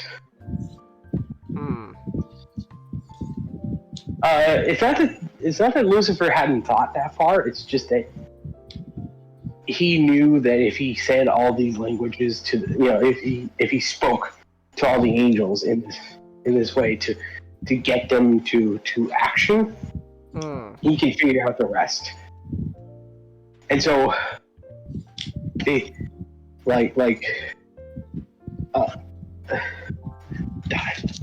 so the other angel, I think his name was Dilo. He went over. He spoke to God. He was like, "Okay, God, Lucifer is constructing an army to rebel against you." God was like, "Yeah, I know." It's like, "Oh yeah, that's right. You're God." But he's like, "But I'm glad you told me anyway. Yeah, you're good. You're a good angel. Love you." It's like, and so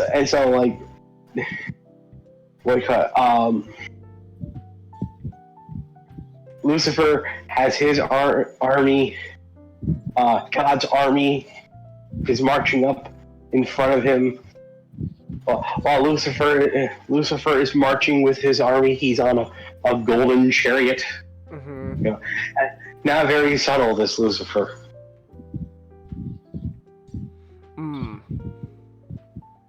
Oh my God! What? How was that? Lucifer's just Starscream.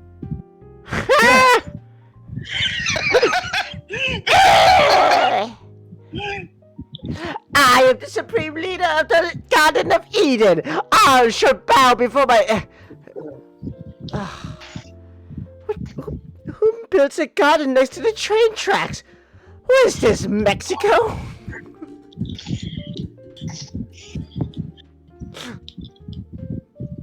All right. So like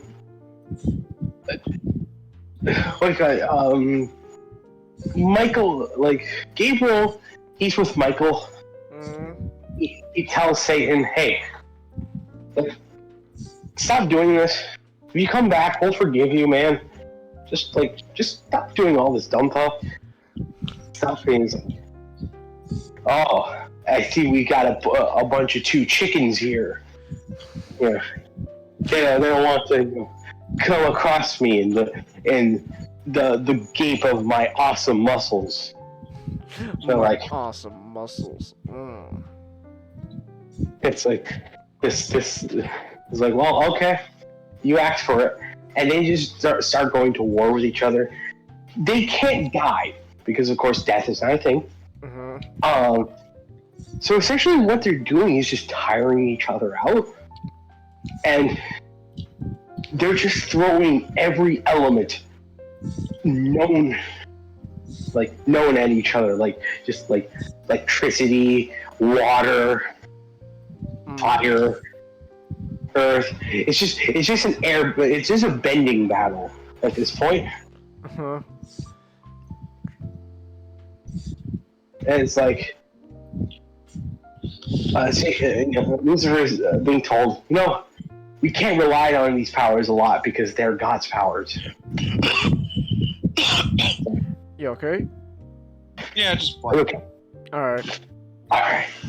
So he's like, these are God's powers. It's like, oh man, hopefully we can beat them. Like before something happens. Something happens. Shit.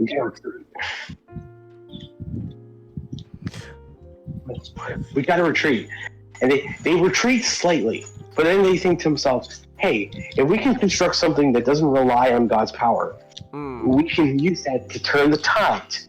And so, quite literally, God and Satan just like digs under the quote unquote ground, and he finds the chaos materials.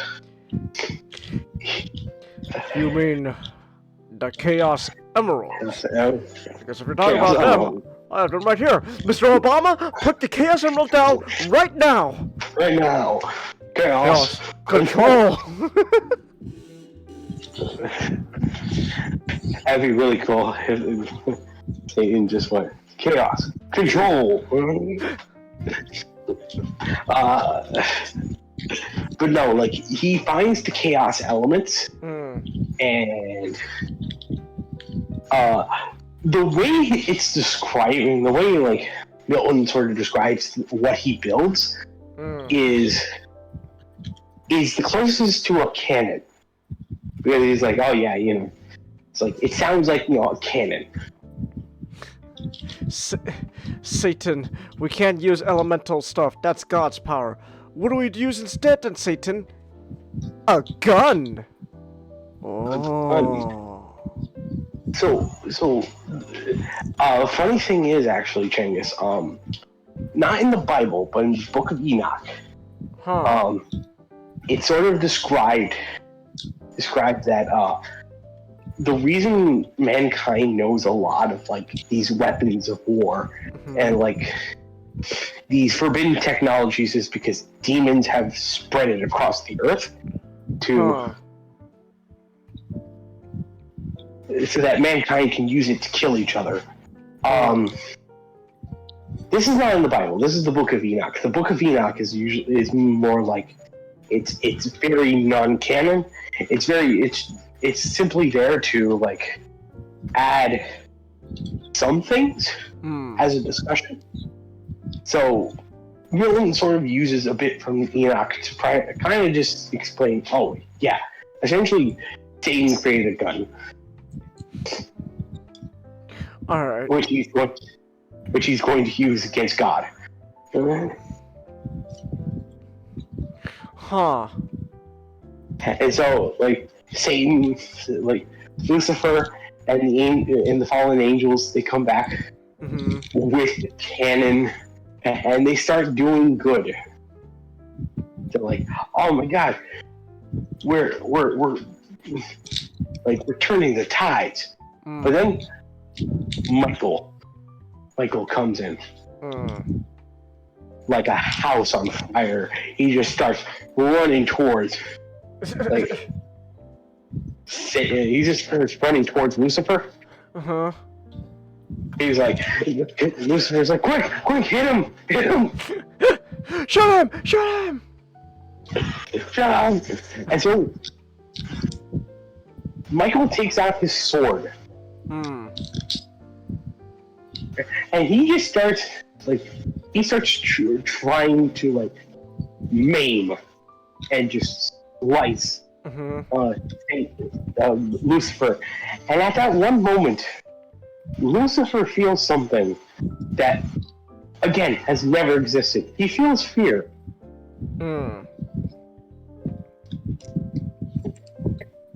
Because, like, man, like Michael, he's not gonna kill anyone, but he's going to really, slice you. He's gonna tear you apart. And that terrifies Satan. But he still thinks to himself, we still got this. It's in the bag. All the angels just decided, you know what? They just turn into their kaiju forms, their biblical accurate forms. They start chucking mountains at Satan.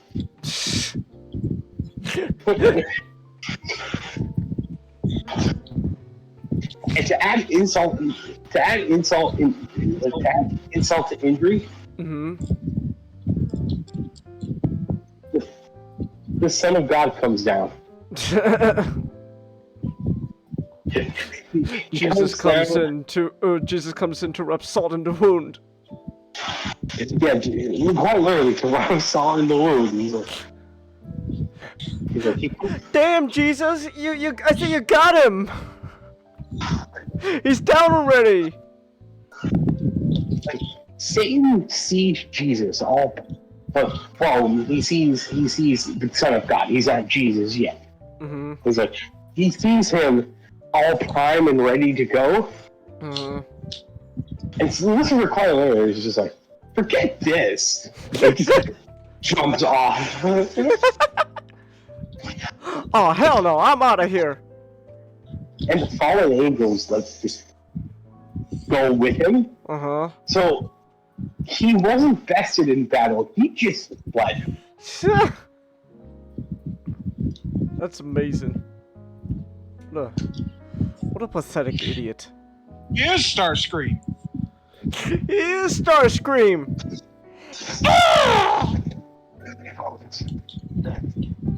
Megatron has fallen. I, Starscream, am in charge of heaven now. Elizabeth has fallen. Now I am the new Queen of England.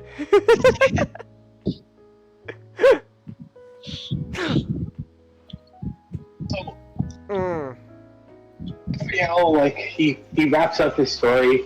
He's like, remember, don't listen to Satan. Adam's just asking him questions because he just wants to know, like, these things. Eve is like, oh yeah, I forgot to mention.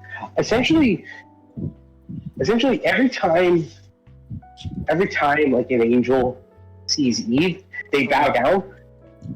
Because Milton describes Eve throughout the entire story as the mother of creation. Because she is the mother of creation. Like, I want to mention that because it is sort of important. It's just like,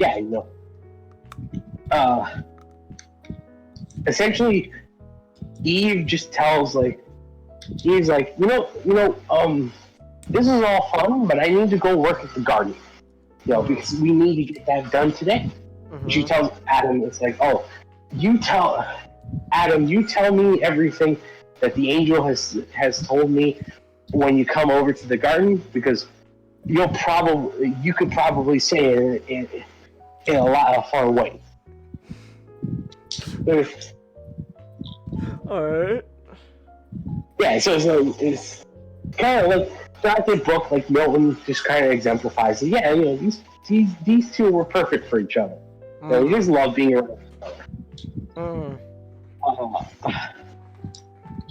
Like Adam's just like asking a ton of questions to Raphael. He's like, "Oh, hey, like, can angels do this? Can angels do that?" And he's like, "Oh, you know that." And then he just he goes out of this question. He's like, "Could angels have sex?" Raphael starts like just getting embarrassed. And he's like, What? "What?" Well, I'm just like, can you guys, have sex? I don't know. But Raphael just tells Adam, we love each other, but unfortunately we're not that physical.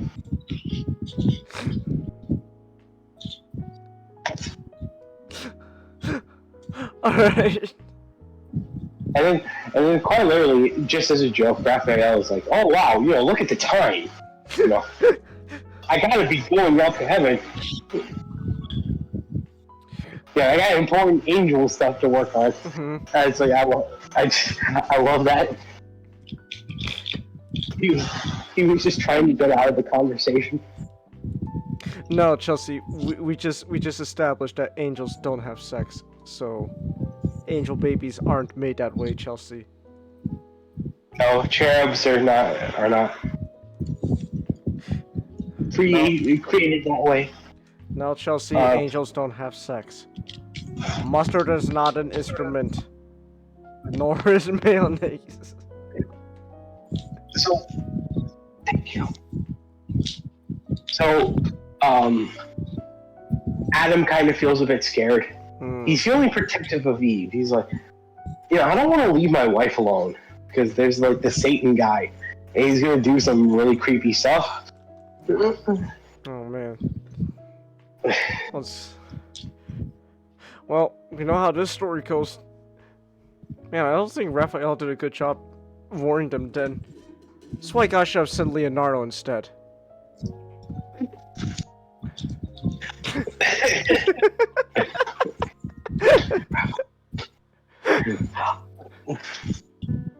So, better than Michael. He probably will make the situation worse. Maybe Donatello was her best bet.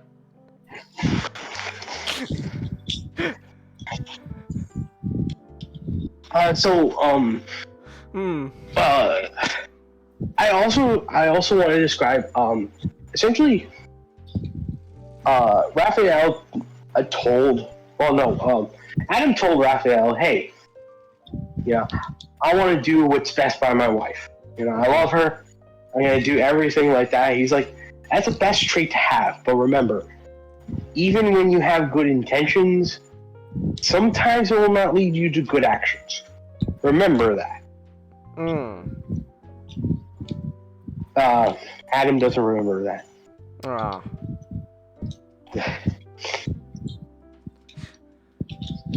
Well, time to see what my wife is up to. What the fuck, Eve? So Eve, like Adam goes to Eve. He's like, "Oh, hey, like Eve, are you okay?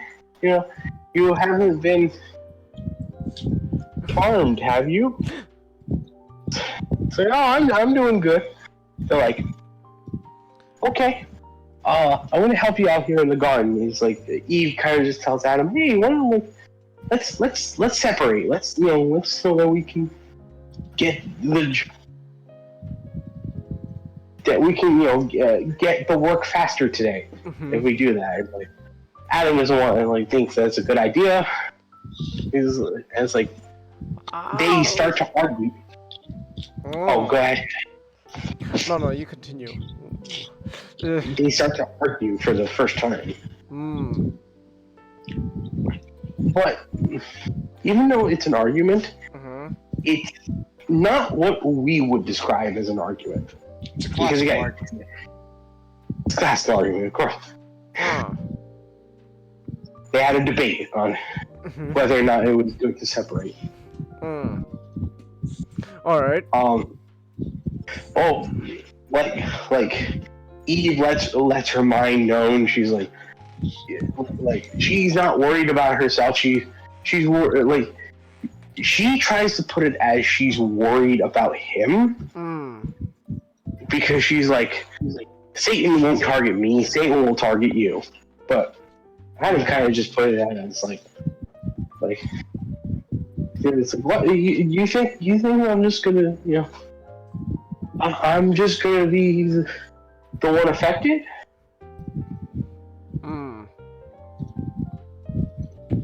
And then it's like Adam's just like, no, come on, no, let's not do that. Let's.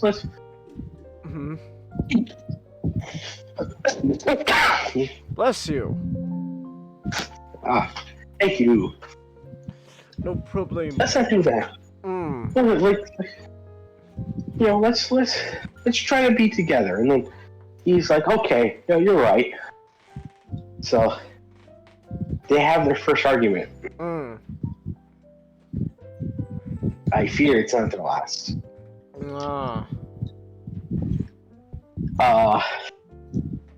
Satan thinks to himself, I'm gonna try to get him to eat that tree. I'm gonna be the tree. And so he decides to become the serpent. Because the serpent's beauty and its guile, will help me win them over. Because of this, quite literally, changed. The reason why we associate distrust with the snake is just from the story of Genesis. The snake Satan persuading Eve to eat from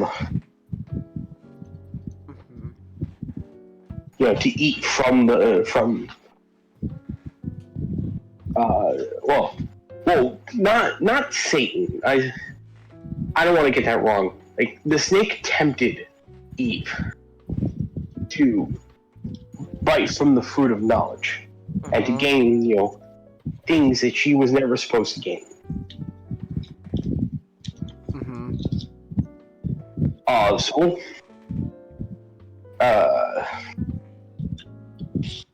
Eve wanders towards the tree and he's like, okay, this is my time. He starts persuading her. He's like, hey, you want to eat this apple? It's like, God told me not to eat from there. Well, if you eat from this apple, you can be just like God. Wouldn't you like that? You like God. God's a cool guy. Don't you want to be like God? Well, you put it like that. Yeah. Eat the apple. Just one bite. Just one bite. That's all you need. No, Chelsea, they were already naked before they ate the apple. The apple, Chelsea, is why we have clothes in the first place. Because we feel shame. Wonder what an alternate world would be like if we never sin. We'd all just be sitting here, but naked. But we feel no shame about it. And just all of a sudden, just like, oh, hold on. It's like, oh, hold on. I think I feel a breeze on my willy. Ooh, I better close my window.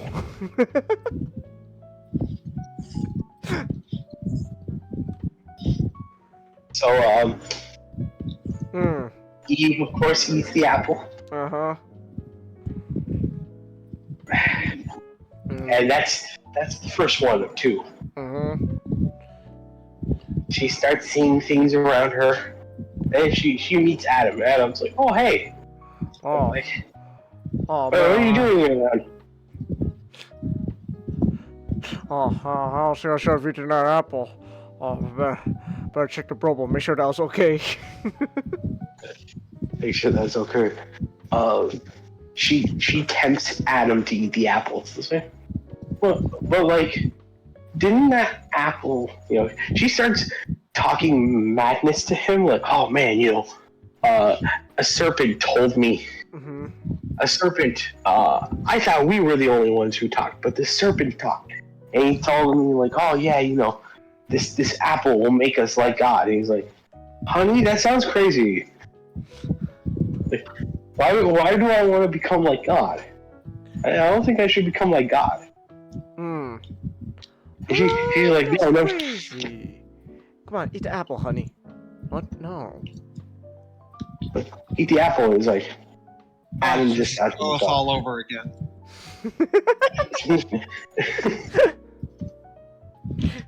Eat the apple. Like Adam just thought to himself, well, I love my wife. I want to do anything for my wife. I don't want to live in a world without her. Huh. If eating this apple will bring me much more closer to her, then I'll do it. But yeah, Milton sort of just makes Adam, very kind of like noble, but it's also what just leads to his downfall. Huh. That's real interesting. Yeah, it's just like, I don't want to be like God, but I want to be closer to my wife. And if my wife says, "Hey, eat the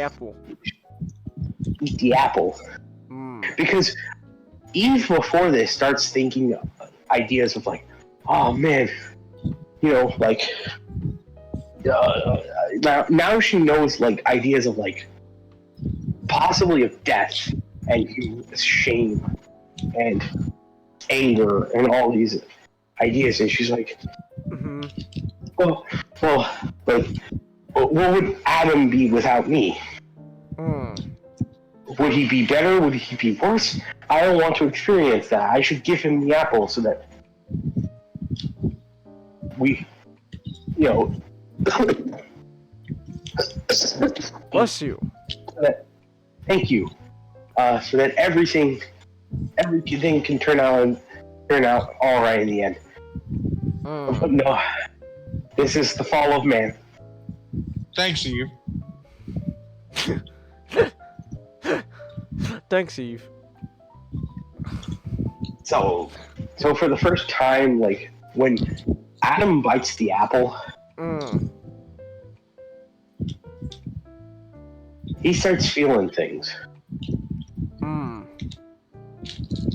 He looks in Eve in a new light.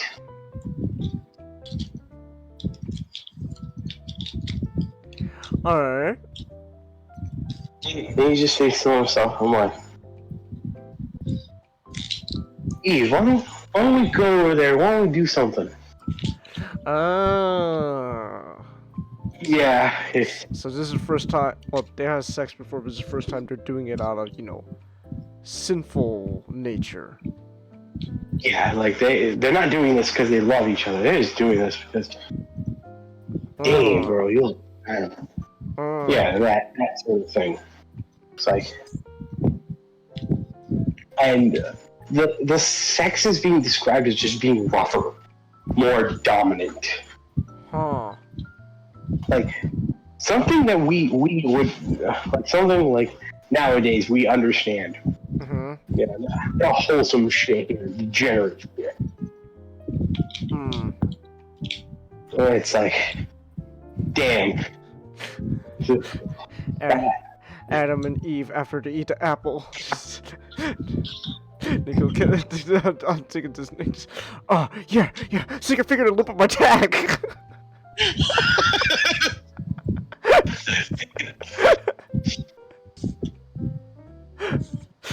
When they confront God, you had sinful sex on top of the very food, on top of the very produce that you eat. I did with a parsnip. That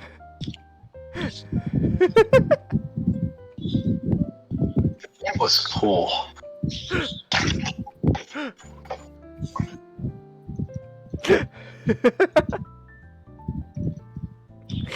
Also, Chance, off topic. I'm messing with Galvatron. This thought popped into my head.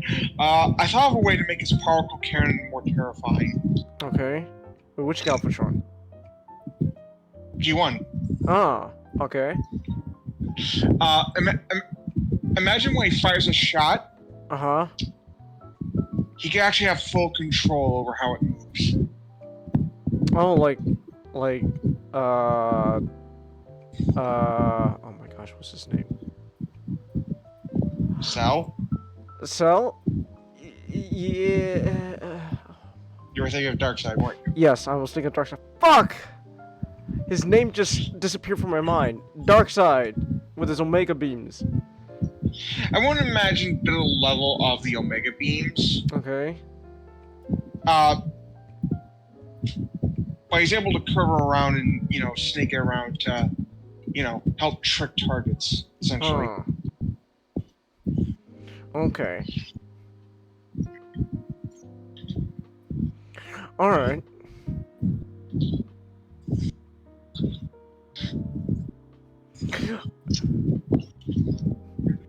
So, Adam and Eve, they finally do the deed, but this time they're doing it out of sinfulness.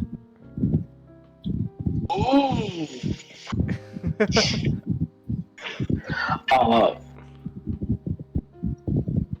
Later on, they start to feel shame that they're naked. They start fashioning clothes out of the branches for each other.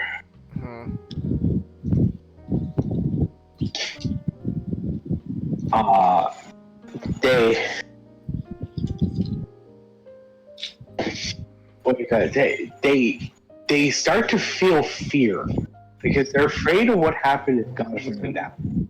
Huh. And because they feel fear, they start getting angry. They start blaming each other. Like Adam essentially told Eve, "This is your fault. We wouldn't have gotten in this whole. We wouldn't have gotten through this whole thing if you didn't eat that apple." And it's like she's like, "Oh, but you ate the apple. You believed me. You ate the apple.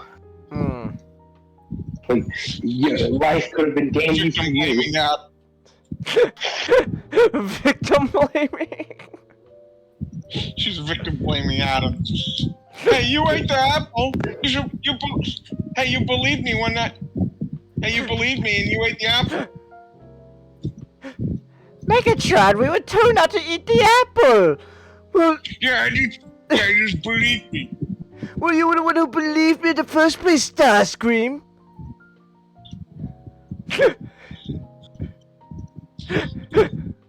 You're all idiots for following my command.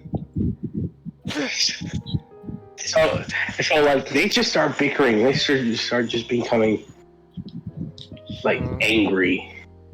And then up in heaven, like all the angels and like God and His Son, they're just like, damn. My God, what the hell happened? Satan went through the ranks. Satan convinced him to do sin. Raphael, you fool! This is why we should have said Leonardo instead. They got just 4 angels and they're all turtles. No, it's just it's a funny thought. There are 4 turtles that love pizza. Everyone keeps asking them what the hell pizza is. It's like, you wouldn't get it. You wouldn't get it. So, God wanted to go out there. He wanted to talk to them, but then Jesus was like, no. Well, His Son was like, no. Let me handle it. Like, I want to get the chance to talk to them. But he's like, okay, I trust in you. And it's like, the guy, the Son comes down. He's like, hey, Adam, hey, Eve, I'm God's Son. I am here to talk to you about this little spat you're having. And he sort of just asks him, okay, so Satan told you to eat the apple. But you were told not to eat the apple, is that right? They're like, yeah. Okay.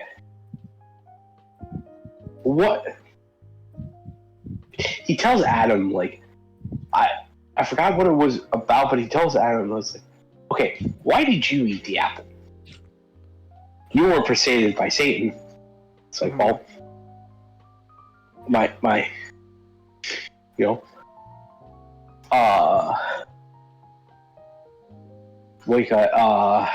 Eve, she told me to eat the apple. It's like she told me that it was, you know, by God to eat the apple, and like the son basically told Adam, "Oh, I'm sorry, I didn't know Eve was God." Oh, damn! Jesus got savage. Oh my goodness. Jesus got hands. Holy shit, Jesus, you killed him! What the hell, man? Oh my gosh! Wow! She's got no chill. So like,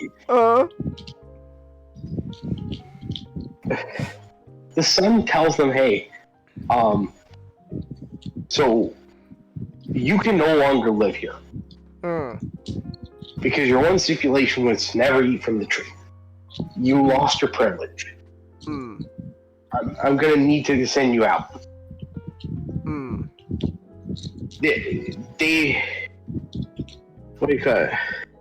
Both of them feel like sad, and they feel angry, and they feel hurt. But it's like Adam.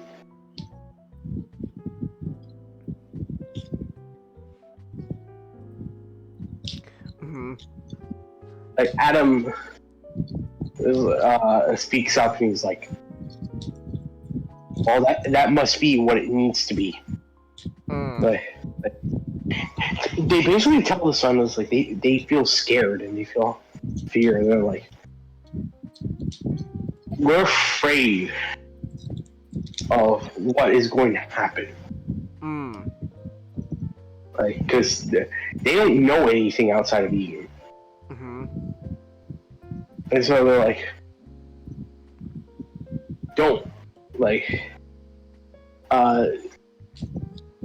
the son is like, yeah, don't be afraid. Like, because you have the knowledge within you to, you know, go out.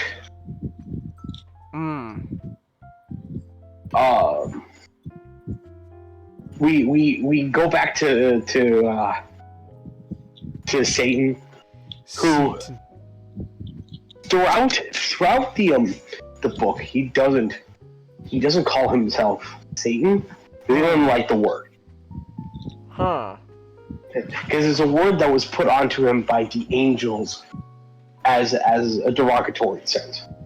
Just, you know, that's a mark they branded me because they perceive me as a traitor. So should we just call him little Lucy? No, Satan. No. Let's just keep calling him Satan. Because it is derogatory to him. Well, why should we be nice to him? But then Satan thought to himself, you know what? Well, Lucifer thought to himself, you know what? If I am God, you know, because Satan means, quite literally just means enemy of God. If I am going to be his enemy, and so be it. Yeah, this is his villain origin story. It's his villain arc. I'm still calling him as such, but still in the derogatory sense. I am Satan, and he comes back.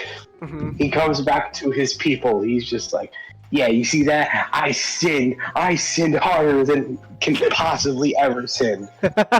And so And so they're planning on just like, just tormenting the Earth more and more and more. But then all of them just start turning into snakes out of nowhere.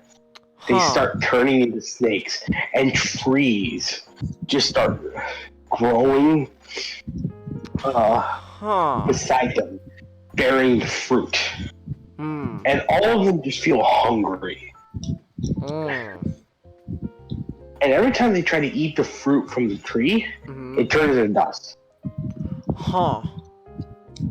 Essentially, what happens here is that for as long as Satan and his demons are a thing, one day they will forever be known of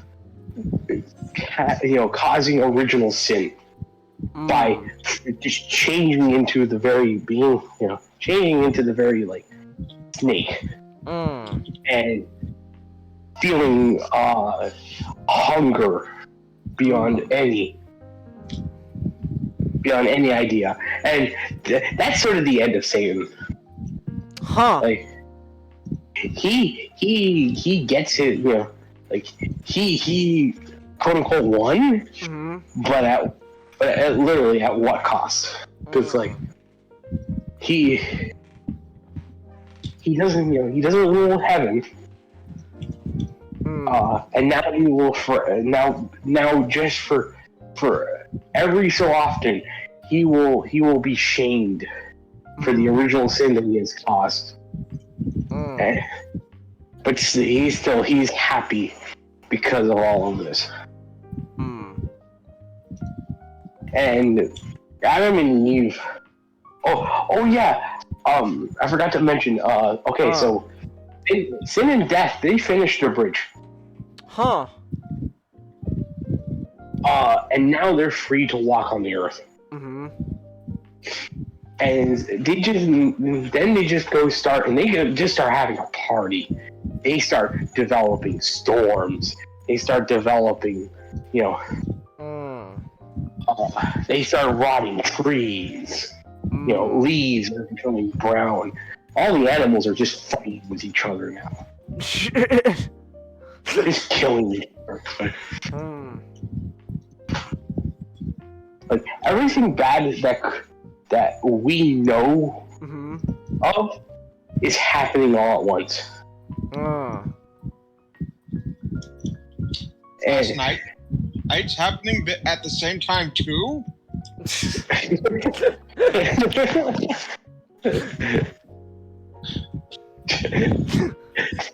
Transformers: The Last Night was playing. There's just like a whole, there's just fire and fucking going on everywhere, and then just in the middle of it all, there's just like a guy just strapped to a chair, just forced to watch The Last Night. Just, please, it's not even funny.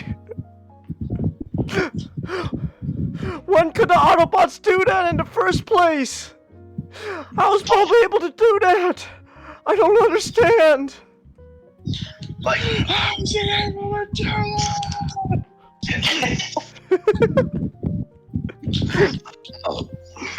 Michael pretty much is going to like see them out. He's going to be like, okay. So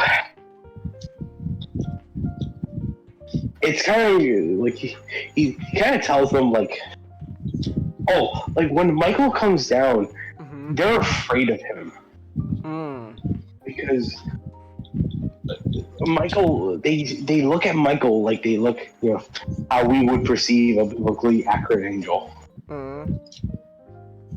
We have no comprehension. They have no comprehension of him anymore because they sever their divinity from God, and so. But Michael still speaks to them, and he's like, okay, Eve, like, Adam, you guys are no longer immortal. You will live through this, you will live on this earth outside of Eden, and you will eventually meet your end. He tells like, oh, Eve, you will still bear new life, but that life will be painful coming out of you.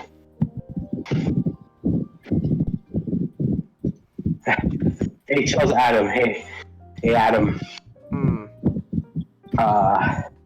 food you eat will never be free again.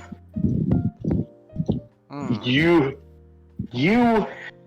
essentially he's telling us not only you, but you who will come afterwards will be stuck with this curse. Like, yeah. Essentially, he's just describing original sin to them. Just like, yeah, like you are just like, you know, Adam, you and all the men who will come after you will have to work for your food. You don't get free shit. There's no free shit anymore.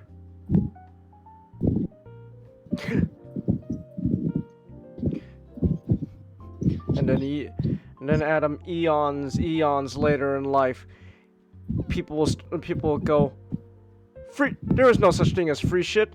Don't you fucking and tell me you can give me free shit. Fuck you. That's my taxpayer money.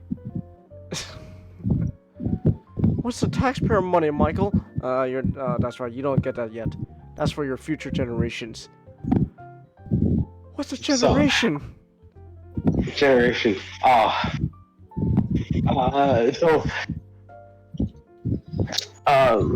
Michael basically explains to them both, hey, you will not be without Evan. Even though you die, you will still be penitent. You know, essentially, like, death is a way to resolve that sin. You know, you will arrive back into heaven, as repentance for all that you have, for all that has been done. You will never. This is like essentially Milton is coming across this idea of, even though we don't have direct contact with God anymore, he has not abandoned us. We just don't have, we cannot just talk to him like a person. We have to talk to him in other ways. That's how prayer was invented. Or we could just talk through another person to talk to God. Though Milton thinks that's stupid. It's crazy. That's stupid. That's too cool.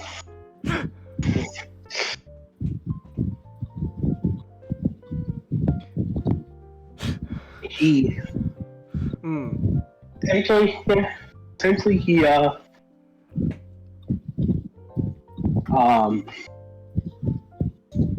Adam and Eve, they're just scared. Like, Eve, like Eve just goes to sleep. That's all. The only thing that he can calm his mind, or calm her mind. It's like,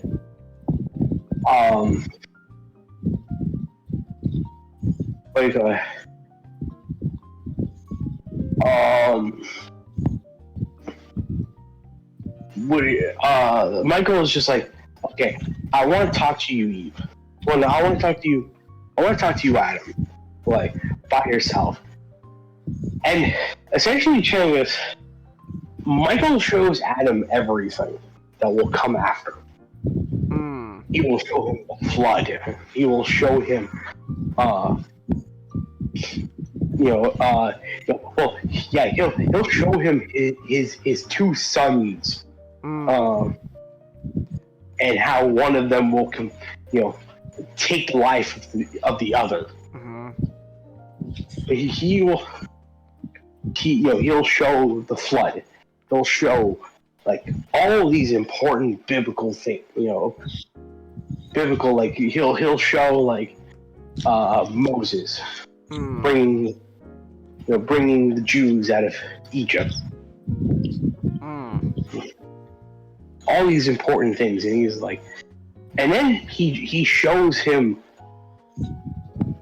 Jesus, this man who on a mountain that looks kind of like ourselves, on the one we're standing at, he will talk to the devil, and the devil will try to tempt him. Oh, interesting. And I should mention, Milton made a sequel to this poem. It's called really? Paradise Reclaimed. Yeah, Paradise Reclaimed. Oh. Man, Milton really ended his book with a sequel bait.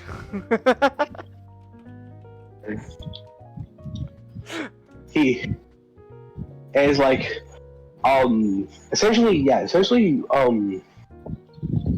the devil tempting Jesus was during, the whole thing where Jesus sinned in order to better understand man, and the devil was trying to lure Jesus into this idea of, you can have power beyond your father if you just follow me. Right. I'll have a good night, Chelsea. Have a good night, Chelsea. So Adam looks to everything. He's astounded by everything. And he says, so Jesus, does he accept? Well, that's not that's not the story that you need to know now. Oh. Of course, we know he doesn't. Michael sequel baited Adam. Wait, so does Jesus sin or not? Well, Adam, you just have to wait for Milton to release his next book to find out.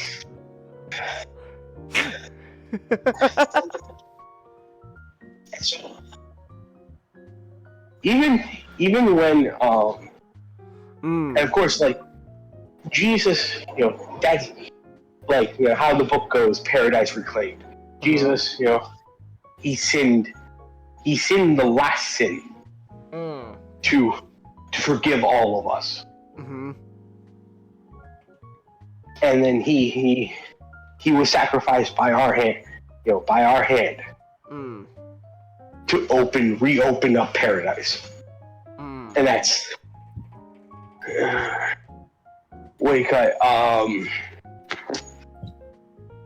Adam essentially goes, Michael, I'm scared. I'm scared of what was going to happen after that. I'm scared of what's going to happen to Eve.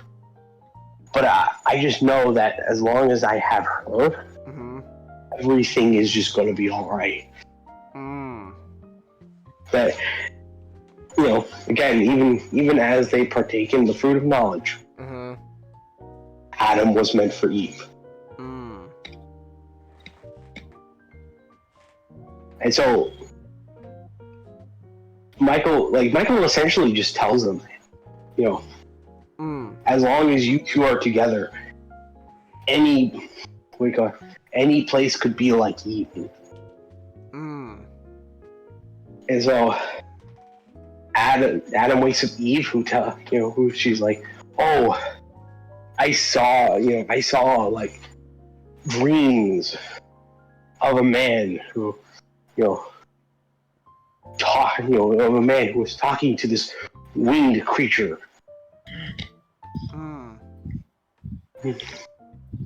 And I couldn't really know what they were saying, but it sounded, intense. And so it just ends with Adam and Eve, having to go out into the the raining, rough terrain, where God may no longer be in front of them, but he's always watching after them. This is a great book. I love this book. So, nice. Yeah, it's a great it's a great piece of English literature, just because it's not a story that humanizes the devil. Well, no, it's not a story that sympathizes the devil. That's for all the dummies in academia. They try to say, oh man, this book is subversive because it paints the devil as the hero. When no, he's not the hero. He just rebelled because he was pissy that God's son got the position that he thinks he rightfully deserves. Jesus Christ has fallen. Now I, Lucifer, am in charge now. No. You're not. But I want to be in charge. No.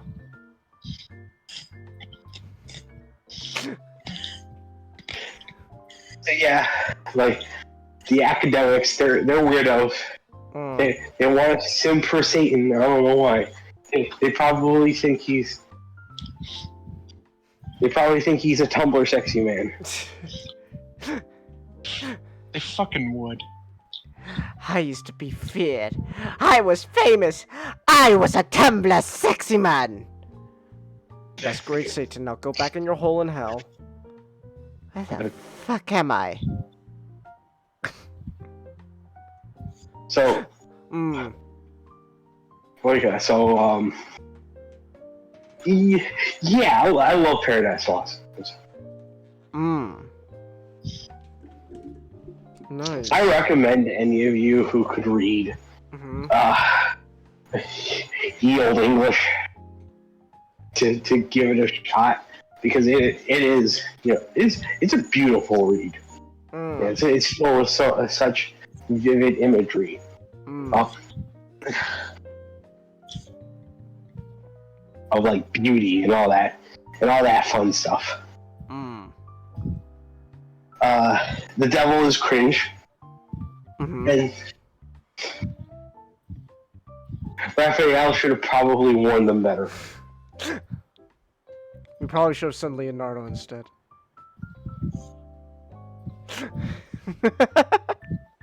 That's the takeaway of all this. This is why Leonardo leads, not you, Raphael. But you're still a cool dude. Still a rad dude. You could be rude, but you're cool. I'm still in love with before we get to the next topic, I'm still in love with the Gabriel shaming Satan with the powers thing. Alright. Oh my gosh. Actually, before we move on, I need to use the restroom. I've been holding it in. I got pee.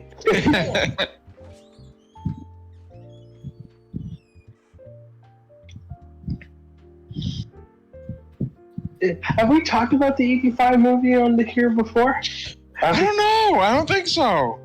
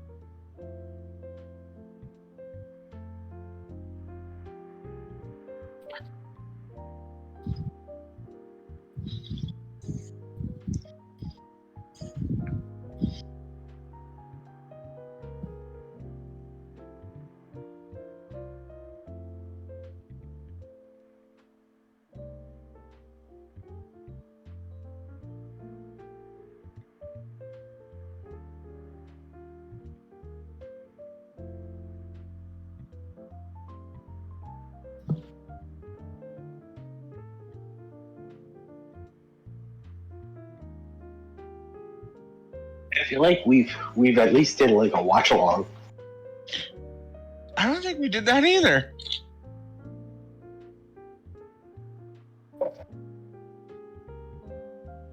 We must have done something with the 85 movie that was important for the channel. Maybe we just did it with only in the server.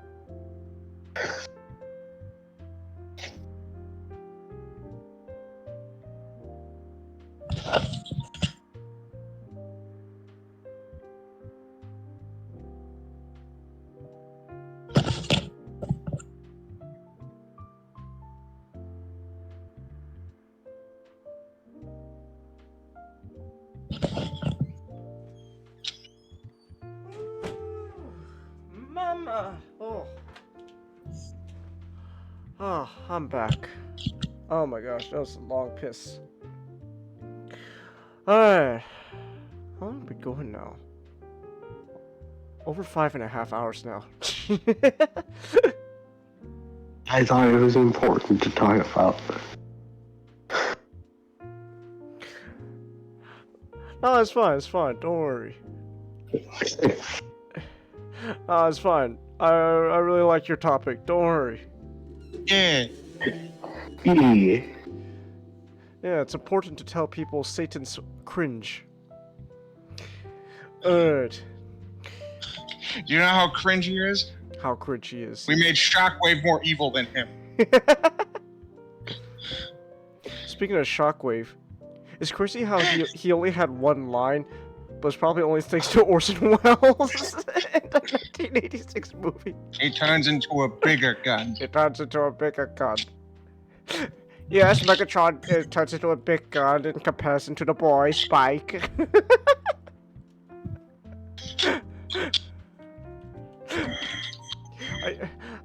I know we said this already, but like I really firmly believe now, the more I learn about Orson Welles, his like famous quote about Transformers, I don't think it was ever supposed to be like a negative thing. I think it's just how he is describing Transformers. It's not. Japanese have funded a full-length animated cartoon about the doings of these toys, which is all bad outer space stuff. Bless you. I play a planet. I menace somebody called something or other. Then I'm destroyed. My plan to destroy whoever it is thwarted, and I tear myself apart on the screen.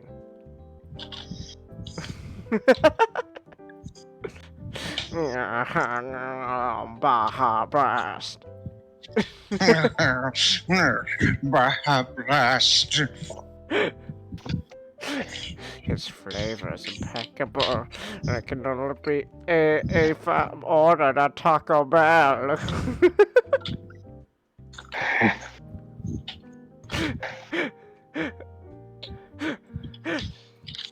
I play a planet that is a robot who eats a planet of robots. The best robot is named Shockwave. He turns into a large gun. The other robot is named Megatron. He turns into a small gun, so Shockwave is better. He's a bigger gun. He's still very big. I just said that Shockwave is the biggest gun. Megatron, he's still a large gun. Yes, to the humans, to the boy Spike. But to the robots, he's a smaller gun. The point is, when you see the picture, they only gave Shockwave a line because I demanded it. He is the best robot. I love Orson Welles. Did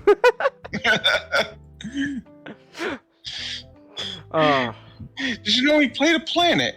No, I did not. Yeah, it's a movie. Yeah, he does so in a movie called Transformers, the movie. Whoa! Transformers has a movie? I didn't know that. Neither did I. Wow. Man. What's Bless a you. movie? Man. Thank you. Hear me out though, Nick. What if another Transformers movie, but live action? That sounds horrible. Well, I mean, you know, it depends on, you know, who we get to direct it. Maybe someone like that, I don't know, what's his name? Michael Bay? I'm sure he could do a good job. That sounds horrible.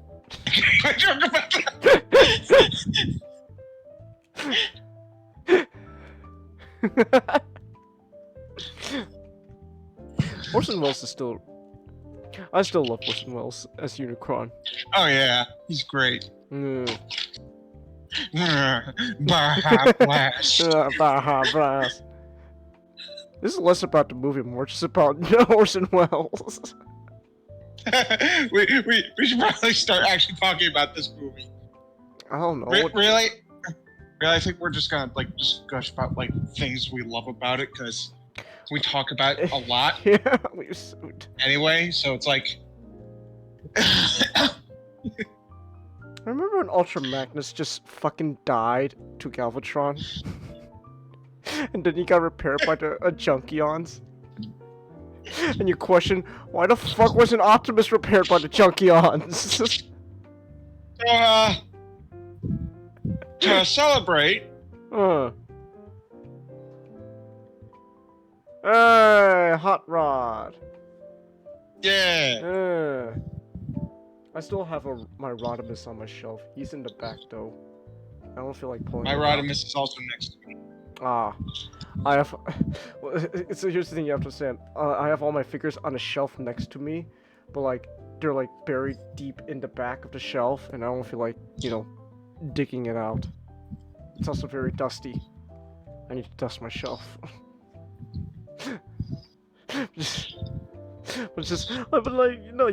You brought up that question, Nick. It was last night. It's like, what the fuck? Why wasn't Optimus repaired by the Junkions?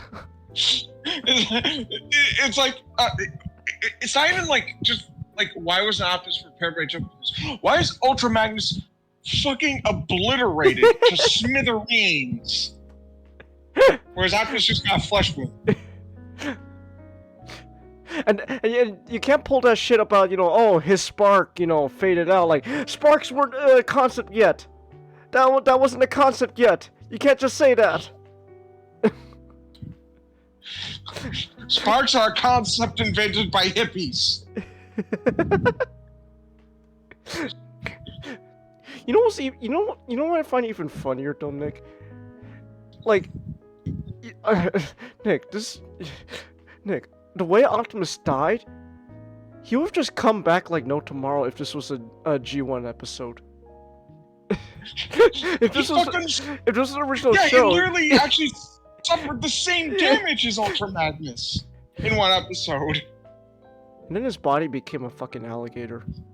That was weird. The Cyclone just fucking mutilated him and Frankensteined his body pieces to make things. Yeah. Remember when Optimus was able to control all his body parts too? Oh my gosh, that's where they got the idea for the last night. It all started with Optimus. I hate this show now. I'm out of here. No! He left as soon as Nut came back. Whoa! What? Oh, you're roboting. Yeah. It sounded like your mic wasn't plugged in or something. What? Is it fine? You're a little quiet. Me?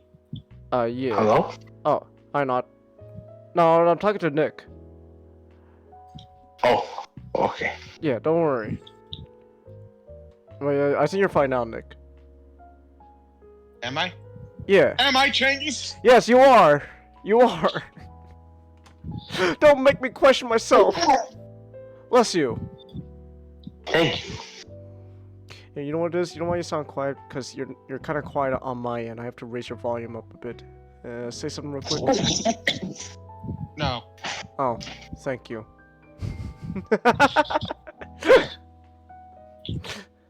Just remember when I... Yeah. This movie was also really violent when you think about, compared to the original show. Literally opens with genocide. Every one of your heroes, your childhood heroes, is just dropping left and right. Bless you. Thank you. It literally opens with Orson Welles going, blast.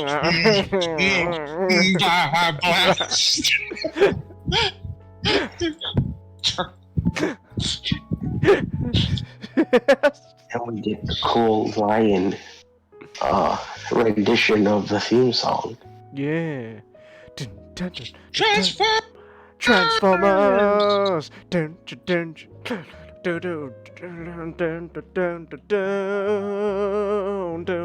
Something evil's watching over you, and there's nothing you can do. Yeah, I just like, yeah, that's one of my favorites. That's one of my favorite songs. My favorite version of Transformers theme. Coming from the sky above, and there's nothing you can do. So prepare to strike. There'll be no place to run when you're caught within. Oh wait, no, I'm singing it all wrong. Damn it, the melody's all wrong now. Damn it. At least I know. This movie has a lot of great songs. Yeah. At least there's the chorus.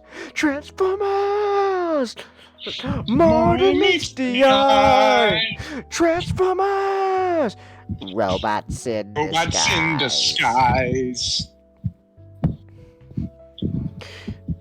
Yeah, this movie has great songs. I listen to the soundtrack. You know what this movie is? This movie is the most 80s movie ever. I know. I love it. Yes. This movie has this has a song literally called "Instruments of Destruction." It's just all about let's just kill and destroy everything. And it plays while Megatron's just brutally murdering all the Autobots in the shuttle. No! Such heroic nonsense. Did you know that the version we hear in the movie is a censored version? Yeah. The original lyrics is "Iron Bird's a foreplay."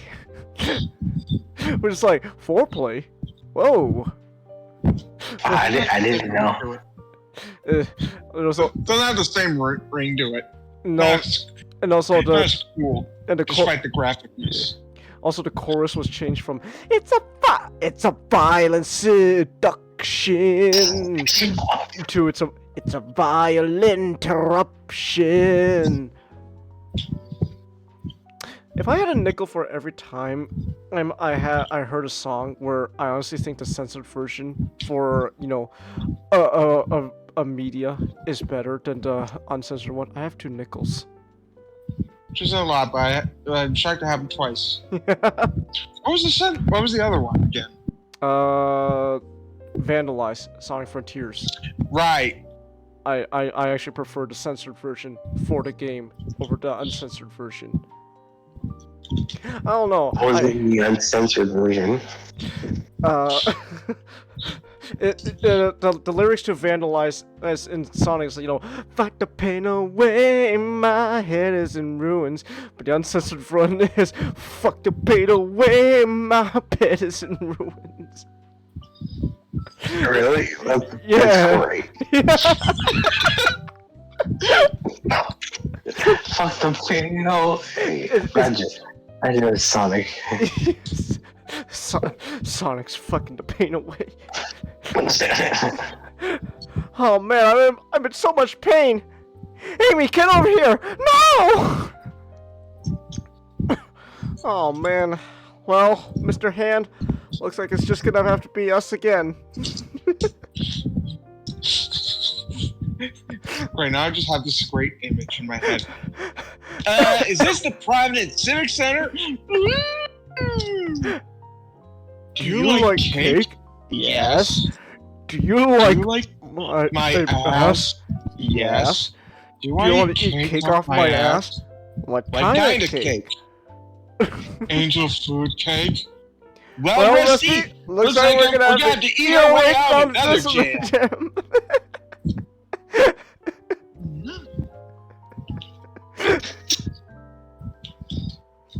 So yeah, I like the censored version for Instruments of Destruction better.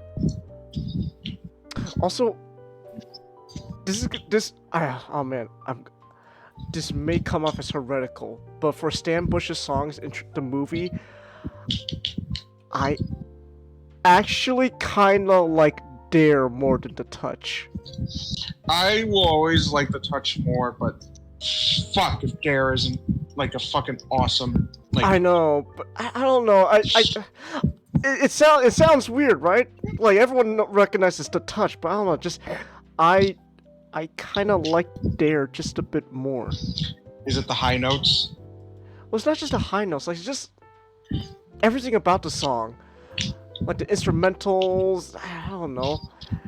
I just like Dare just a little bit more. But I still love The Touch though. Dare to believe you can survive. Again, still playing with Hot Rod. Yeah. You hold a picture in your hands.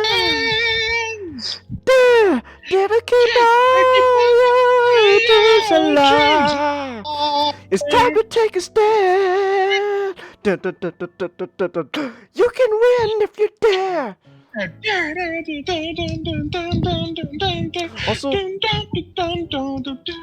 Also speaking of soundtrack though, like not just like, you know, the insert songs, but also the score by what's his name again? Vince Nicola. Yeah. I also like Unicron's theme, and also, you know, and also another thing, reason why I really love the movie score. It has leitmotifs. I'm a sucker for that shit. That you know, there's Unicron's theme leitmotif, but there's also, you know, the Autobot Decepticon battle leitmotif. Down.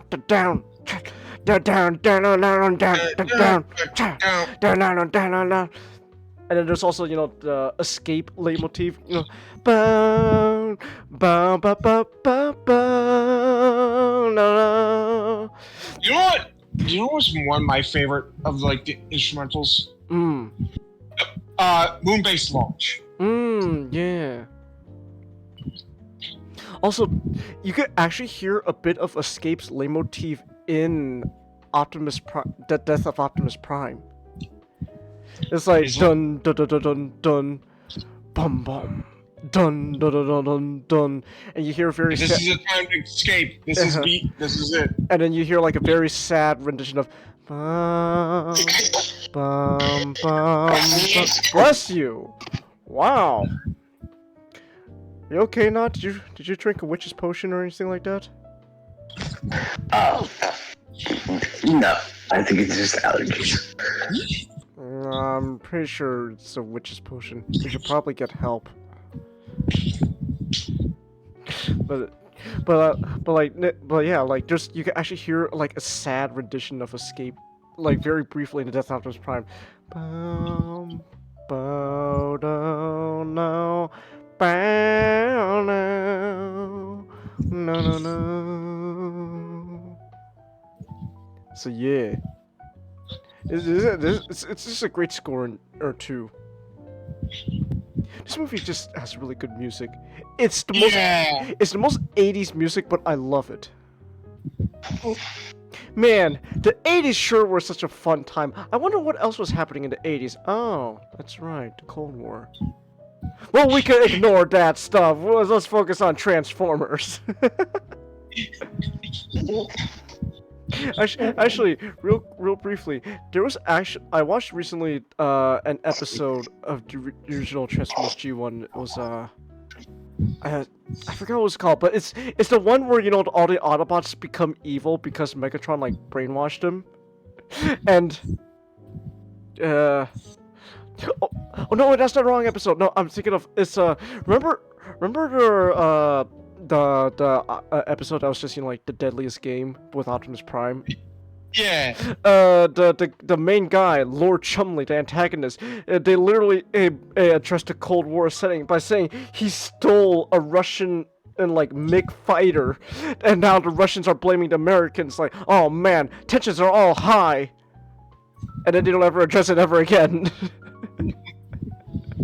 It's like, oh, okay, Optimus Prime beats Lord Chumley. You know, he saves the Autobots that were captured. But what about the missing Russian MiG fighter? Who gives a shit about that?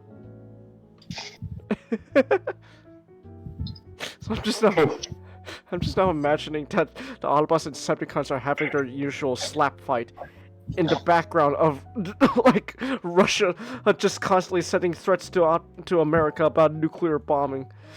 Even so I just find that kind of funny. Clearly gets better by the year of 2005. Man, the year 2005 is when this movie takes place. That's crazy. I want it to be 2005. Kind of wish not gonna lie, I wish we saw the Transformers against the war on terror. Take this, Osama! Well, the closest we ever got to it was, remember in Dark of the Moon when the Autobots cared so much about the Iranian nuclear deal? That's right.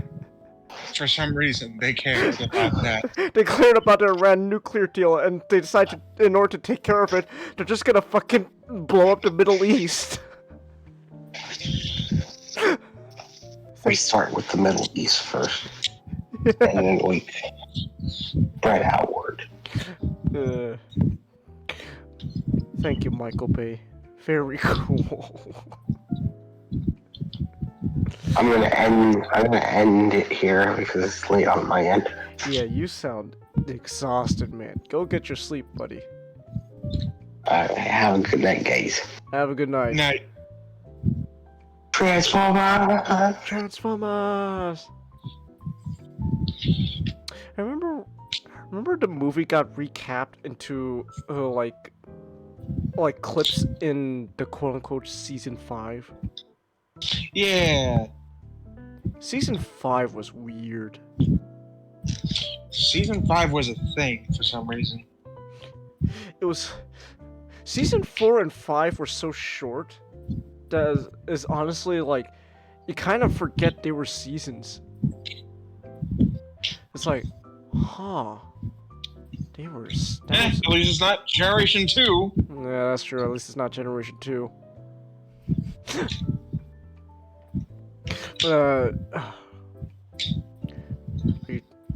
I hear Plastic. Are you transforming Hot Rod?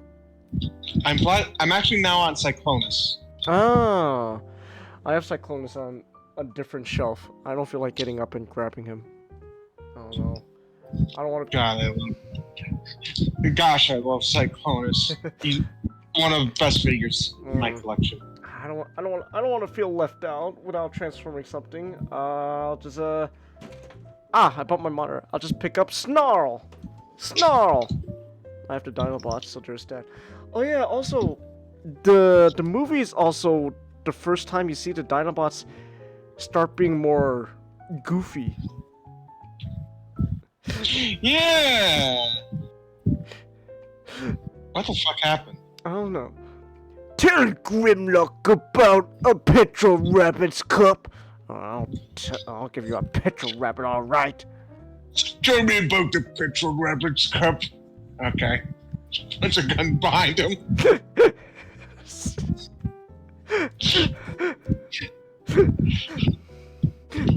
But yeah, this is the first time. This is one of the first instances we see the Dinobots being less antagonist, brutish, antagonistic, and more.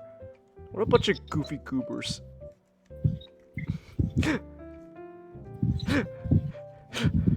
Me Grimlock and a goofy goober. You rock. We all goofy goobers rock. Wait, now I just like the idea now of Grimlock and the Dinobots, but it's SpongeBob the movie. Not gonna lie, I want SpongeBob the movie Transformers, but it's just Bumblebee and Bulkhead. Hooray! We did I will it! now present the leader of the new Autobots. You all know who he is. Hey, come on! He's actually one of the youngest of our ranks, but he has shown himself of great potential. Yes!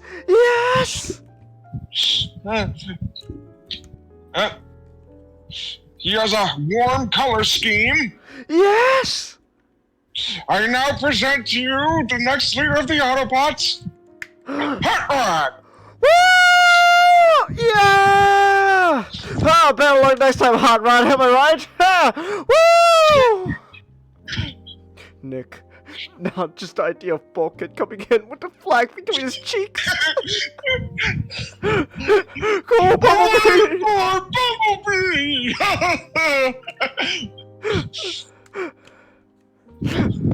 Oh my gosh, I love SpongeBob the movie. I think we gotta do a 2 cents on that. We do. Go, SpongeBob!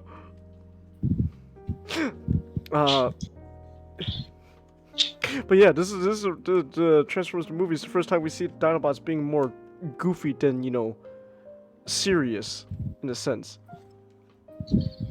And thus it would change the trajectory of how the Dinobots were portrayed forever. Because from going forward, it would just constantly flip, in other iterations they would just constantly flip-flop. Do we do goofy or do we do serious? Sometimes they do serious, sometimes they do goofy.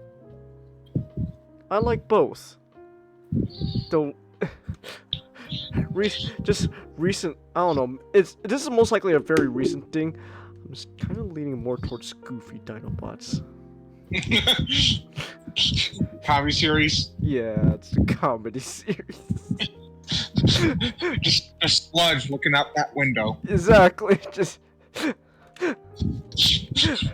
we need oppositely to start doing it in the office. Wait, a leader. Sludge is right there. I want him to watch. Oh my. Also, just like that. Also, I was also. Well, just that, but also I was thinking. Wheelchair, can you help Grimlock? Me can't go into the bathroom alone, but me good at other stuff.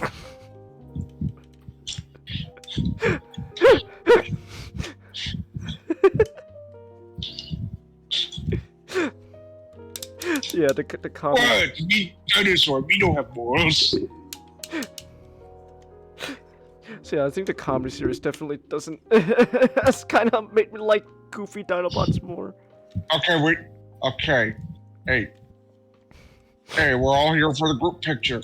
Bumblebee, I need you to keep an eye on Grimlock for a moment. Just make sure he doesn't run off. I've forgotten. It took us hours to get him all cleaned up for this. Hey, all right. Hey, oh wait, I need to get. Hold on. I need to get extra film. Grimlock starts sprinting away. No! It just runs for a mud puddle. Grimlock, why?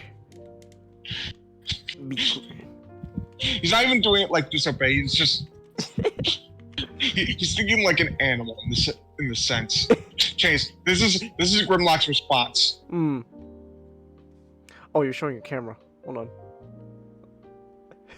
The slow blink. I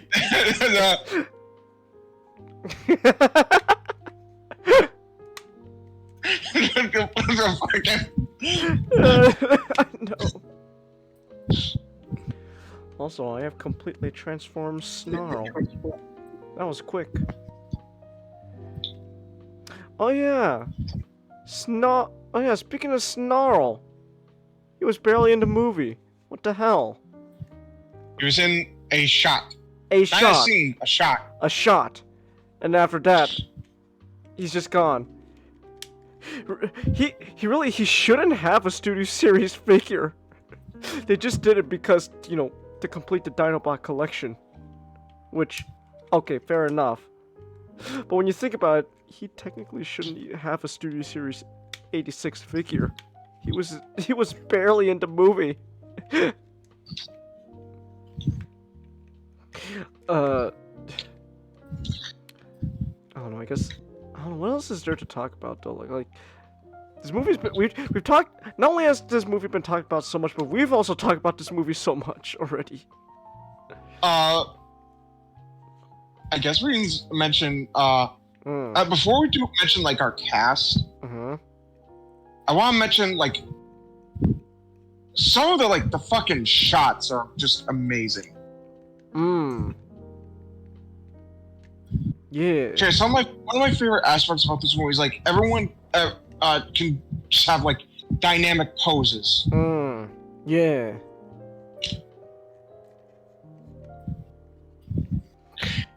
Like when Galvatron shoots Ultraman, he's not shoot like just standing and he's like guys, like almost like he's doing like almost like a Spider-Man pose. Fall. Oh no, that was Megatron. Galvatron was even worse. He just rips this one. Die, Autobots. Man, if I had a nickel for every time Leonard Nimoy was playing an evil character in Transformers, I have 2 nickels. Which isn't a lot, but I'm honestly shocked that happened twice. I know. I'll never forgive Sentinel. That made a deal with someone too. And the deal involved Megatron. He killed Ironhide. That's killed Ironhide. That's unforgivable. They both fucking killed Ironhide. They both killed Ironhide. Yeah. Oh my gosh, I'm having a lot of nickels tonight. If I had a nickel for every time a Transformers movie had Leonard Nimoy kill Ironhide. Well, actually, no. Leonard. If I had a movie for every time. Galvatron is Megatron, so that counts. I guess, but I guess more likely. I guess the better phrasing is if I had a nickel for every time Leonard Nimoy was in a Transformers movie where he played an evil character and Ironhide died, I have 2 nickels. Which isn't a lot, and I hope it doesn't happen more than twice. Man, let Ironhide live! I don't want Ironhide dying anymore. Ironhide dying is cringe. Yeah. Yeah.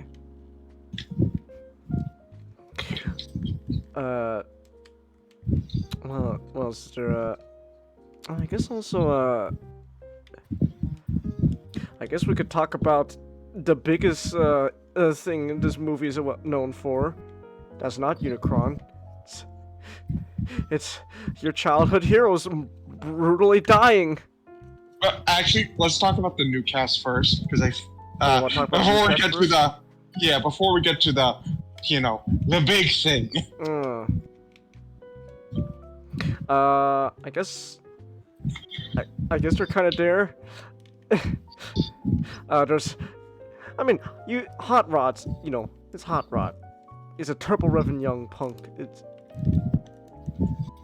Okay, I guess I could also say this, like, when you look at the cast and all that, you could, actually, like, just watching this movie, you could tell, yeah, these people, they really like Star Wars. Yeah. I also want to give mention to RC, our first female character. Well, I mean, there's a lead on one. Here's the thing, she was made first. RC was made first. But she wasn't the first female character to show up. That goes to. But I think Moonracer was the first one on screen. Is that Moonracer or Chromium? It's either one of those two. But RC was we wouldn't have any of them without her. Remember in the Marvel UK comics, Simon Furman's backstory for RC was she was created by the Autobots to appease a group of angry feminists. Yep. And then the feminists weren't satisfied with RC.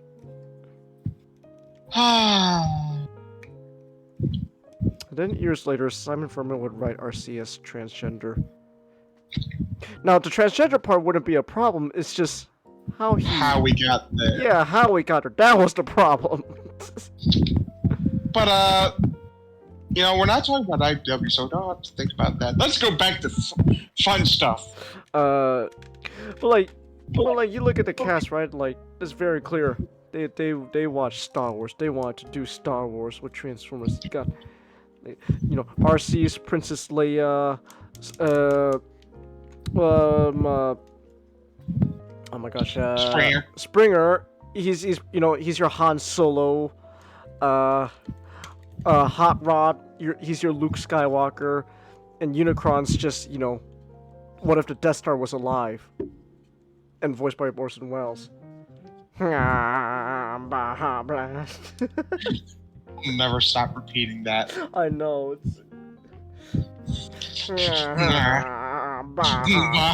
Blast. It can only be found at Taco Bell. We found a Taco Bell.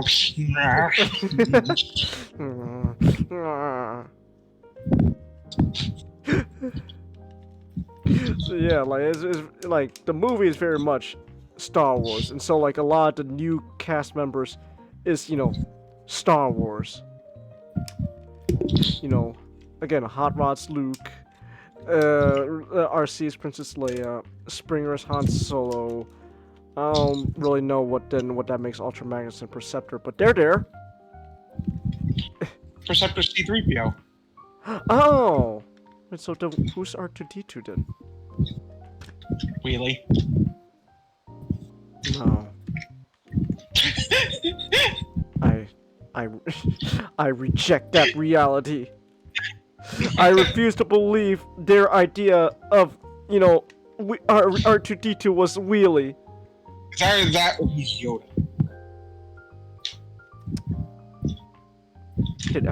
When Empire Strikes Back come out again? Probably just slightly before this. Huh.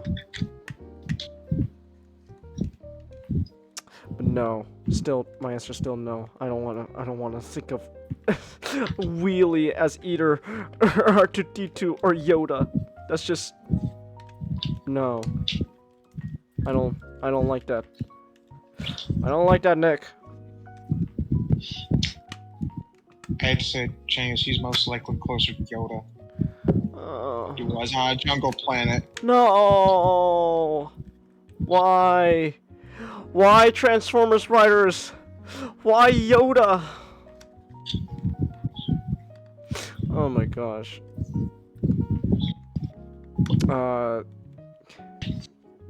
Yeah, but other than that, they're fine. Hot Rod. I don't know. It's you know what it is, Nick? My honest opinion, like the movie cast and stuff.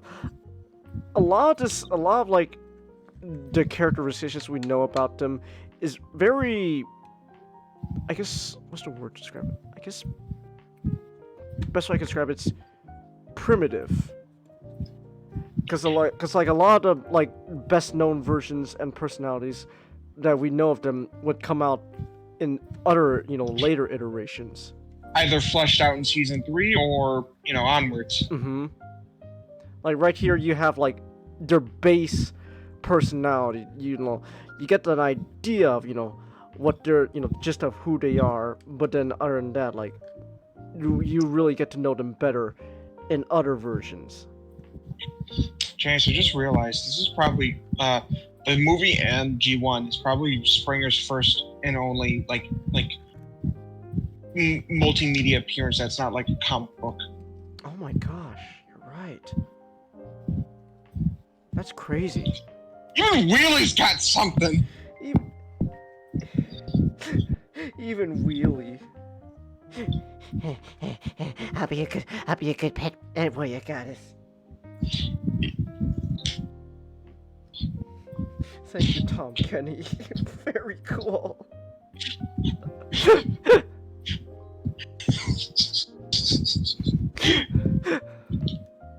Yeah, that's crazy to think of. Like, that's like the only like major appearance of Springer on screen is G1. But yeah, like I said though, like I really believe like there's not really much I could say about them in the movie because, you know, we get to know them better later on.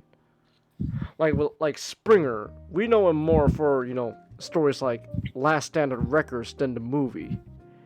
And then, you know, and like Hot Rod, you know, we think of like, you know, IDW. So yeah. Oh yeah, this is also the first time Transformers swears. Spike says shit. Ah, shit, what are we gonna do? Ah, shit, Bumby, what are we gonna do? One of the bigger words back then. I know. That's crazy to think about. Shit was like a big thing back then. To say like, oh my god, he says shit. And then now. That's... Ah, shit. Ah, shit.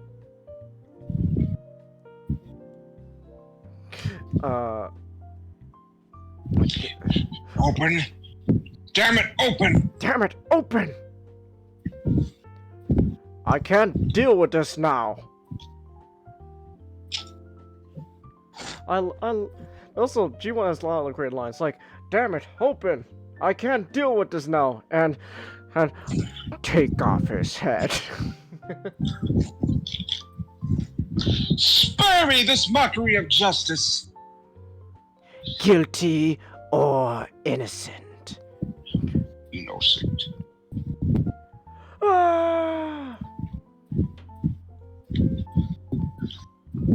I'm going to take back Scourge's key, and then take off his head.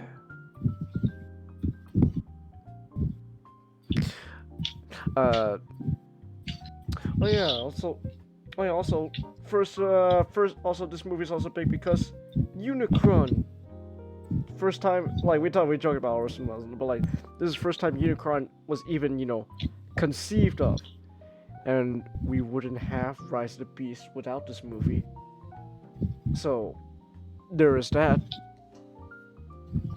I always liked it how Rise of the Beast they use Unicron's theme in that movie.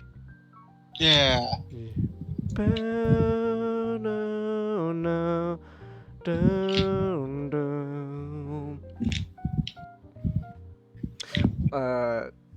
I guess now we could talk about our childhood heroes being brutally murdered. Yeah. Yeah. Children cried when Optimus died. They'd like just the stories go like they walked out of theaters. I think one of the more infamous stories is like a kid just straight up just locked himself in his closet because he was so depressed Optimus died. So there was that. It's just Give my last breath. I curse Hot Rod. Also, real quick. And thus, an entire fandom hated one character. Yeah. I also want to mention how Peter Cullen at the time of the recording and all that, like with G1 in the movie, you know, it's like, oh, I'm dead. I guess he's dead. Oh, okay then. Oh, dang. And then, you know, they kind of course corrected with G1, but then it wasn't really until like years later. It was one of the BotCons when BotCon was still a thing. Remember BotCon? Yeah. Thanks, Hasbro, you fucking jackasses. But BotCon, You're the reason we're Transformer fans, but you make it so fucking hard to be Transformer fans. Well, to be fair, Nick, though, if we learned one thing recently, it's that don't fuck with Transformers fans. We hate Transformers more than Hasbro. Apparently. I still have more respect for Transformer fans than I do Marvel and Star Wars fans. Huh. Well, we just have to wait for the death threats to come out. Oh no, they already did. Remember, people sent death threats to Michael Bay when they revealed Optimus Prime's truck. Yeah. So we're pretty bad. Yeah. Again, don't fuck with Transformers fans. We hate Transformers more than Hasbro. But like, it wasn't until like a BotCon that Peter Cullen came, and he had like a 30-minute standing ovation, which I gotta say, I don't know how a standing ovation lasts that like so long. Like when Brendan Fraser when they when they revealed the whale at like a film festival, Brendan Fraser got like a 10-minute standing ovation. It's like, how do people like do that for so long?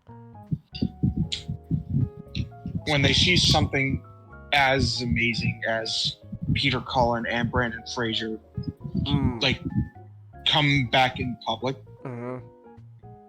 it's worth it. Yeah, but still though, like, your hands must be hurting by 10. Probably worth it.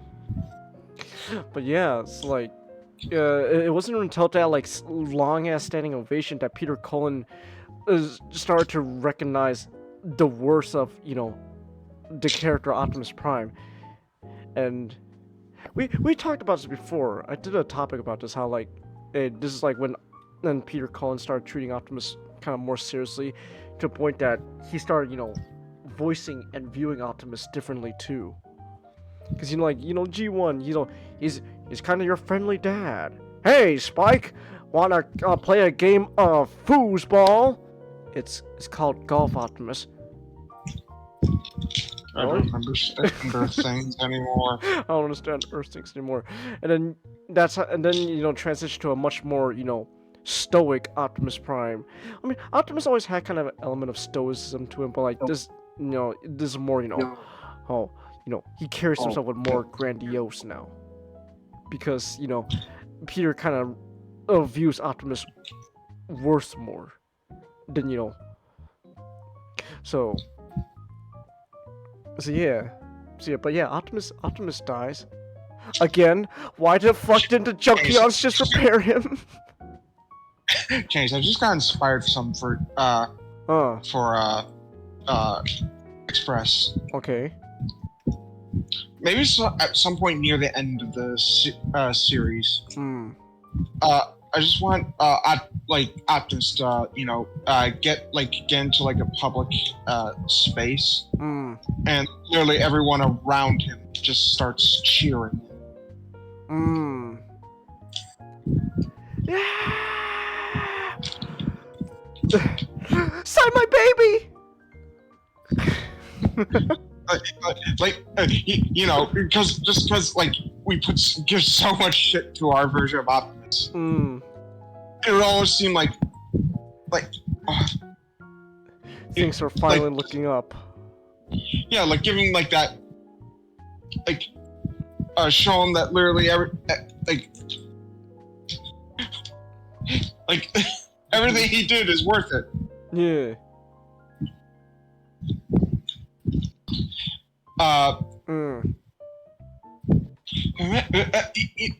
Chase, what's interesting is I knew Optimus died in this movie long before I actually finally sat down and watched it. But I was genuinely shocked by how early in the movie it happens. Yeah. That's the real thing. It happens so quick and early. Yeah. Well, also just real quick fun fact. There's some in the Quintesson cell, like when Hot Rod and Cup see like the corpses of their bodies, those are actually mobile suits from Gundam. Oh my gosh, it's 2 o'clock already. We need to start wrapping shit up. And And I still have stuff to show you.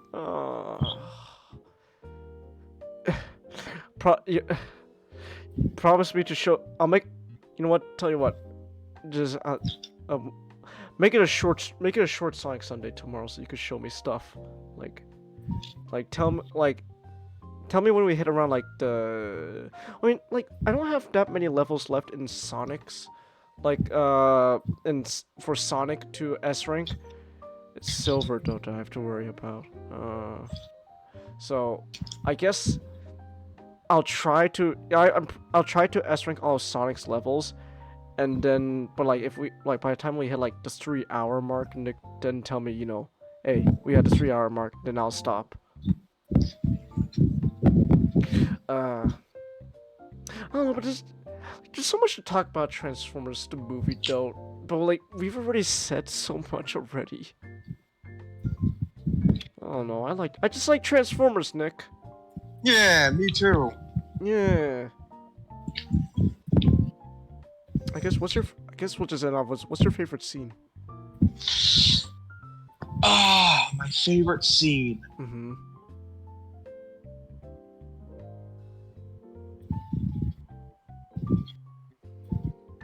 Give me a second to think about this. Okay.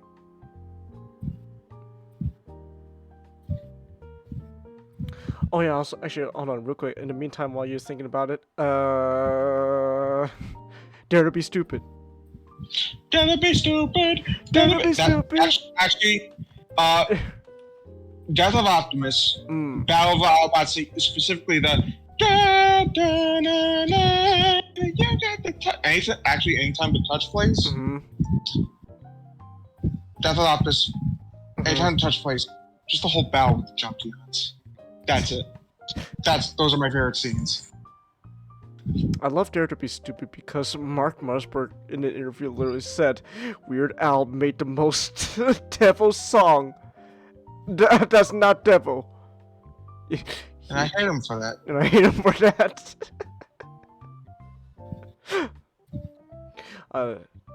Dare to be Stupid, you know, everything with the Junkyards is up there too. Obviously, I like, you know, Hot Rod becoming Rodimus Prime, you know. I also really like that, just a whole sequence of Hot Rod and Daniel, you know, racing to Autobot City. Dare, just the whole scene of Dare. Yeah, I like that too. Come on down, Auto Brat. I gotta lie, I didn't avoid it because I felt like it would be too obvious, but honestly,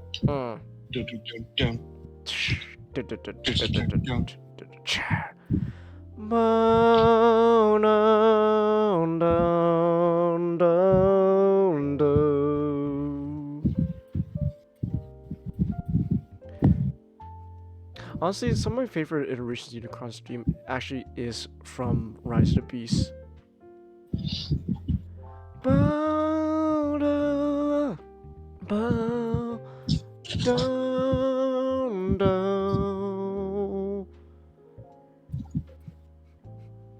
And let's not forget, Shockwave had a line thanks to Orson Welles.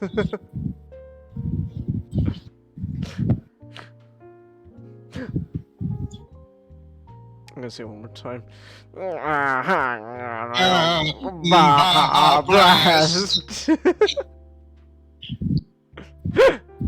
Baja Blast. I love Orson Welles.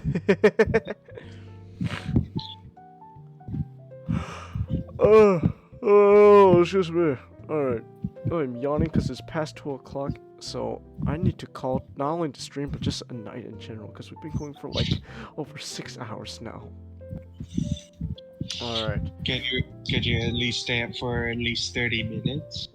30 minutes? What do you want to show me? Well, there is one thing. Okay. Don't keep me in the dark. I gotta keep you in the dark for this one. Oh. No, I really should be calling it a night, though, Nick. It's 2 o'clock. It's past 2 o'clock. I say 30 minutes, but it's actually not that long. Not even. This is abuse here. This is Yeah, well. This is abuse. I shouldn't be staying up this late, but yet I'm gonna. Yeah, Stockholm. I've been Stockholm. Oh fuck. Alright. Well, I guess I'll still do an outro. I guess not so much thanking anyone who came. Well, I guess, yeah, thank everyone who came, but like, they're not gonna hear us. So I guess thanks everyone watching on the replay, so. And I'm just gonna end the stream. So, thanks everyone who came, watching on replay. Good night. Go watch Transformers.